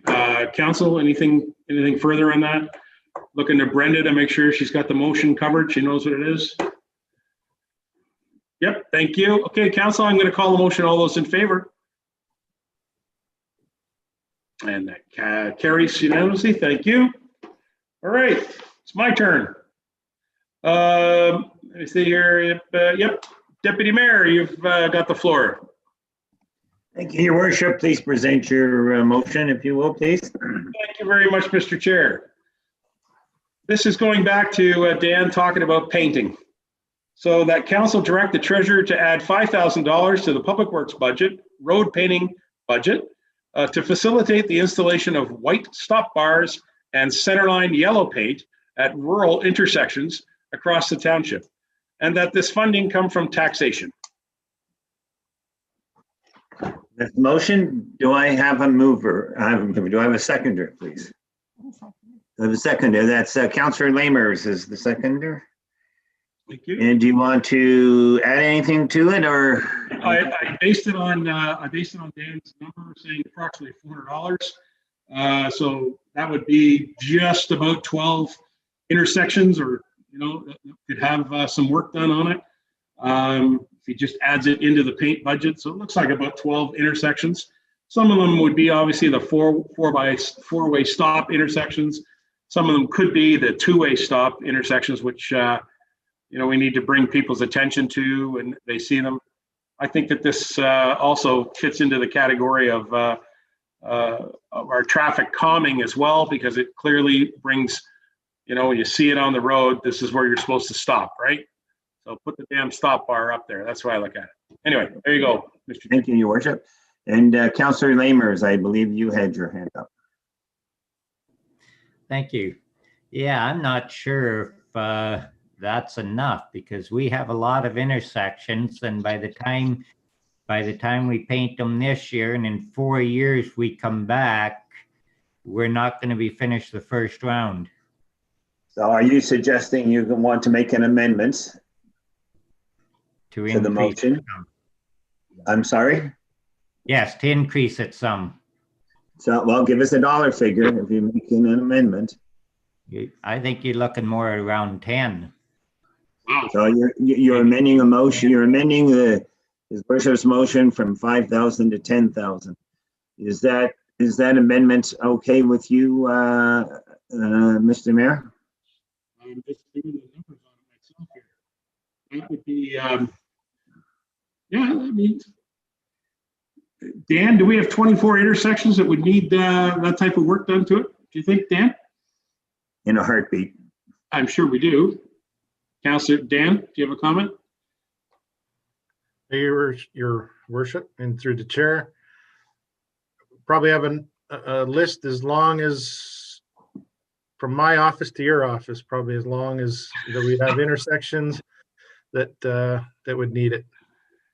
So with that, can I ask them, is that reasonable to get that type of work done while we're doing all this other painting? I mean, is this going to make it so that we'd have to literally hire a contractor to do all this work rather than the county? Through your Worship, I think it's something that we probably could break out. We do hire a contractor right now to do our parking lot line striping. I'm sure that's probably in the wheelhouse of more of the contractor like that, and that the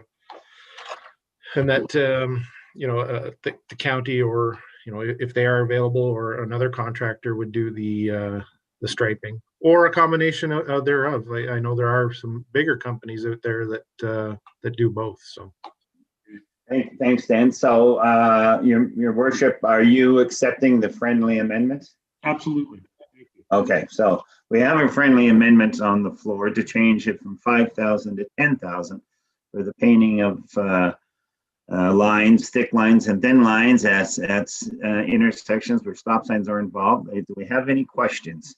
I saw Councillor Patterson had his card up. Yes, go ahead, Councillor Patterson. Just wanted to check back with Dan. When we talked about it before, I thought you were looking at about $240 an intersection. No, that's per stop sign. Yeah. So through you to the chair. The quote that I receive is $40 to $60 per white block, and then there's about a 6 meter line. So the block and the line is about, like I said, $40 to $60. And it would depend on the volume, I guess, is probably the price range in volume. So if we were to go on the high side, $60 times 2. So if we were doing a two-way intersection, it's $120, and it would be $240 for a four-way stop. Right. So that would be about 41 intersections for 10,000, not 12 for 5, but 21, or just so we know. So I was doing that too. I was thinking about it, thinking it was around 30, 31, 32, something in that neighborhood. Yeah. So it's. Are we thinking a program that big, or just so it doesn't matter to me? I think it's a good idea. I just want to know what we're talking about. Councillor Lamers. Yes, thank you. How often do these need to be done, Dan? Every other year, every third year? Dan? That's a good question. I would suspect they probably at the start, if there's no paint there now, they probably have to be done more often, maybe every other year, until the paint kind of builds up over one another. Or we could go into the thermal plastic paint, which, it's very, very durable, but it's very expensive. So, I would say, yeah, every other year, every third year. Thank you, Dan. Is there, okay, Councillor McKechnie? First of all, yeah, thank you, Deputy Mayor. So that $10,000, that if it was if they were all four-way stops, yeah, it would be 41 intersections, but they're not all four-way stops. Most of them are two-way stops. So we're probably looking at 60 to 70 intersections. But having said that, I don't think I can support the $10,000. I can support the $5,000. I wouldn't mind seeing staff do some of these intersections, the main intersections. I think there's a lot of intersections out there that don't require it. And I think that we could leave it up to staff to do the intersections that they feel deserve the paint or require the paint. And just to leave it at the $5,000. So anyway, that's the way that I feel. For instance, I'll give you an example. At let's take Fairgrounds Road and County Road 91. Okay, that's a bad intersection. Yeah, of course, the white stop lines there would probably be a good idea at that road. I think up in Singhampton, I mean, we just put that new four-way stop in up there. I don't think we need white lines painted on the road at that point. So I don't think they all need done. And so I would like to see us just stay with the $5,000 and leave it up to staff to determine the critical intersections and see what they can do with the $5,000 at those critical intersections. Okay, so I'm going to go back to his worship and Councillor Lamers. You have an amended motion to 10,000. Do you want to withdraw that amendment? Councillor Lamers. But your $5,000, once you get into this, it's not going to get you very far. So I'm going to take that as you don't want to withdraw your amendment. You want to leave it at 10,000. Is that correct? Your worship, you're happy to leave it at 10,000? I'm going to go defer to Dan for a moment. He's asked to speak a couple times. Again. Yes, I'm Dan. Yeah, sorry, thank you. Just what Councillor McKechnie brought up there is the intersections that maybe he's thinking of, are technically county intersections. So here we go, maybe needing to obtain permission from the county to do paint on there, similar to streetlights. So technically, until you get back past the property lines or the what I'll call the site triangles, that intersection is an actual county intersection. So while I appreciate it, it would be better suited to have those at those busier intersections. And I'm sure the county won't mind us spending our money on their intersections, but it just maybe just a little fly in the ointment there. That's all. Okay, is there any other, so far, just to clarify, there is a motion on the floor, an amended motion for 10,000. Is there any other questions regarding the painting of the lines? Okay, so which means I'm going to call for the vote. Last chance, any comments? Going to call for the vote, all in favor? 1, 2, 3, 4, 5, 6. Motion carried. Those opposed, I saw that, Doug. I'm going to return, your worship, do you have another motion or am I returning the chair to you? Well, I mean, I'm happy to go around and round here. Does anybody else? You're up. You're up and you passed the chair. You might as well throw at least one more motion out there.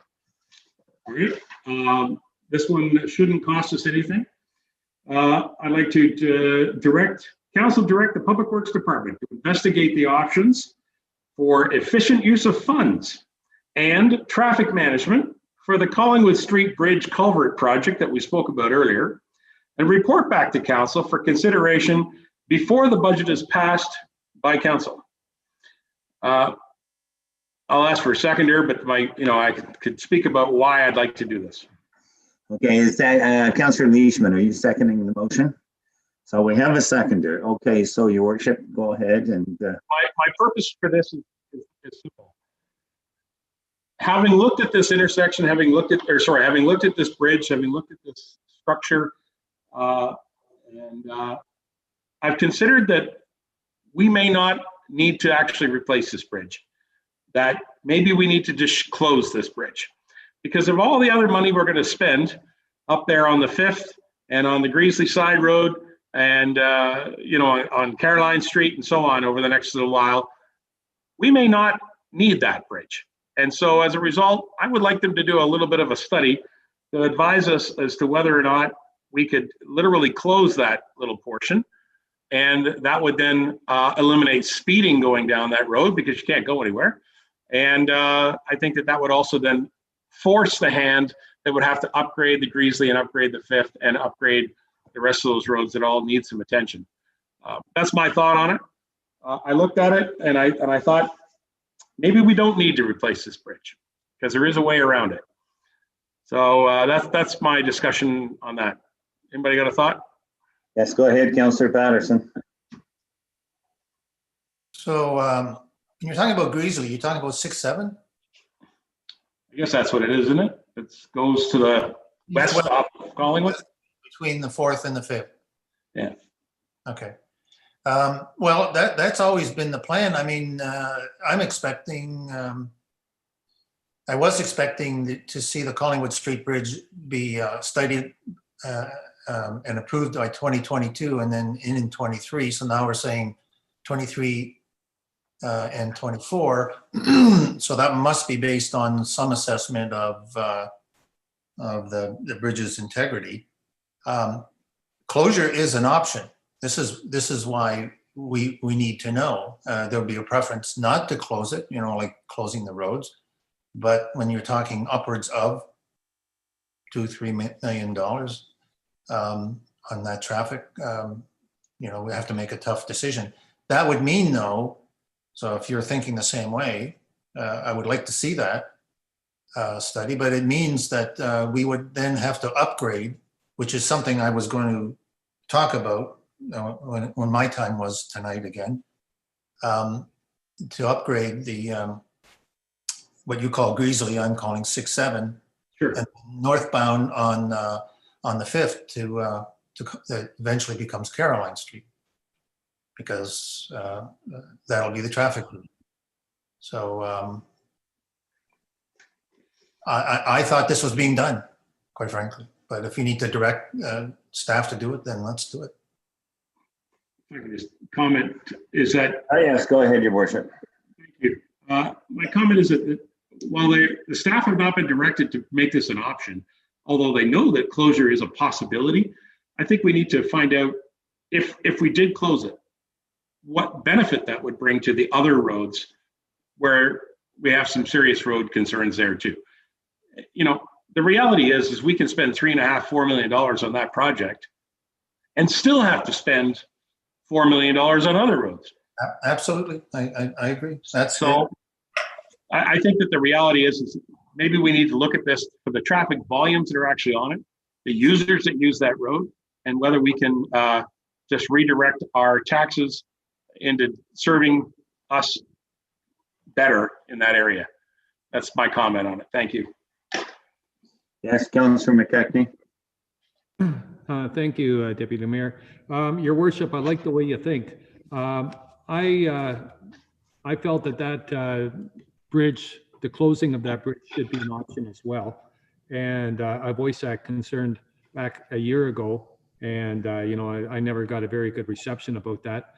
It's not a big hardship for those 10, 12 residents to go around and into Creemore. It's only an extra, I think 1.5 kilometers. And we have some gravel roads in this township that are in pretty bad shape.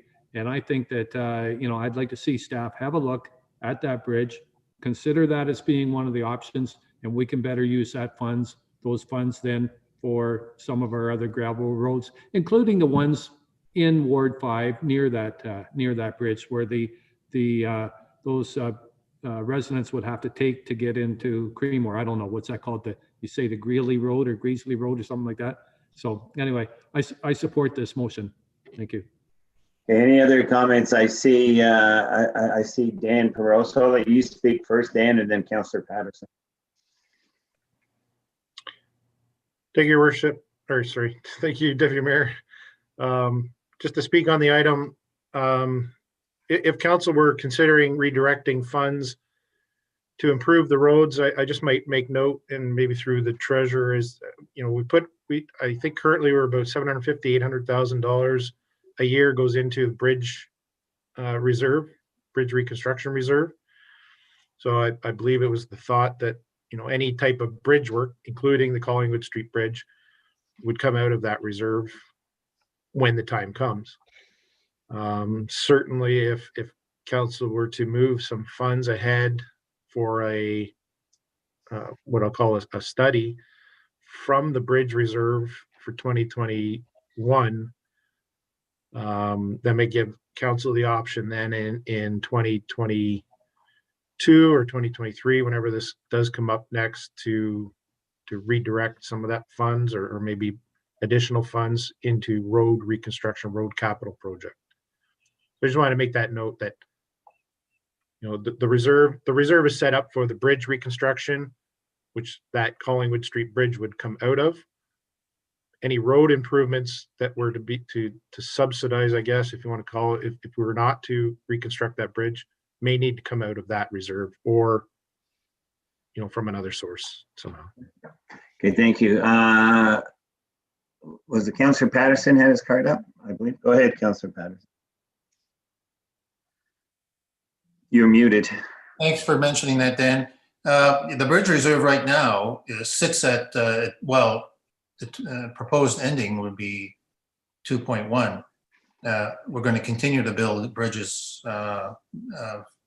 $800,000 a year for another couple or 2 or 3 years. So I don't expect that they will ever have enough money in the budget to do. The year we do the Collingwood Street Bridge, we'll probably have to skip everything else. Let's put it that way at our current spending. Okay, and then some. So one of my items coming up, which I'm happy with the mayor bringing this up, is when, if not, when are we going to try to get some grant money to do some of these programs, if we even think it's at that priority? There is not just a handful of people. There's actually 40 residences up there now. It used to be 34 or so, and then there's several homes that have been built. Even one that I'm not sure that's the one that burnt down. But anyway, there's a growing. The more important thing to consider is the investment that's being made south of that bridge, residences. So it's something that I thought we should be out in front, so we can tell people who are investing in that area what we're planning to do, or what some of the options are. But I agree. No, so Dan, you didn't say this, but are you not considering closure as an alternative to this plan? Isn't Burnside already taking that into effect? And improving the roads, 6, 7, and in concession 5, north of 6, 7. Yeah, I think there was some work done before my time when this was maybe a little bit more at the forefront than and maybe right around the time that I started. I think I'd have to go back to Burnside and see how much work they've done. And as far as that, I know there has been some work, considered. Options, I guess, perhaps is maybe better. Yeah. Okay. And I support the idea. Any other questions? Anybody else with some questions? Going once, going twice. Okay, I'm going to call for the vote. All those in favor? 1, 2, 3, 1, 2, 3, 4, 5, 6, 7. Motion carried. Those opposed? I'm the only one. Okay, I will pass the chair back to His Worship. Thank you, Deputy Mayor. Just for the record, I have 3 more items myself, but I'm deferring back to members of council. So who's up next? Councillor McKechnie's up. Looks like we got a pattern going here. So it'll be McKechnie and then Patterson and then Deneen. Okay. All right, let me get my other glasses on. This is a big one. We'll see where this goes. Okay, whereas on May the 27th, 2019, this council directed staff to develop comprehensive road improvement and maintenance plans for Nottawasaga Side Road 1213 and Nottawasaga Concession 11 and Nottawasaga Side Road 2728. So that was a motion that I had put forward that was accepted. And whereas that on the basis of these plans, the staff should request the capital funds required to implement the plans in the 2020 to 2023 budget. And whereas in 2010, a 10.6% reduction was made in the roads equipment reserve that carried on for years, that reduced the funding available for repairing and repaving roads each year since 2010. The reduced funding over that period amounted to $233,300, not including annual inflation of costs. And whereas the Tax Stabilization Reserve Fund is designed to provide some general fund flexibility should funding shortfalls occur.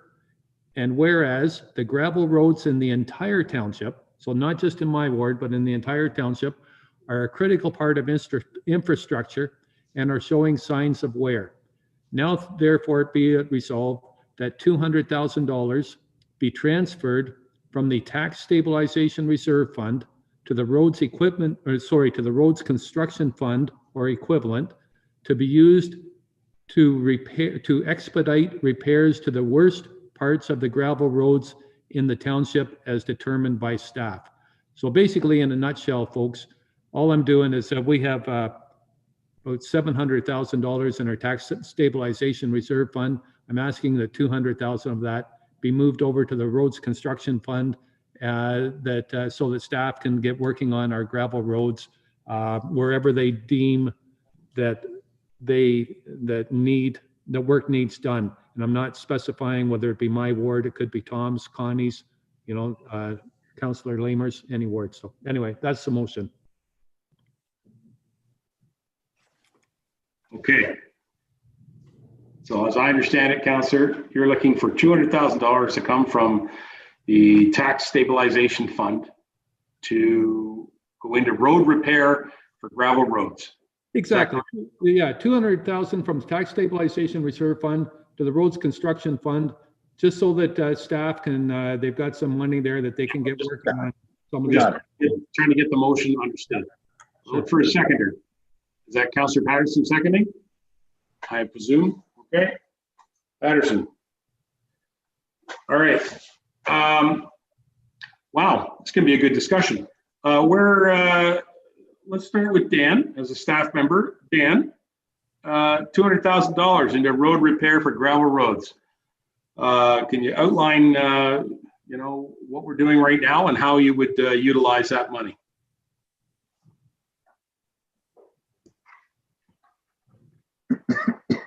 Thank you, Your Worship. Through Councilor McKechnie. While I appreciate the increase in the budget, there are some logistical issues, I'll call them, that may arise as far as just as staffing and equipment and time.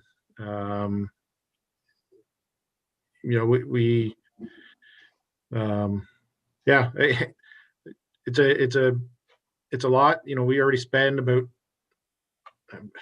$360,000, I think, is what our gravel resurfacing budget is right now, and that is a challenge for our staff currently just to get that work completed. So we certainly put some thought to it. I appreciate the gesture for sure, and maybe it's something that we can do with contractors and staff, perhaps, to work in conjunction with one another. Yep. Great, thank you, Dan. And I agree with you, Councillor McKechnie. You did put some thought into that. I see Mr. Ron is there. Is there anybody else who'd like to join in on this conversation? Looking for some cards. I see Patterson. Anybody else? Okay, go ahead, Tom. You want to comment on that? You're the seconder on this motion.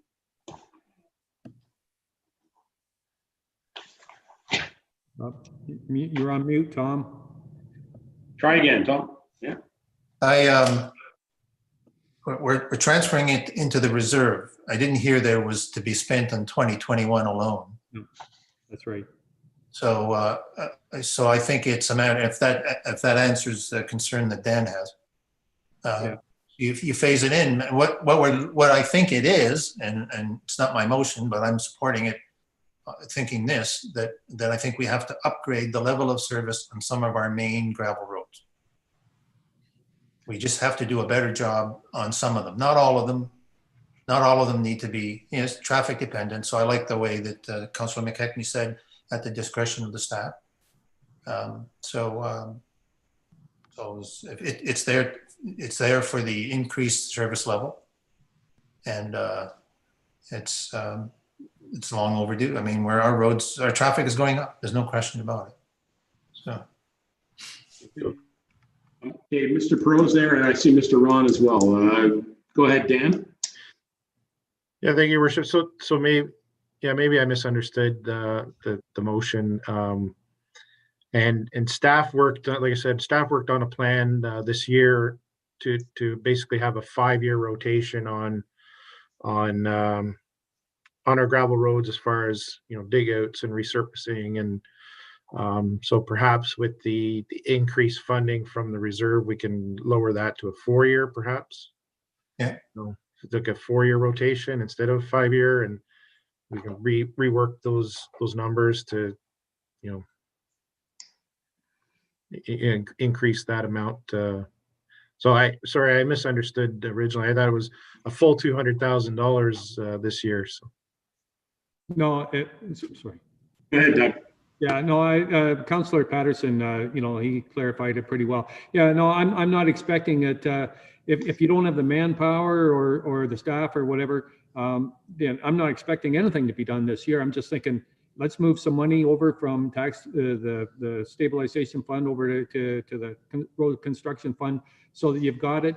And this year, next year, the year after, in 4 years' time, you can say, hey, we've got the money, let's go and let's get this, we've got an opportunity now to fix such and such a road, and it could be any road in the township. I'm not saying it's got to be any of my roads, any road in the township, any gravel road, then you've got the money there. Because right now that money's just sitting in the tax stabilization reserve fund, and that tax stabilization reserve fund, it's, it's designed to provide flexibility should funding shortfalls occur. Well, to my mind, when the council of 2010 cut and made a 10.6 reduction to the roads equipment reserve fund, I think that we do have a funding shortfall, and I think here's an opportunity we've got a bloated stabilization fund. Let's move a portion of that over to the roads construction fund so that it's available to you, Dan, and you, Mike, when you require it. That's all I'm getting at. So I think Tom said it best. So. All right. So Dan, does that help clarify what the councillor's bringing forward? Yeah, it certainly does, Your Worship, and that's appreciated because we did face that this year where staff tried to stick to our budget that we set for 2020. And I'll take example 2728 Side Road where we did some dig outs, and they probably could have done another 500-600 meters of dig out to really solidify that road for the future. So if we know that money is there, then it's kind of a cushion for staff to know that we don't have to stop short perhaps, and we're not going to go wild, but that something can be done and done correctly for that piece of road. Thank you very much. Councillor Deneen is next, then the Deputy Mayor. Go ahead, Phyllis. And I'm probably just reiterating what's been already said, but that would include like the ditches and digging out of the ditches and maintaining the integrity of the roads so that Dan would have a better budget for ditch digging and stuff like that. Is that, or is that just basically for road surfacing? Okay, so yeah, there's a lot of technical information about gravel roads that we all learn when we go to the Ontario Good Roads Association meetings. So Dan, obviously that budget would be something that you draw upon to do ditching where necessary to help with the dig outs. Is that correct? Yeah, exactly. Through Councillor Deneen, that's exactly the staff's approach moving forward here when we put together this 5-year plan, is to really focus on all aspects of the road, not just the road surface, but to also help improve drainage, maybe replacing culverts, tree cutting, all those things that improve the surface of the road. One of the major issues with a lot of our gravel roads is that they're in a bush. So you're driving through and the sun's not on the road, and the snowpack is there, and it's melting slower and slower and slower. If the sun were on it, it would dry up quicker. So some of that work would also be to cut trees back and provide better drainage. So yeah, you're right on as far as improving the whole road instead of just the surface. Perfect. Thank you very much. It makes me think of the 910 Side Road south down there off the town line, right by Base Gordon. Deputy Mayor, you're up next. Yeah, just so I clearly understand, I understand what Councillor McKechnie's motion is. So this extra $200,000 we're putting into the reserve, is that going to get more work accomplished than what you already have scheduled for this year? Good question. I think he tried to answer that.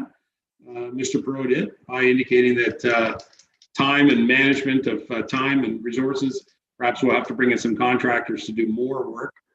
but it would give them more flexibility in order to have the resources available financially to support having more work done.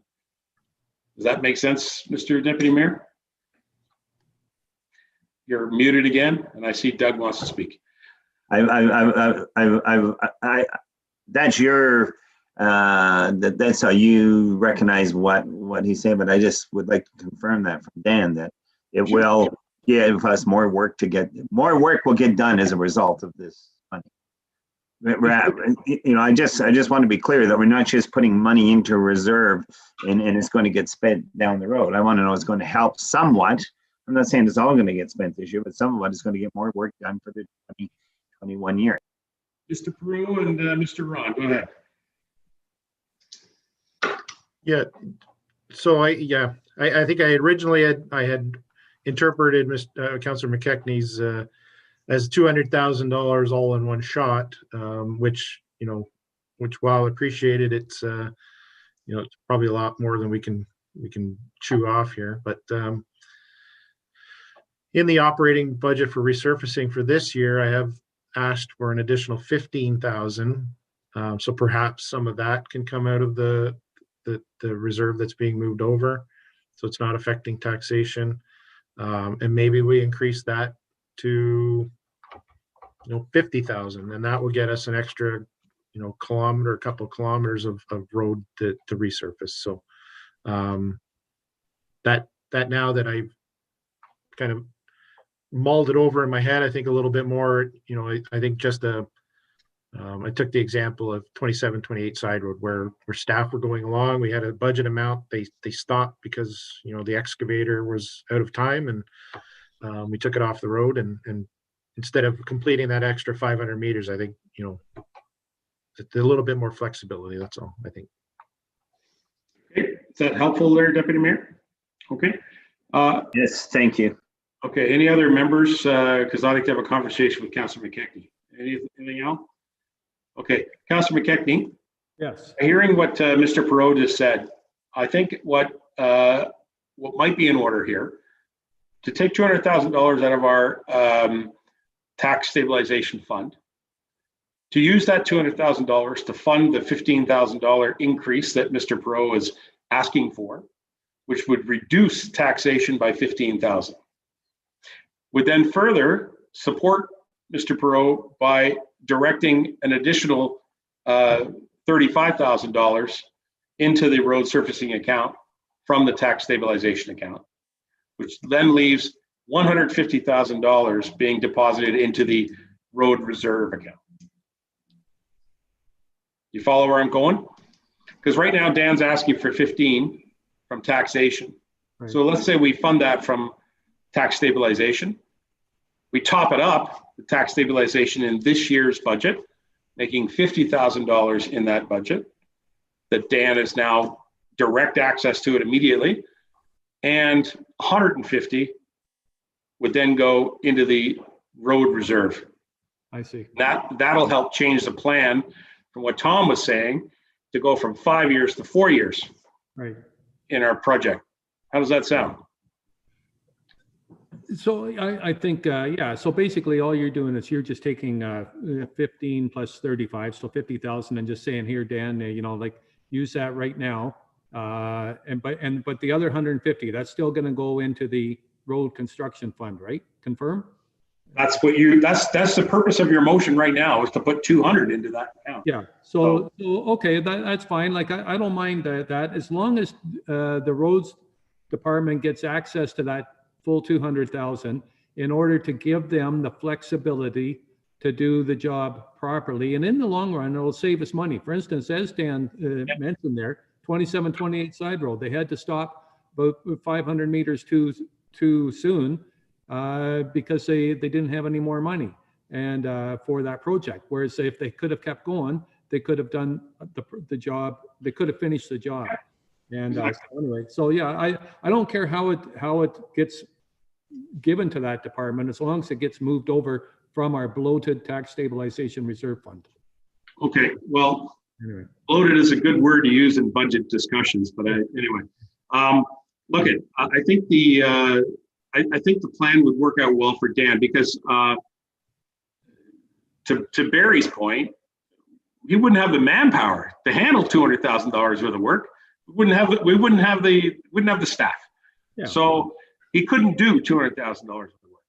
But what he can do is look at the summer projects and say, we're going to do more this week, guys. We're going to hire some more. We're going to bring in a contractor to help us out and have the funding available to do it. Instead of just the 15, he's asking to bump it up. If we just give him an extra 35, but then fund it all from the reserve, that helps where you're going. Does that help? Mr. Ron. Thank you, Your Worship. I just want to relay to council, it's appreciated putting the money back in the reserve that was, for lack of better words, defunded a few years back. I do want to say that I have heard nothing but fantastic feedback from the community about the work that's getting done on the roads, and that's, Dan's putting the plan together, and Todd and Joel and the rest of the Public Works Department. But you drive down these roads now and there's new culverts and riprap around them, and with a bit more money, we could improve that even more. And we're not the fund department like Mr. Vashon has. So we don't get to relay the good information as often. So I just wanted to make sure that council was aware that what's going on there is really working well. Councillor McKechnie, are you comfortable with these comments and this direction, Yep. sort of redirecting your funds? Yeah, no, I'm comfortable, and I appreciate all the work that the roads department is doing. I appreciate the work they're doing. I think they're doing a good job. I just want to give them some flexibility to carry on doing a good job and such. So. Okay, so I'm going to ask, I see Kelly's joined us. Tom, I believe you're the seconder on this motion. You're comfortable with the direction that's come out of this? Just to review, $15,000 that's being asked in taxation currently is going to be removed. It's going to be supported by tax stabilization funds. That's going to bump that to 50 in that account, and then 150 will be put back into the road reserve. So that's a friendly amendment to McKechnie's motion. Yeah, I do. It may even cover one of the motions I was going to raise a little bit later too. Okay. Kelly, you got all that copied down? I think so. So at the end of the day, there'll be 50,000 increased in the gravel budget, and then there's another roads, general reserve with 150,000 in it. That's correct. All coming from the tax stabilization reserve. I believe that would be appropriate. Yes. Okay. The point is, Kelly, is that from your calculations today, $15,000 of which Dan has put in his ask as a staff request would come from taxation. So we need to have that removed from taxation, which effectively will impact the overall tax rate, correct? Correct. And you want this as a one-time transfer. It's not something where I'm setting up a new reserve for money to go into annually. Okay. I got it now. Perfect. Thank you. One time that'll work out fine. And Dan, if I'm not mistaken, you would be asking for these type of road work projects based on need anyway. So it's not a regular ask to keep increasing, is it, Dan? Thank you, Your Worship. I can't anticipate that. When we put our 5-year plan together, we tried to stay, pretty much at the same amount. There's going to be increases to material costs and operations and things like that. But for I'll say the amount of kilometers, we try to stick pretty close to what we know we can do year over year on a 5-year cycle basis. And some roads will get dug out, 1 year where you think maybe, we're not gonna be able to do them all, but over time, as time goes on, those roads will become better and better and better, dug out over time and ditched and brushed and all that over time. So it may be 1 year that, like this year, for example, 27-28 side road was done. It's the kind of the center area of the municipality. In 4 years time, 5 years time from now, we're going to be back in the same area, and it may be a different road that needs a dig out. So like I said, it's cyclical. It's going to be on a worst the first type of attack, I guess. Good. All right, Councillor Patterson had your card up, and then I think we draw on this one to a close. Go ahead, Tom. Yeah, I think I had the answer. I just want to clarify. We do have in the discretionary budget a roads project, but it only has 76,000. Is that what Kelly's talking about? Dan, would that be the appropriate one that you're thinking of putting money in? 76,000. It's number 565. I'll defer to Kelly on that one. Kel, what do you got? Through your worship to Councillor Patterson, what happens with, if you notice that GL account, it's on quite a few of those accounts. So that's what we call our budgeted items reserve.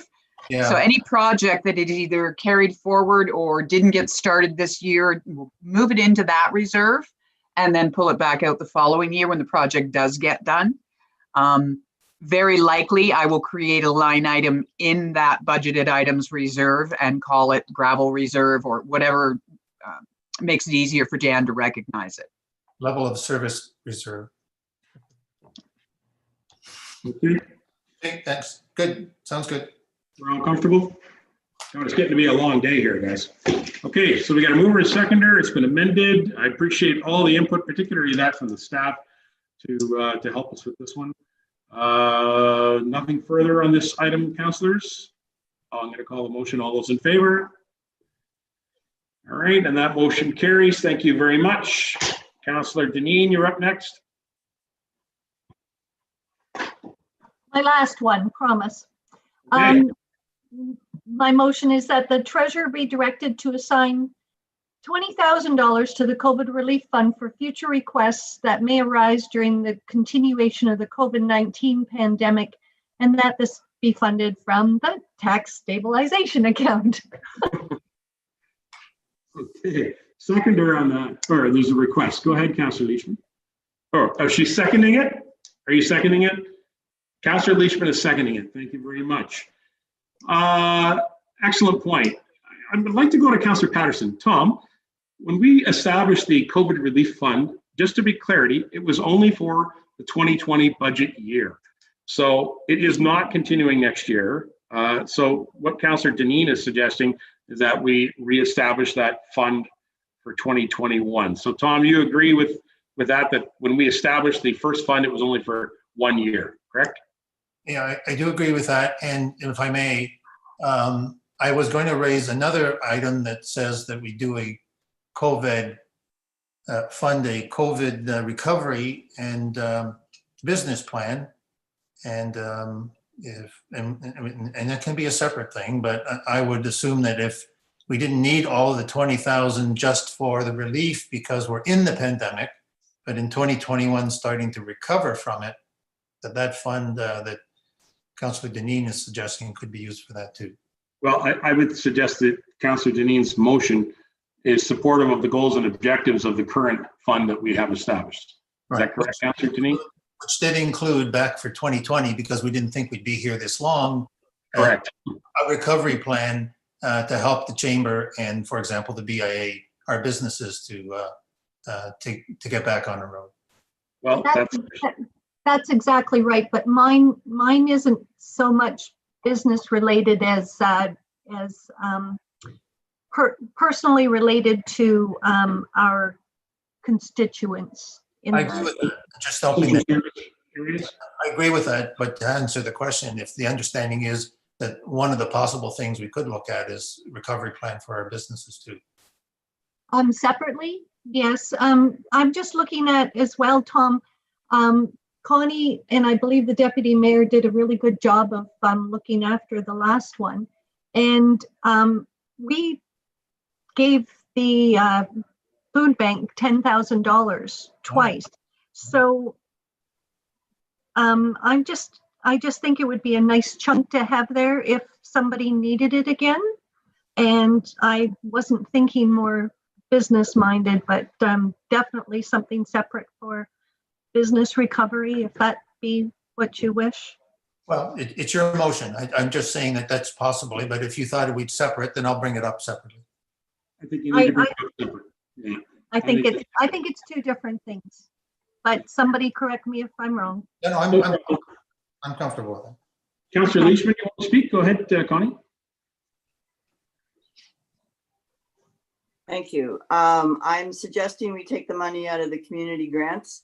We only granted, what am I thinking? We only granted 22,000 this year because that's all that was asked for. And we have 62 in that budget. So we've got 40,000 left sitting there. Why don't we use that? The other thing Tom was thinking about was the businesses. I'd like to see that come out of the Economic Development Fund, please, because that's business. All right, let's talk about that one next. Good point on the community assistance grants. I know you and the deputy mayor worked on that, as has Brenda, and she's still here. But we haven't had that received by council yet to see that. Thank you for the heads up. So we could move that fund instead of from tax stabilization into community grants. Deputy Mayor, go ahead.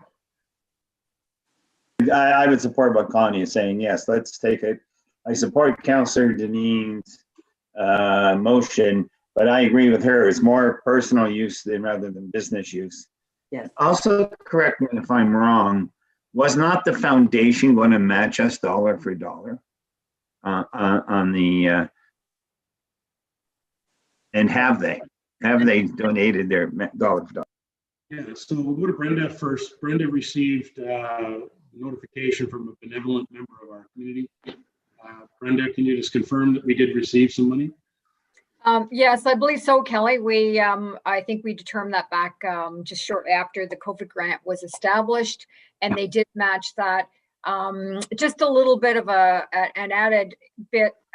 So that there was quite a bit of money that was taken from the community grants for the last portion of the $10,000 that was given to the food bank. So there is going to be, I'm going to assume, quite a bit of money in the community grants that won't be used this year, because I believe that a lot of these events aren't going to go forward again this year. So I think that there's going to be plenty of funds in the community grants, probably without setting up a separate COVID grant amount. So just my suggestion.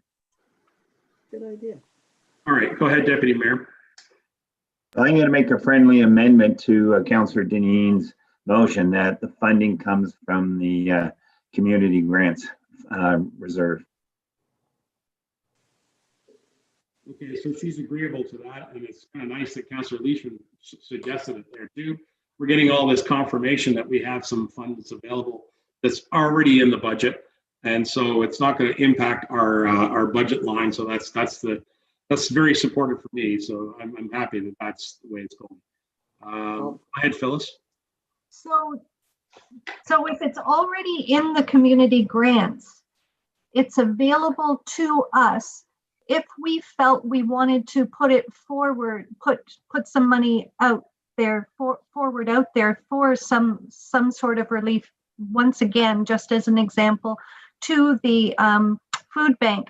So do I need this motion, or would we just use that as we see fit?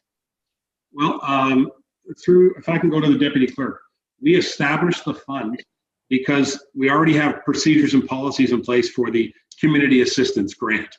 So applications need to be in by deadlines in order to meet the terms of the community assistance grant program.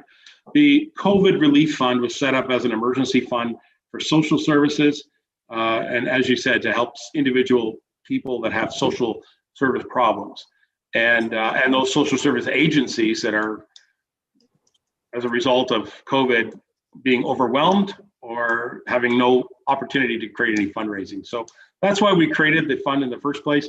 It was initiated by Councillor Patterson from a debate, if you recall, at council, and it was successful in the fact that our two members of our committee, who are the deputy mayor and Councillor Leishman, through the deputy clerk, were able to do all their debating about it and basically approve these things. So I believe Councillor Deneen's motion is correct, that we do need to have the fund because it needs to be something that can be managed within our procedures and policies that's outside of the community assistance grant program.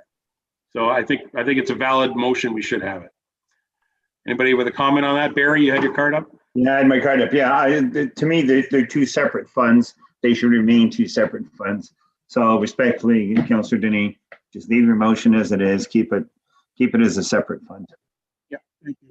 Good. All right, anybody else? So we're amending the motion. We're taking it from the Community Assistance Grant Fund. It's still going to be $20,000. It'll still have the operational authority of the original motion to create the COVID fund for 2009 or 2020 budget, and it'll just reactivate it for 2021. Whew. We all good? All good, Connie? Okay, it's getting long, isn't it? I'm sorry. Yeah. Members of council, we got a motion. It's moved, seconded, amended. Brenda, I'm pretty sure you got it copied, so we'll call the motion. All those in favor? And the motion carries. Thank you. All right, is it my turn again? Or does anybody else want to go ahead? Tom, do you want to talk about your business fund since we were just right on it right now? Let's have a quick chat about that. Okay, so question, I wanted to start off by asking Terry, because Terry and Amanda's group have been doing a lot of good work with our partners. Is there already a plan within your budget? Terry's there, is he? Yeah, he's here. Terry's here. Is it already there to support the Chamber and the BIA in terms of COVID recovery? Recovery for whatever needs they may need, although they seem to be self-sufficient now, but also a business marketing plan. In other words, let's not just let us creep back into normalcy if that's a possibility in 2021, but let's put some energy into it and sell a good thing with a clear view relative to our business community. So I just wondered, did you have a plan for that already? Or would this be something new? And is it worthwhile doing? Okay, let's go right to Terry. Terry, first of all, congratulations to the work that Amanda's doing, pivoting from tourism directly into EDC style work. So I really appreciate her stepping up during this whole COVID thing. Yeah. Did you answer the councillor's question, Terry? And I will surely relay the message, Your Worship, and thanks for the nice accolades. And I guess it proves to Mike's point that our department seems to get a lot of good news.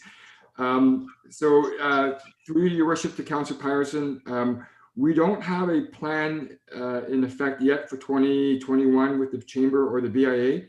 And we may or may not have the funds in place. Last year, we used our regular events funds that we would normally have spent on events, and we directed those funds to help the two projects that we did with those kits and all the for the businesses and the local users. So you know, if we continue to not have events in 2021 and those funds are still available, then yes, we could use those funds like we did in 2020 towards any 2021 projects. But there's no plan that's been made yet. Okay, so as I understand that, Tom will get to it. As I understand that, it's within the procedures and policies of the staff through the CAO that they can redirect those tourism funds into that business support funding. And so I think that there is good budget money set aside for events, of course, in our township. And it's unknown as to what our status is going to be at the time we get to the point where we want to have our farmers markets or our small hall festival running. So I think the point is that we've got some good staff that are able to pivot us and make some programs that help businesses in our community. Tom, go ahead. Yeah, so the money's available. So the question is, I don't want to invent something that you don't think is worthwhile doing. You're the experts and staff, but I know that the Chamber and the BIA independently will start to think about how to remarket, get back on the fast track, and they sure could use a good partner like the township. And you've built a good relationship with them. So is this a natural outflow of what you would do? And do you need a direction from council to spend a certain amount of money, or what? That's a good question. Terry, do you need a motion from council to make that work? I don't think we need a motion at this point yet, Your Worship. Yes, it is, Councillor Patterson, a natural outflow, but we haven't sat down with both organizations yet to really put a plan forward. I think what we would do is once we work with them and we figure out a plan, we would come back to council and request your support, if any is required. And at that point in time, I think we would ask for a motion. But I think we're a little bit premature still. I think there's too many unknowns at this point, to ask for support, because I don't even know what I'm asking for yet. Okay, so the main thing today then, Terry, is you don't think you need money? No. Okay, that's all. All right, that's fine. Good, thank you. Great, so we're comfortable then, we don't need that. Yes, go ahead, Councillor Leishman. Thank you. Terry, is it not possible that you might need it in the summer when the restaurants want to set up patios outside on the road? I've been through Meaford and they actually have barriers up and they have the big trucks running through their town as well as we do. And they have these amazing barriers up. You can't even see the people sitting there. It's like part of the restaurant. I don't know whether that's possible or not, but that I'm sure that costs money. I'm sure it does. That's a good point. The Jersey barriers in Meaford were pretty successful for them. Let's go right to Dan. Dan, what's your thought? You're the road authority when it comes to road use. What do you think of that? Your Worship, I just throw my input here because I heard that and that was something that I heard from the restaurateurs or the business owners when they, in not only in Stayner but in Creemore as well, is that the standard that we were looking for as far as a barrier between traffic and pedestrians and or patrons was quite costly. So if there are any type of funds that maybe council would as part of a grant system of some sort, or in order to ease the amount that it takes to construct something, to construct a roadside patio, I'll call it, that may be that may be consideration. Councillor Leishman. Well, I'm kind of piggybacking on Councillor Patterson's idea here. So I have no idea how much anything like this would cost. And I'm not sure where it would, well, I think it should come from economic development, quite frankly, because I think that's a pretty big budget. So anyway, but Councillor Patterson, this is your motion. So you run with it, honey. Councillor Patterson, go ahead. Yeah, thank you, my dear. That's it. That's exactly the kind of thinking. That's what I expect Terry and Amanda and the rest of us would do once we're in the mode of restarting and would be defined by the chamber and the BIA. And we wouldn't be paying the full shot, but we're there to help them get off the mark. So yeah, whatever we think, that's what I'm thinking of. All right, so it's very reasonable to expect then that the staff have the ability to make these decisions now because they have some funding available.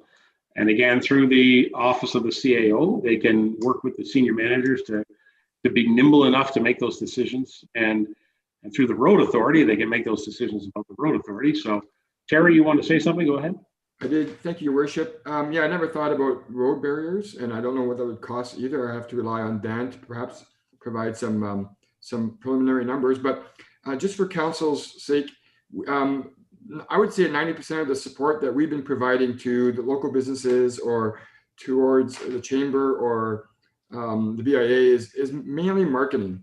We've been there to help support with all the marketing initiatives they have, the signage. We've been leveraging some funds through our partners with the radio stations and the local media.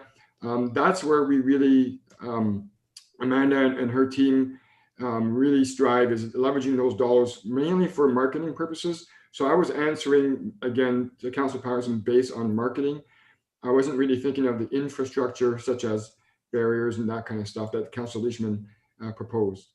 So from a marketing perspective, Councillor Patterson, I think we have our regular operating dollars, I think will assist. And again, Amanda gets very creative when we don't have the money.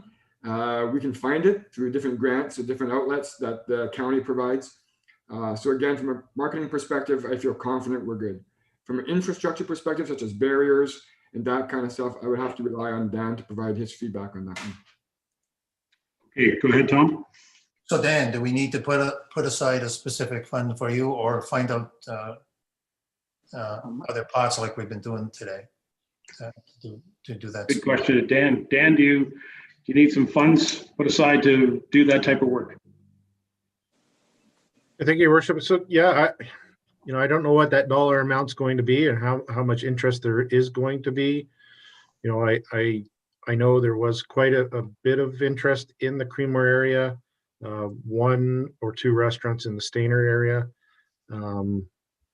So I've heard about Meaford and their barrier on Highway 26. So they may be a good resource to lean on to see what their process was. I know we did not require MTO approval. They made that quite clear because it's in the connecting link in the Stayner area. So it'd just be a matter of making it safe. So proper barriers and whatnot. So I probably could have a number fairly quick on what they used. And, if we were to provide, say, the barriers and the restaurateurs or the business owners would provide the, I call it the pedestrian path, perhaps. Right. Would be an option, or again, council can grant them the money, to help out. So, okay, gentlemen of the senior staff and the treasurer, as I understand it, we have the funds available, and because it's crisis management, we're dealing with things that are outside of our control. We have the ability to create that program and create that funding within the budgets that we already have, particularly through the office of the CAO can direct that expenses to flow through. So do we need a motion to put this on the floor to create this thing, or is this just information for senior management to consider? I'm asking all of you guys as senior managers, where do we go on this? Because I mean, right now we're talking without a motion even. So Terry, what do you think? Thank you, Your Worship. From a marketing perspective, I think we're okay at this point. And like I said, until we iron out a plan with those organizations and even the non-members, until we iron out that plan and we talk to our partners like the South Georgian Bay Tourist Association, I think we're okay from a marketing perspective. Okay. So, and to that comment, Dan, you can work with the office of the CAO to make any type of purchases or make a program up for funding, something like that within the budgets that we have today, correct? I would say that would be correct, and we'll have to solidify. I think the more important thing, we would solidify some sort of a program, like a layout design of some sort to. Good. Tom, does that help you out? Are we getting there? Well, it helps me out because I know we've had a good conversation, but really what I want to do is give us some assurance now while we're doing some early days of some assurance that they can come and talk to us and we're willing to talk to them about supporting them.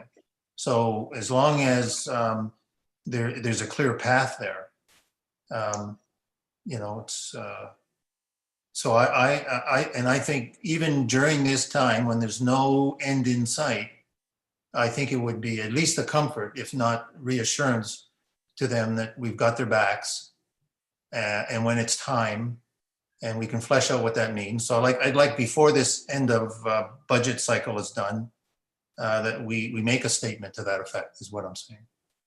And then Mr. Ron, jump in.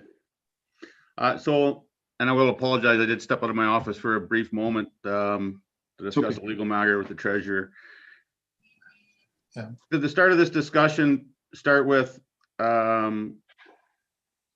talking with the Chamber of Commerce and the BIA in order to facilitate this for the downtown areas, because as we're aware, there's different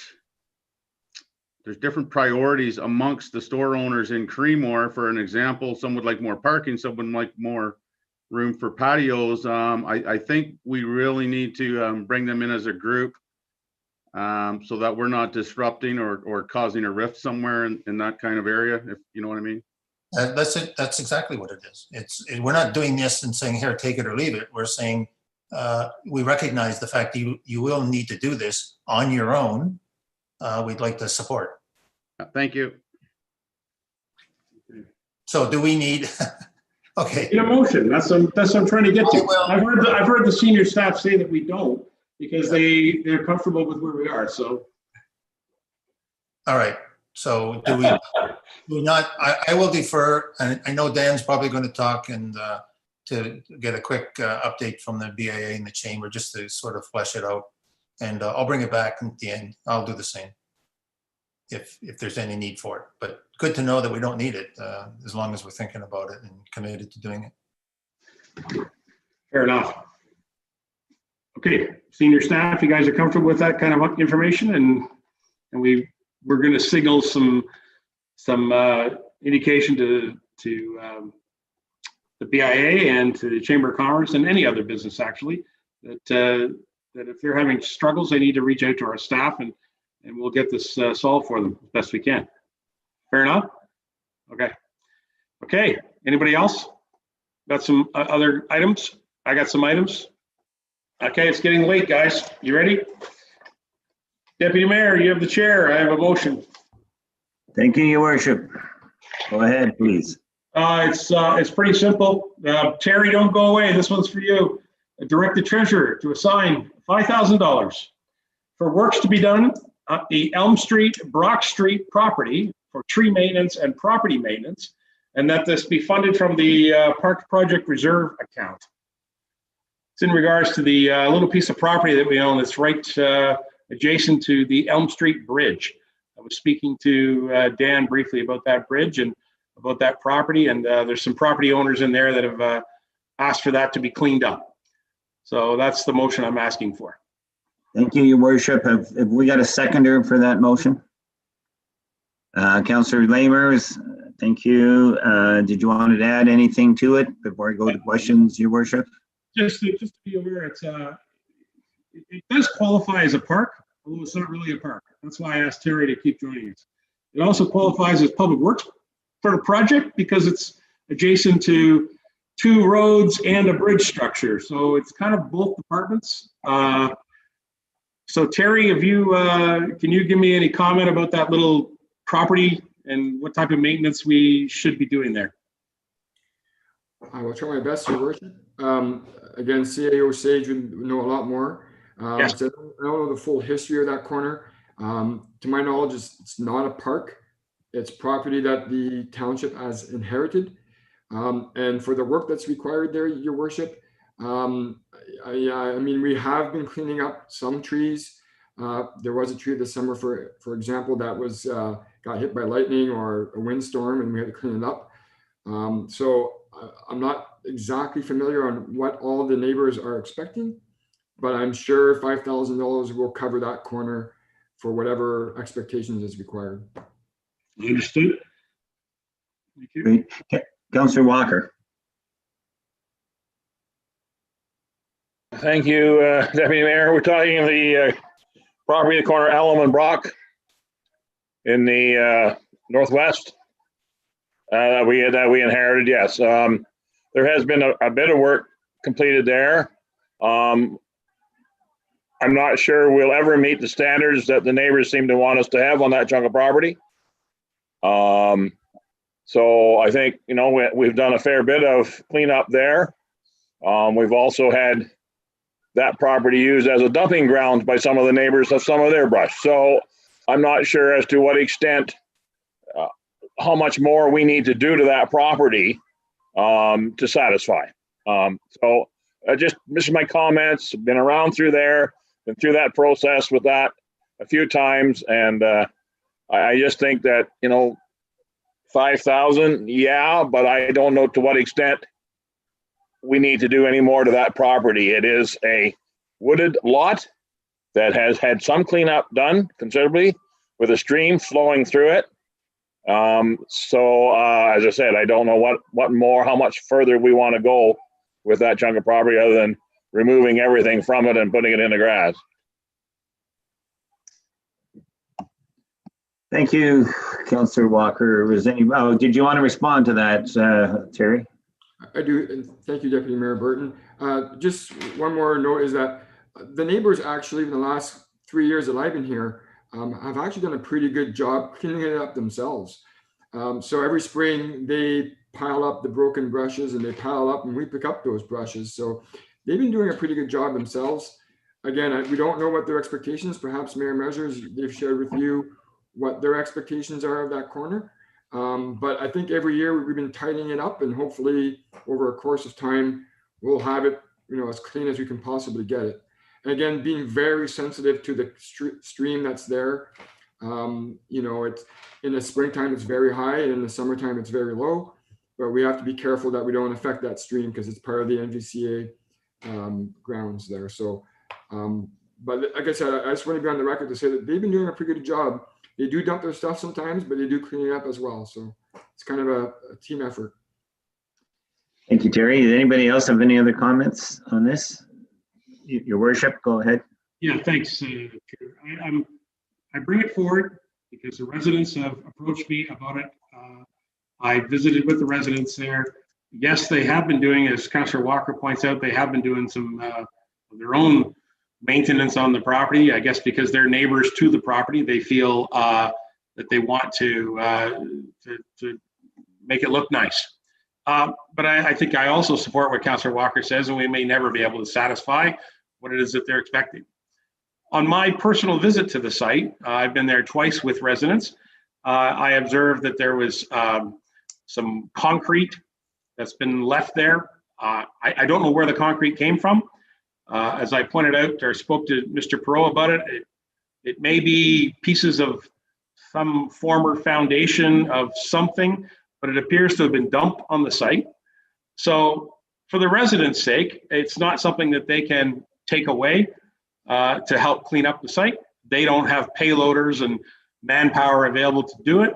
So I think what we need to do is simply clean up the site, to remove any of those debris pieces that are on the site, and then further to clean up, as I spoke to Mr. Perot, to clean up some of the Manitoba maple stuff that's growing on Brock Street that creates a bit of a, as to Councillor Lamer's point, is it creates a sightline problem right there. And the other aspect about this too is Elm Street itself is becoming busier with pedestrian traffic, given that we've put that new sidewalk in and the kids are traversing up to the school. So I suspect that we may see more litter showing up in that area, just suspecting. So I think if we clean it up and make it look nice, at least then we'll have a little better handle on that. $5,000 might be a little excessive. I would suggest that the $5,000 come out of that fund. And frankly, if through Terry's management or through Dan Perot's management, they only use $2,000, that's fine. My point is that I would like to get some work done on that intersection. Okay, thank you. Is there any more questions? Anybody else? Going once, going twice. I'm going to call the vote. We have a motion on the floor put forward by His Worship and seconded by, I'm sorry, I forgot who seconded it. Yes, Councillor Lehman, thank you. All in favor? Motion carried. Any opposed? Thank you, Robert. Terry, you don't get the vote. No, I just want to say our department can take care of it. Good, thank you. Thank you. Terry, I thought you were voting no, saying no, you didn't want your department to look after. Anyways, so good. Your Worship, am I handing the chair back to you, or are you putting forth another motion? I've got two more. I've got one more simple one if you want. Yeah, let's do it. Okay. Let's at least do one more, and then we'll see if there's anybody else. Okay. That council direct the Public Works Department to investigate the options for transit service to Nottawa. And that staff meet with the town of Collingwood to determine if a cooperative effort can be provided for transit services to Nottawa, to report back to council in 2021 for consideration in the 2022 budget.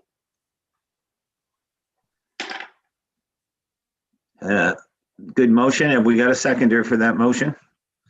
Councillor Deneen, we have a mover, we have a seconder. Any questions? Yes, Councillor Patterson.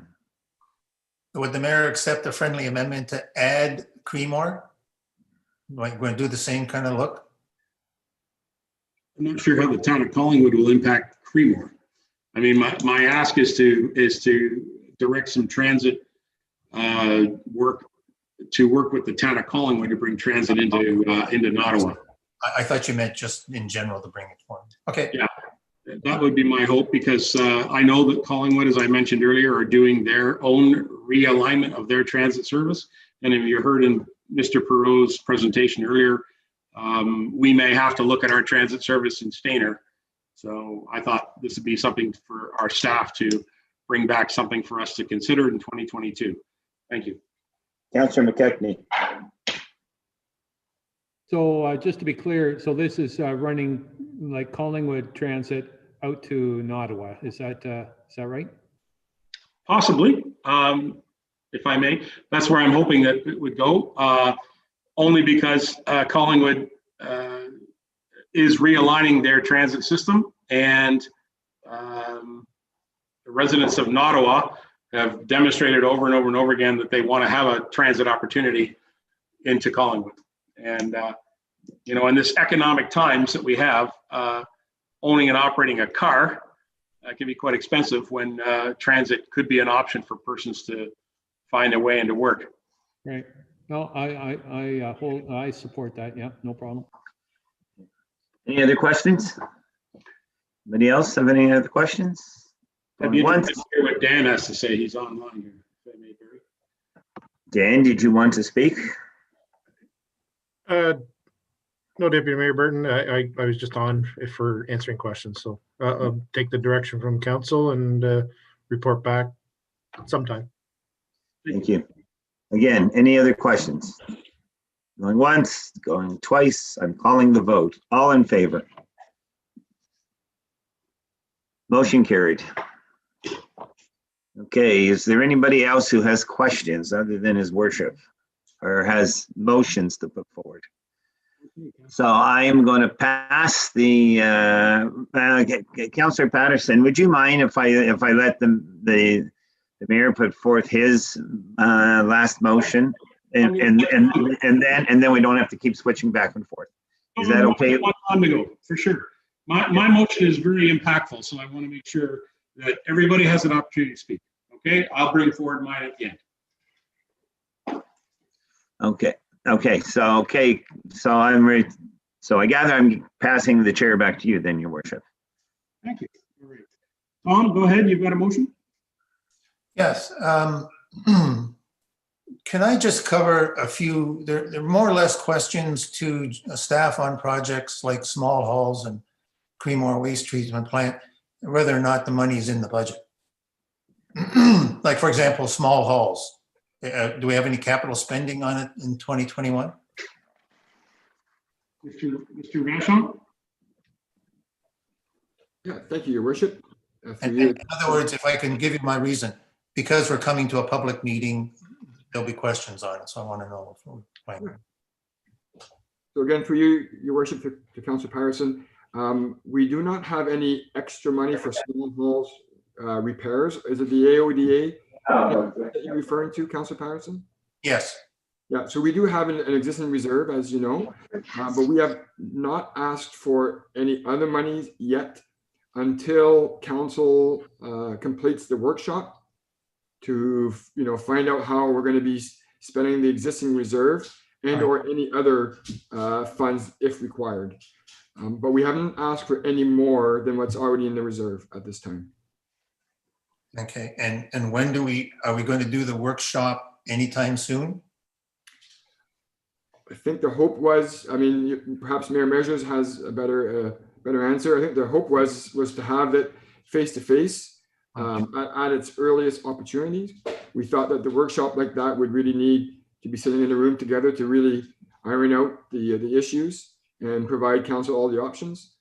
I think we were looking at very early Q1 in 2021. So is it fair to say that we're probably not going to spend any, just as for public consumption, any significant AODA improvement money in 2021? I wouldn't say that. through you, your worship, Councillor Patterson, I wouldn't say we would not be spending significant money. Obviously, the reserve is already quite significant. And if you recall, the total project came in at about 6.2 million. So if council does decide in 2021 that they want to proceed with either the whole project or a modified project, then no, I think that there may be some money being spent. But I think council will have to explore all those funding opportunities at that point in time once you make those decisions. Yeah, spent up to the 1.5 million or so that's there. Yeah. Yeah, okay. All right, fair enough. Can I just run through a couple of quick ones? Please do. Okay, so now in the Creemore Waste Treatment Plant, I see that we're doing the Mary Street water main. The urbanization projects modernization that we talked about includes curbs and sidewalks on Mary Street? Or no?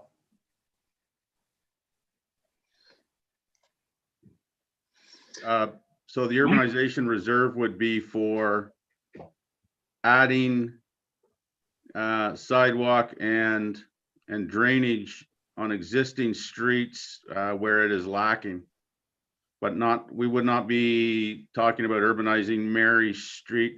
The developer is required to urbanize Mary Street in front of their development as part of their subdivision approval. Yeah. But would they not, between County Road 9 and St. Francis, isn't the developer putting in curbs and sidewalk?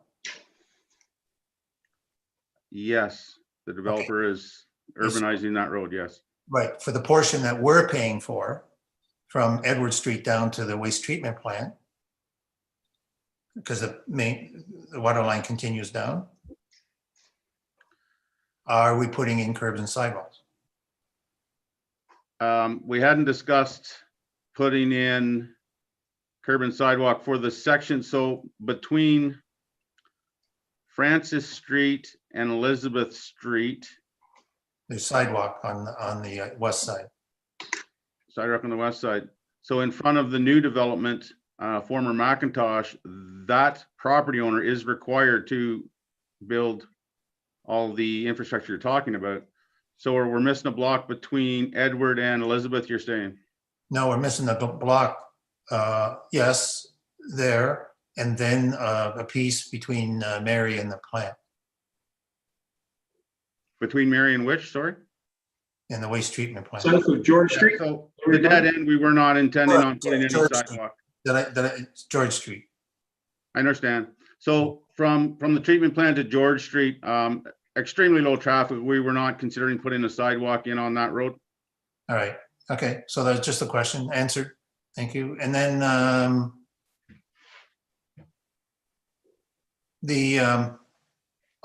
Dan, on concession 5, we were doing a 2 or 3 year program and did an excellent job so far from 6, 7 in around there. The ditching and the road seems to be really starting to stabilize.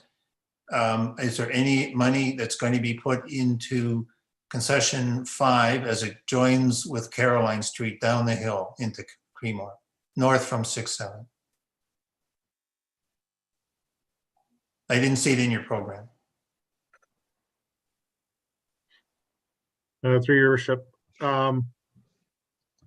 it is on the cycle, I'll call it, on one of our rotations. As far as our road gravel resurfacing program. But I believe it will be not 20, it most likely be in 2022, I believe. That's okay with me. That's the commitment we made to the group up there, remember? We would try to do all the bad spots. Yeah. And then right now what's left is the worst spot is going down the hills, north from 6-7 down into Caroline. So even though, and I just point out, even though concession 5 wasn't on 2020's list, but we did have some time there to go up and do some ditching up in that area, up on the flats. So that's kind of, we're flexible that way, but it'll be on for resurfacing, I believe, in 2022, if I'm not mistaken. Okay, and the last thing I have, it's it's an ongoing, it's a budget related item, but the social housing program, senior housing, and including any assisted program. We have had scheduled to do a workshop with Simcoe County Social Housing General Manager, Greg. And I know, talking with the CAO Sage, he was trying to organize that so that we could get that in during this budget cycle. Anyone know if we're going to be doing that workshop in December? I do not believe that's happening in December. Brenda, do you know if there's been an update from the county on that? I don't think there was. No. It wasn't. No. So Barry, have you heard any update? Have you spoken to the people at Housing? Well, I had a meeting with Mr. Bishop and staff, about a month ago, because we're reviewing the whole social service program. So they've kind of been up to their armpits and things to do with COVID and everything, trying to find funding. So something I can bring up to Greg and see. But I personally, I don't see it happening, this year in December. I think it's something that's going to have to be put off next year. But I'm more than happy to send Greg an email and do a follow-up. I think that this council certainly wants to have an update on that programming from the county. And so I think, we can arrange to have another council meeting sometime and do a Zoom session with them and get updated for sure. Thank you, Tom, for bringing that forward. Is there anything further, Tom? Those are my items. Oh, those are all your items? Okay. Don't encourage me. Oh, I know. You know what? I mean, honestly, guys, this is how it works. We have to have these type of discussions to get to a budget that we want to present to the public and recognize that we're spending tax dollars. So I'm very happy that we're going around like this. Sorry it's taken so long, and I'm glad you're all being very patient. Maybe a general question. To answer your question, I'm waiting for a couple others based on a public meeting. Nothing too significant, but there may be a couple others after the. Oh, that's fine. I mean, we'll have that prerogative to do that once we get to a public meeting. Councillor McKechnie, go ahead. Thank you, Your Worship. Just before you get to your motion there, can I get Kelly just to pipe in and tell us what we're at as far as the tax increase at this point? That's exactly where I was going next. Hello, Kelly. Hi there. We started this meeting with the good morning. Now we can say good evening.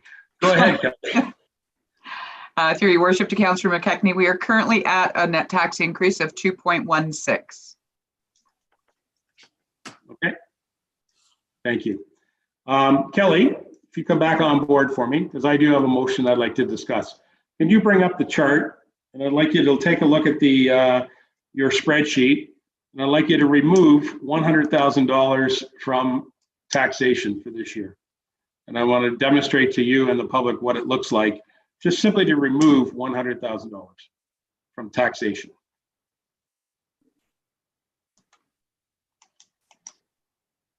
All right, if you got my screen? Yep.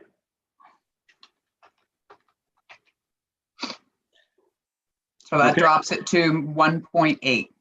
Okay. All right. You can take that back out again. I just wanted to see everybody see that it would drop it to 1.8. All right. I'd like to pass the chair to the deputy mayor, and I'll bring forward my motion. Yes, Your Worship. Please go ahead.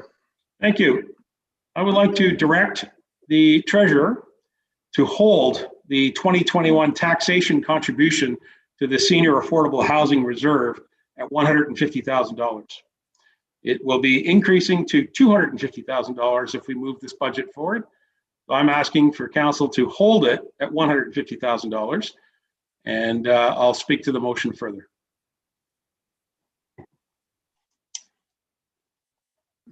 Do we have a mover? I'm the mover. I'm looking for a second. Seconder. Sorry, do we have a seconder? It's been a long day. Do we have a seconder for that? No. Councillor Dineen seconded it. Okay, go ahead, Your Worship. I thank you very much, Deputy Mayor. I think it's important for council to know that this program, while is a good program and has some merit to it, it doesn't have an actual program behind it. A Senior Affordable Housing Reserve is a good project, but it's there's no program that's involved with that right now. So I think it's important that we remember we're still building a reserve, that there may be a program in the future. So working with the county, we don't have the information from the county yet. And so I think that it's appropriate that we keep the reserve continuing. But I would suggest that in this time of COVID and restraint, that we need to consider reducing our tax burden to the residents of Clearview. And this particular program, while controversial at our last budget, Deputy Mayor, respectfully, I think that it still needs to be fleshed out and have further information available to it. So I'm suggesting that if we hold our taxation level contribution towards that reserve, holding it at 150, at the end of 2021, there'll be $300,000 in that account, and we can have this similar debate at the budget period for next year. And so that would be my comment. I would hope the council would support this motion as we're trying to keep our tax increase as low as possible and support all the programs that you've all talked about today.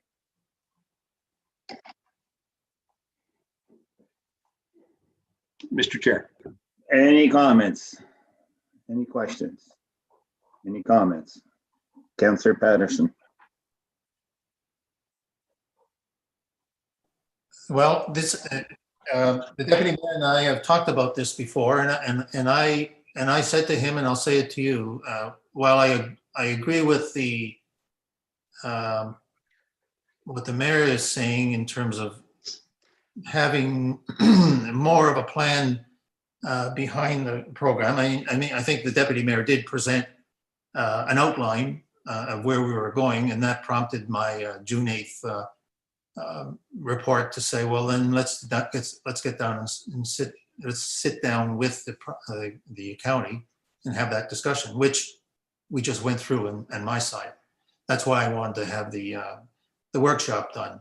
So if we're going to do that, then I would say let's get the county down here and let's talk about a serious program to do, which I agree we need, and certainly the deputy mayor agrees we need to have a senior housing, and I think it's broader than senior housing.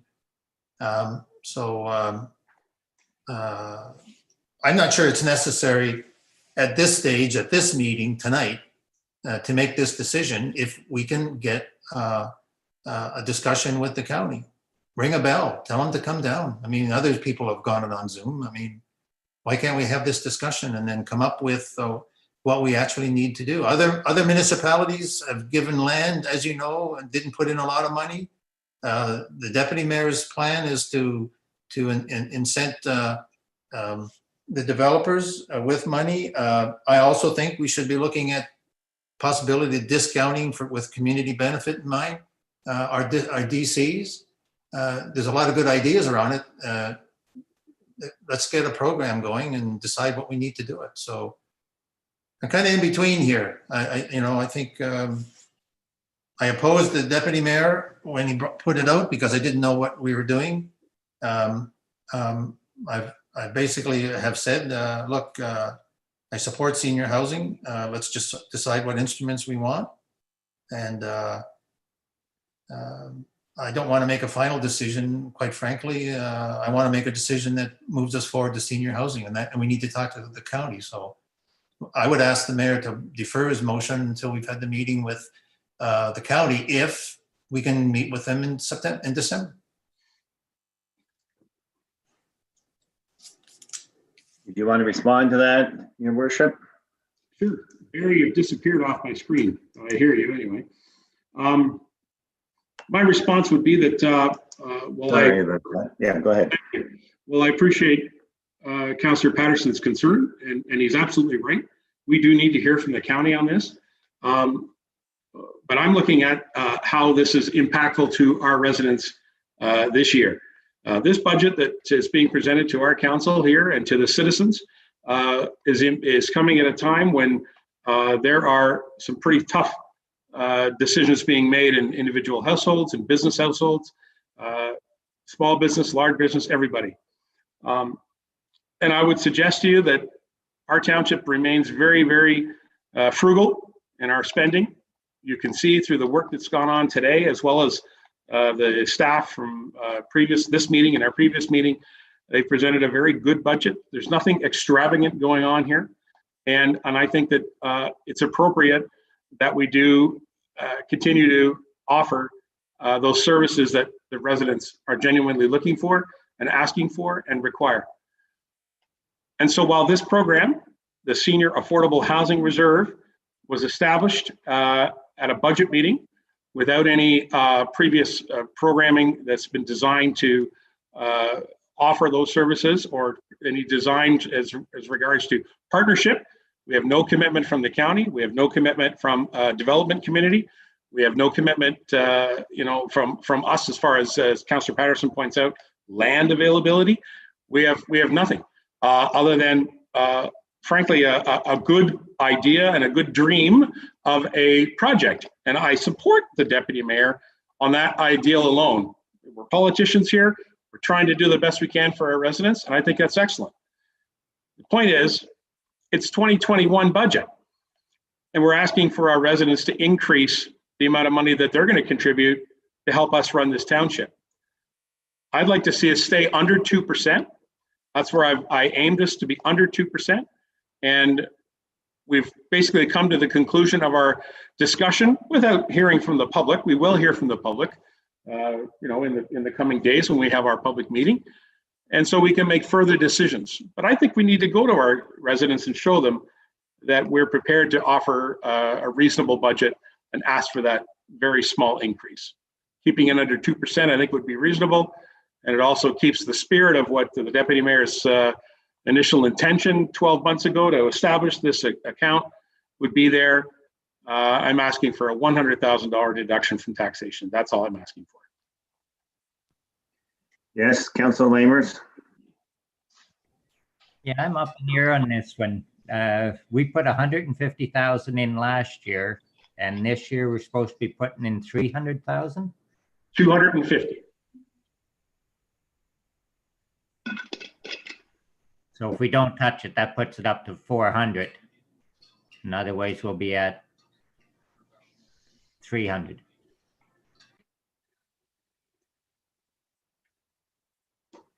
Any other questions, comments out there? Anybody else? Yes, Councillor McKechnie. Thank you, Deputy Mayor. Oh boy, this is a tough one. Just wondering if the mayor would be would consider reducing that $100,000 reduction, so bring it down to $50,000. That would bring it under the 2%, I believe. So we would still be putting in $200,000. Would that be a consideration? Through the chair, sure, I could consider it. I'm actually being a little concerned, though, that we're going to hear from residents of the public who are going to be, frankly, upset at even 1.8% as what is now on the table. And so, as much as I get it, and ideally, I'd like to be able to go to our residents and say it's less than 2% increase in your taxes. I'd like to be able to say that. I think that all of you would like to be able to say that. But in the end, we don't know what our public's going to ask for us in the next little while. We also have a question that Councillor Patterson's brought up in regards to policing that may impact us in 2021. So I would rather stay on the 100. And to be honest, it stays within the spirit of what the Deputy Mayor's motion was in the first place 12 months ago, where we would stay at $150,000 instead of this train increase going on. So thank you, Councillor. I'll decline. Okay, any other comments or questions out there? Well, I'm going to comment, obviously, is, I understand where we are and I see where our increase is at, but that increase is not a result of the reserve that was already set up. I think to take a step back to reduce this as a step backwards, I think we have an obligation to our seniors to keep moving forward and create a reserve for affordable housing for seniors And yes, there's no definite plan yet. There's no definite, because we need to get some money in a reserve so we can start making a definite plan. Deals are made, options are open, and they're usually, when they come open, they're not open for a very long period of time. County decides to accept proposals, you need to be in that position to put out proposals. That's why I wanted to build a reserve, so we're in a position when opportunities come up, we're there. I think to support, with all due respect to the mayor, I understand where he's coming from, with all due respect, I think it would be a step backwards for our seniors to do that. Councillor Patterson, I saw you had your hand up. Yeah, so we're all waiting to decide on how far this plan is going to go, hinging on the county. So I would ask again, all good points. The dilemma is we don't have information. I don't understand, after all this time, that we can't get the county to come and talk to us, even if we have to call a special meeting, an hour's meeting, get on the Zoom. Well, first of all, the county did do a presentation to us back in, I can't remember, it was a while ago, maybe I think at the end of this term, where we've been given an assignment to create so many affordable housing units, and we've created none since then. And like I said, it's about being prepared. We create reserves. We create reserves for various things, and creating a reserve for this is, you all talk about how it's a good idea and a good thing there, but then you don't want to put the money in. Yeah. I understand it's COVID time, so we'll just, we'll have to put it to council and let them make the decision. Yeah, go ahead, Your Worship. Thank you, Barry. Listen, you're right. There is an assignment that was done by the county about the distribution of affordable housing units across the whole county. We're a small municipality, so we didn't have a huge target, but we certainly had a target presented to us. But keeping in mind, that target was given to us to work with developers through our planning department and through our official plan. What you're proposing through this account, this Senior Affordable Housing Reserve, you're just putting money aside for a project that we don't have any idea what it's going to look like. We don't have any goals and objectives for it.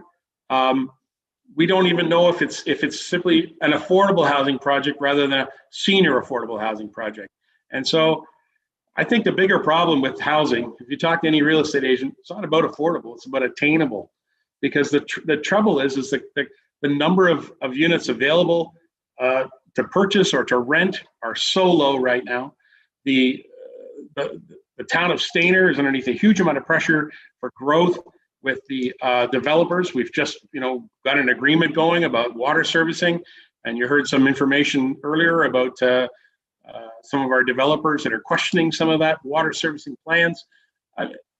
This is stuff that's going to happen in the future for sure, but we don't have any of them. Not a one of our developers is talking about affordable housing. And so the Senior Affordable Housing Reserve has not been fully fleshed out, has not been fully vetted out. You're right, we haven't got an understanding from the county as to what they can do. When I sat with the county, Barry, to do the budget, we didn't have much talk at all about affordable housing.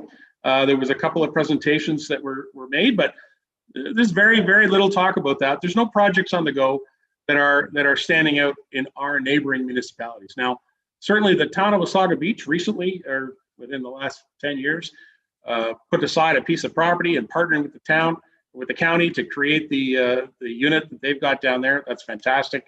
Collingwood was blessed with adopting the former Ontario Housing Project at High Street. The county redeveloped it, tore down the old one, built a new one in the same place. County invested there for sure.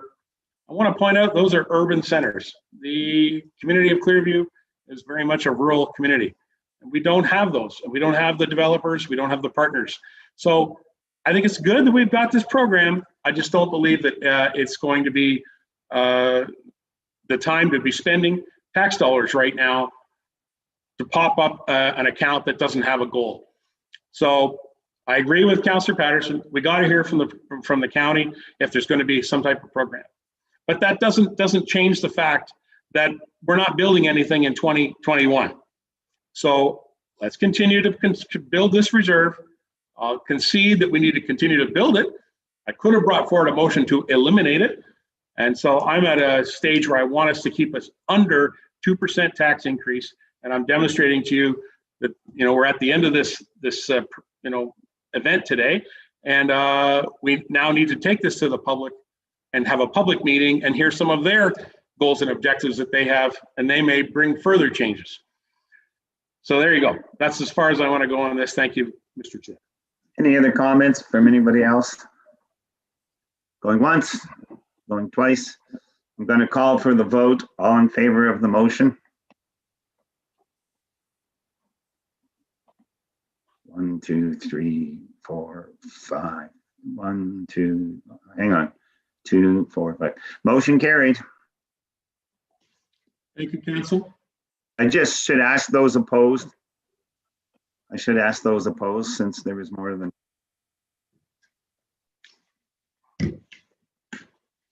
It's back to you, Your Worship. Thank you very much.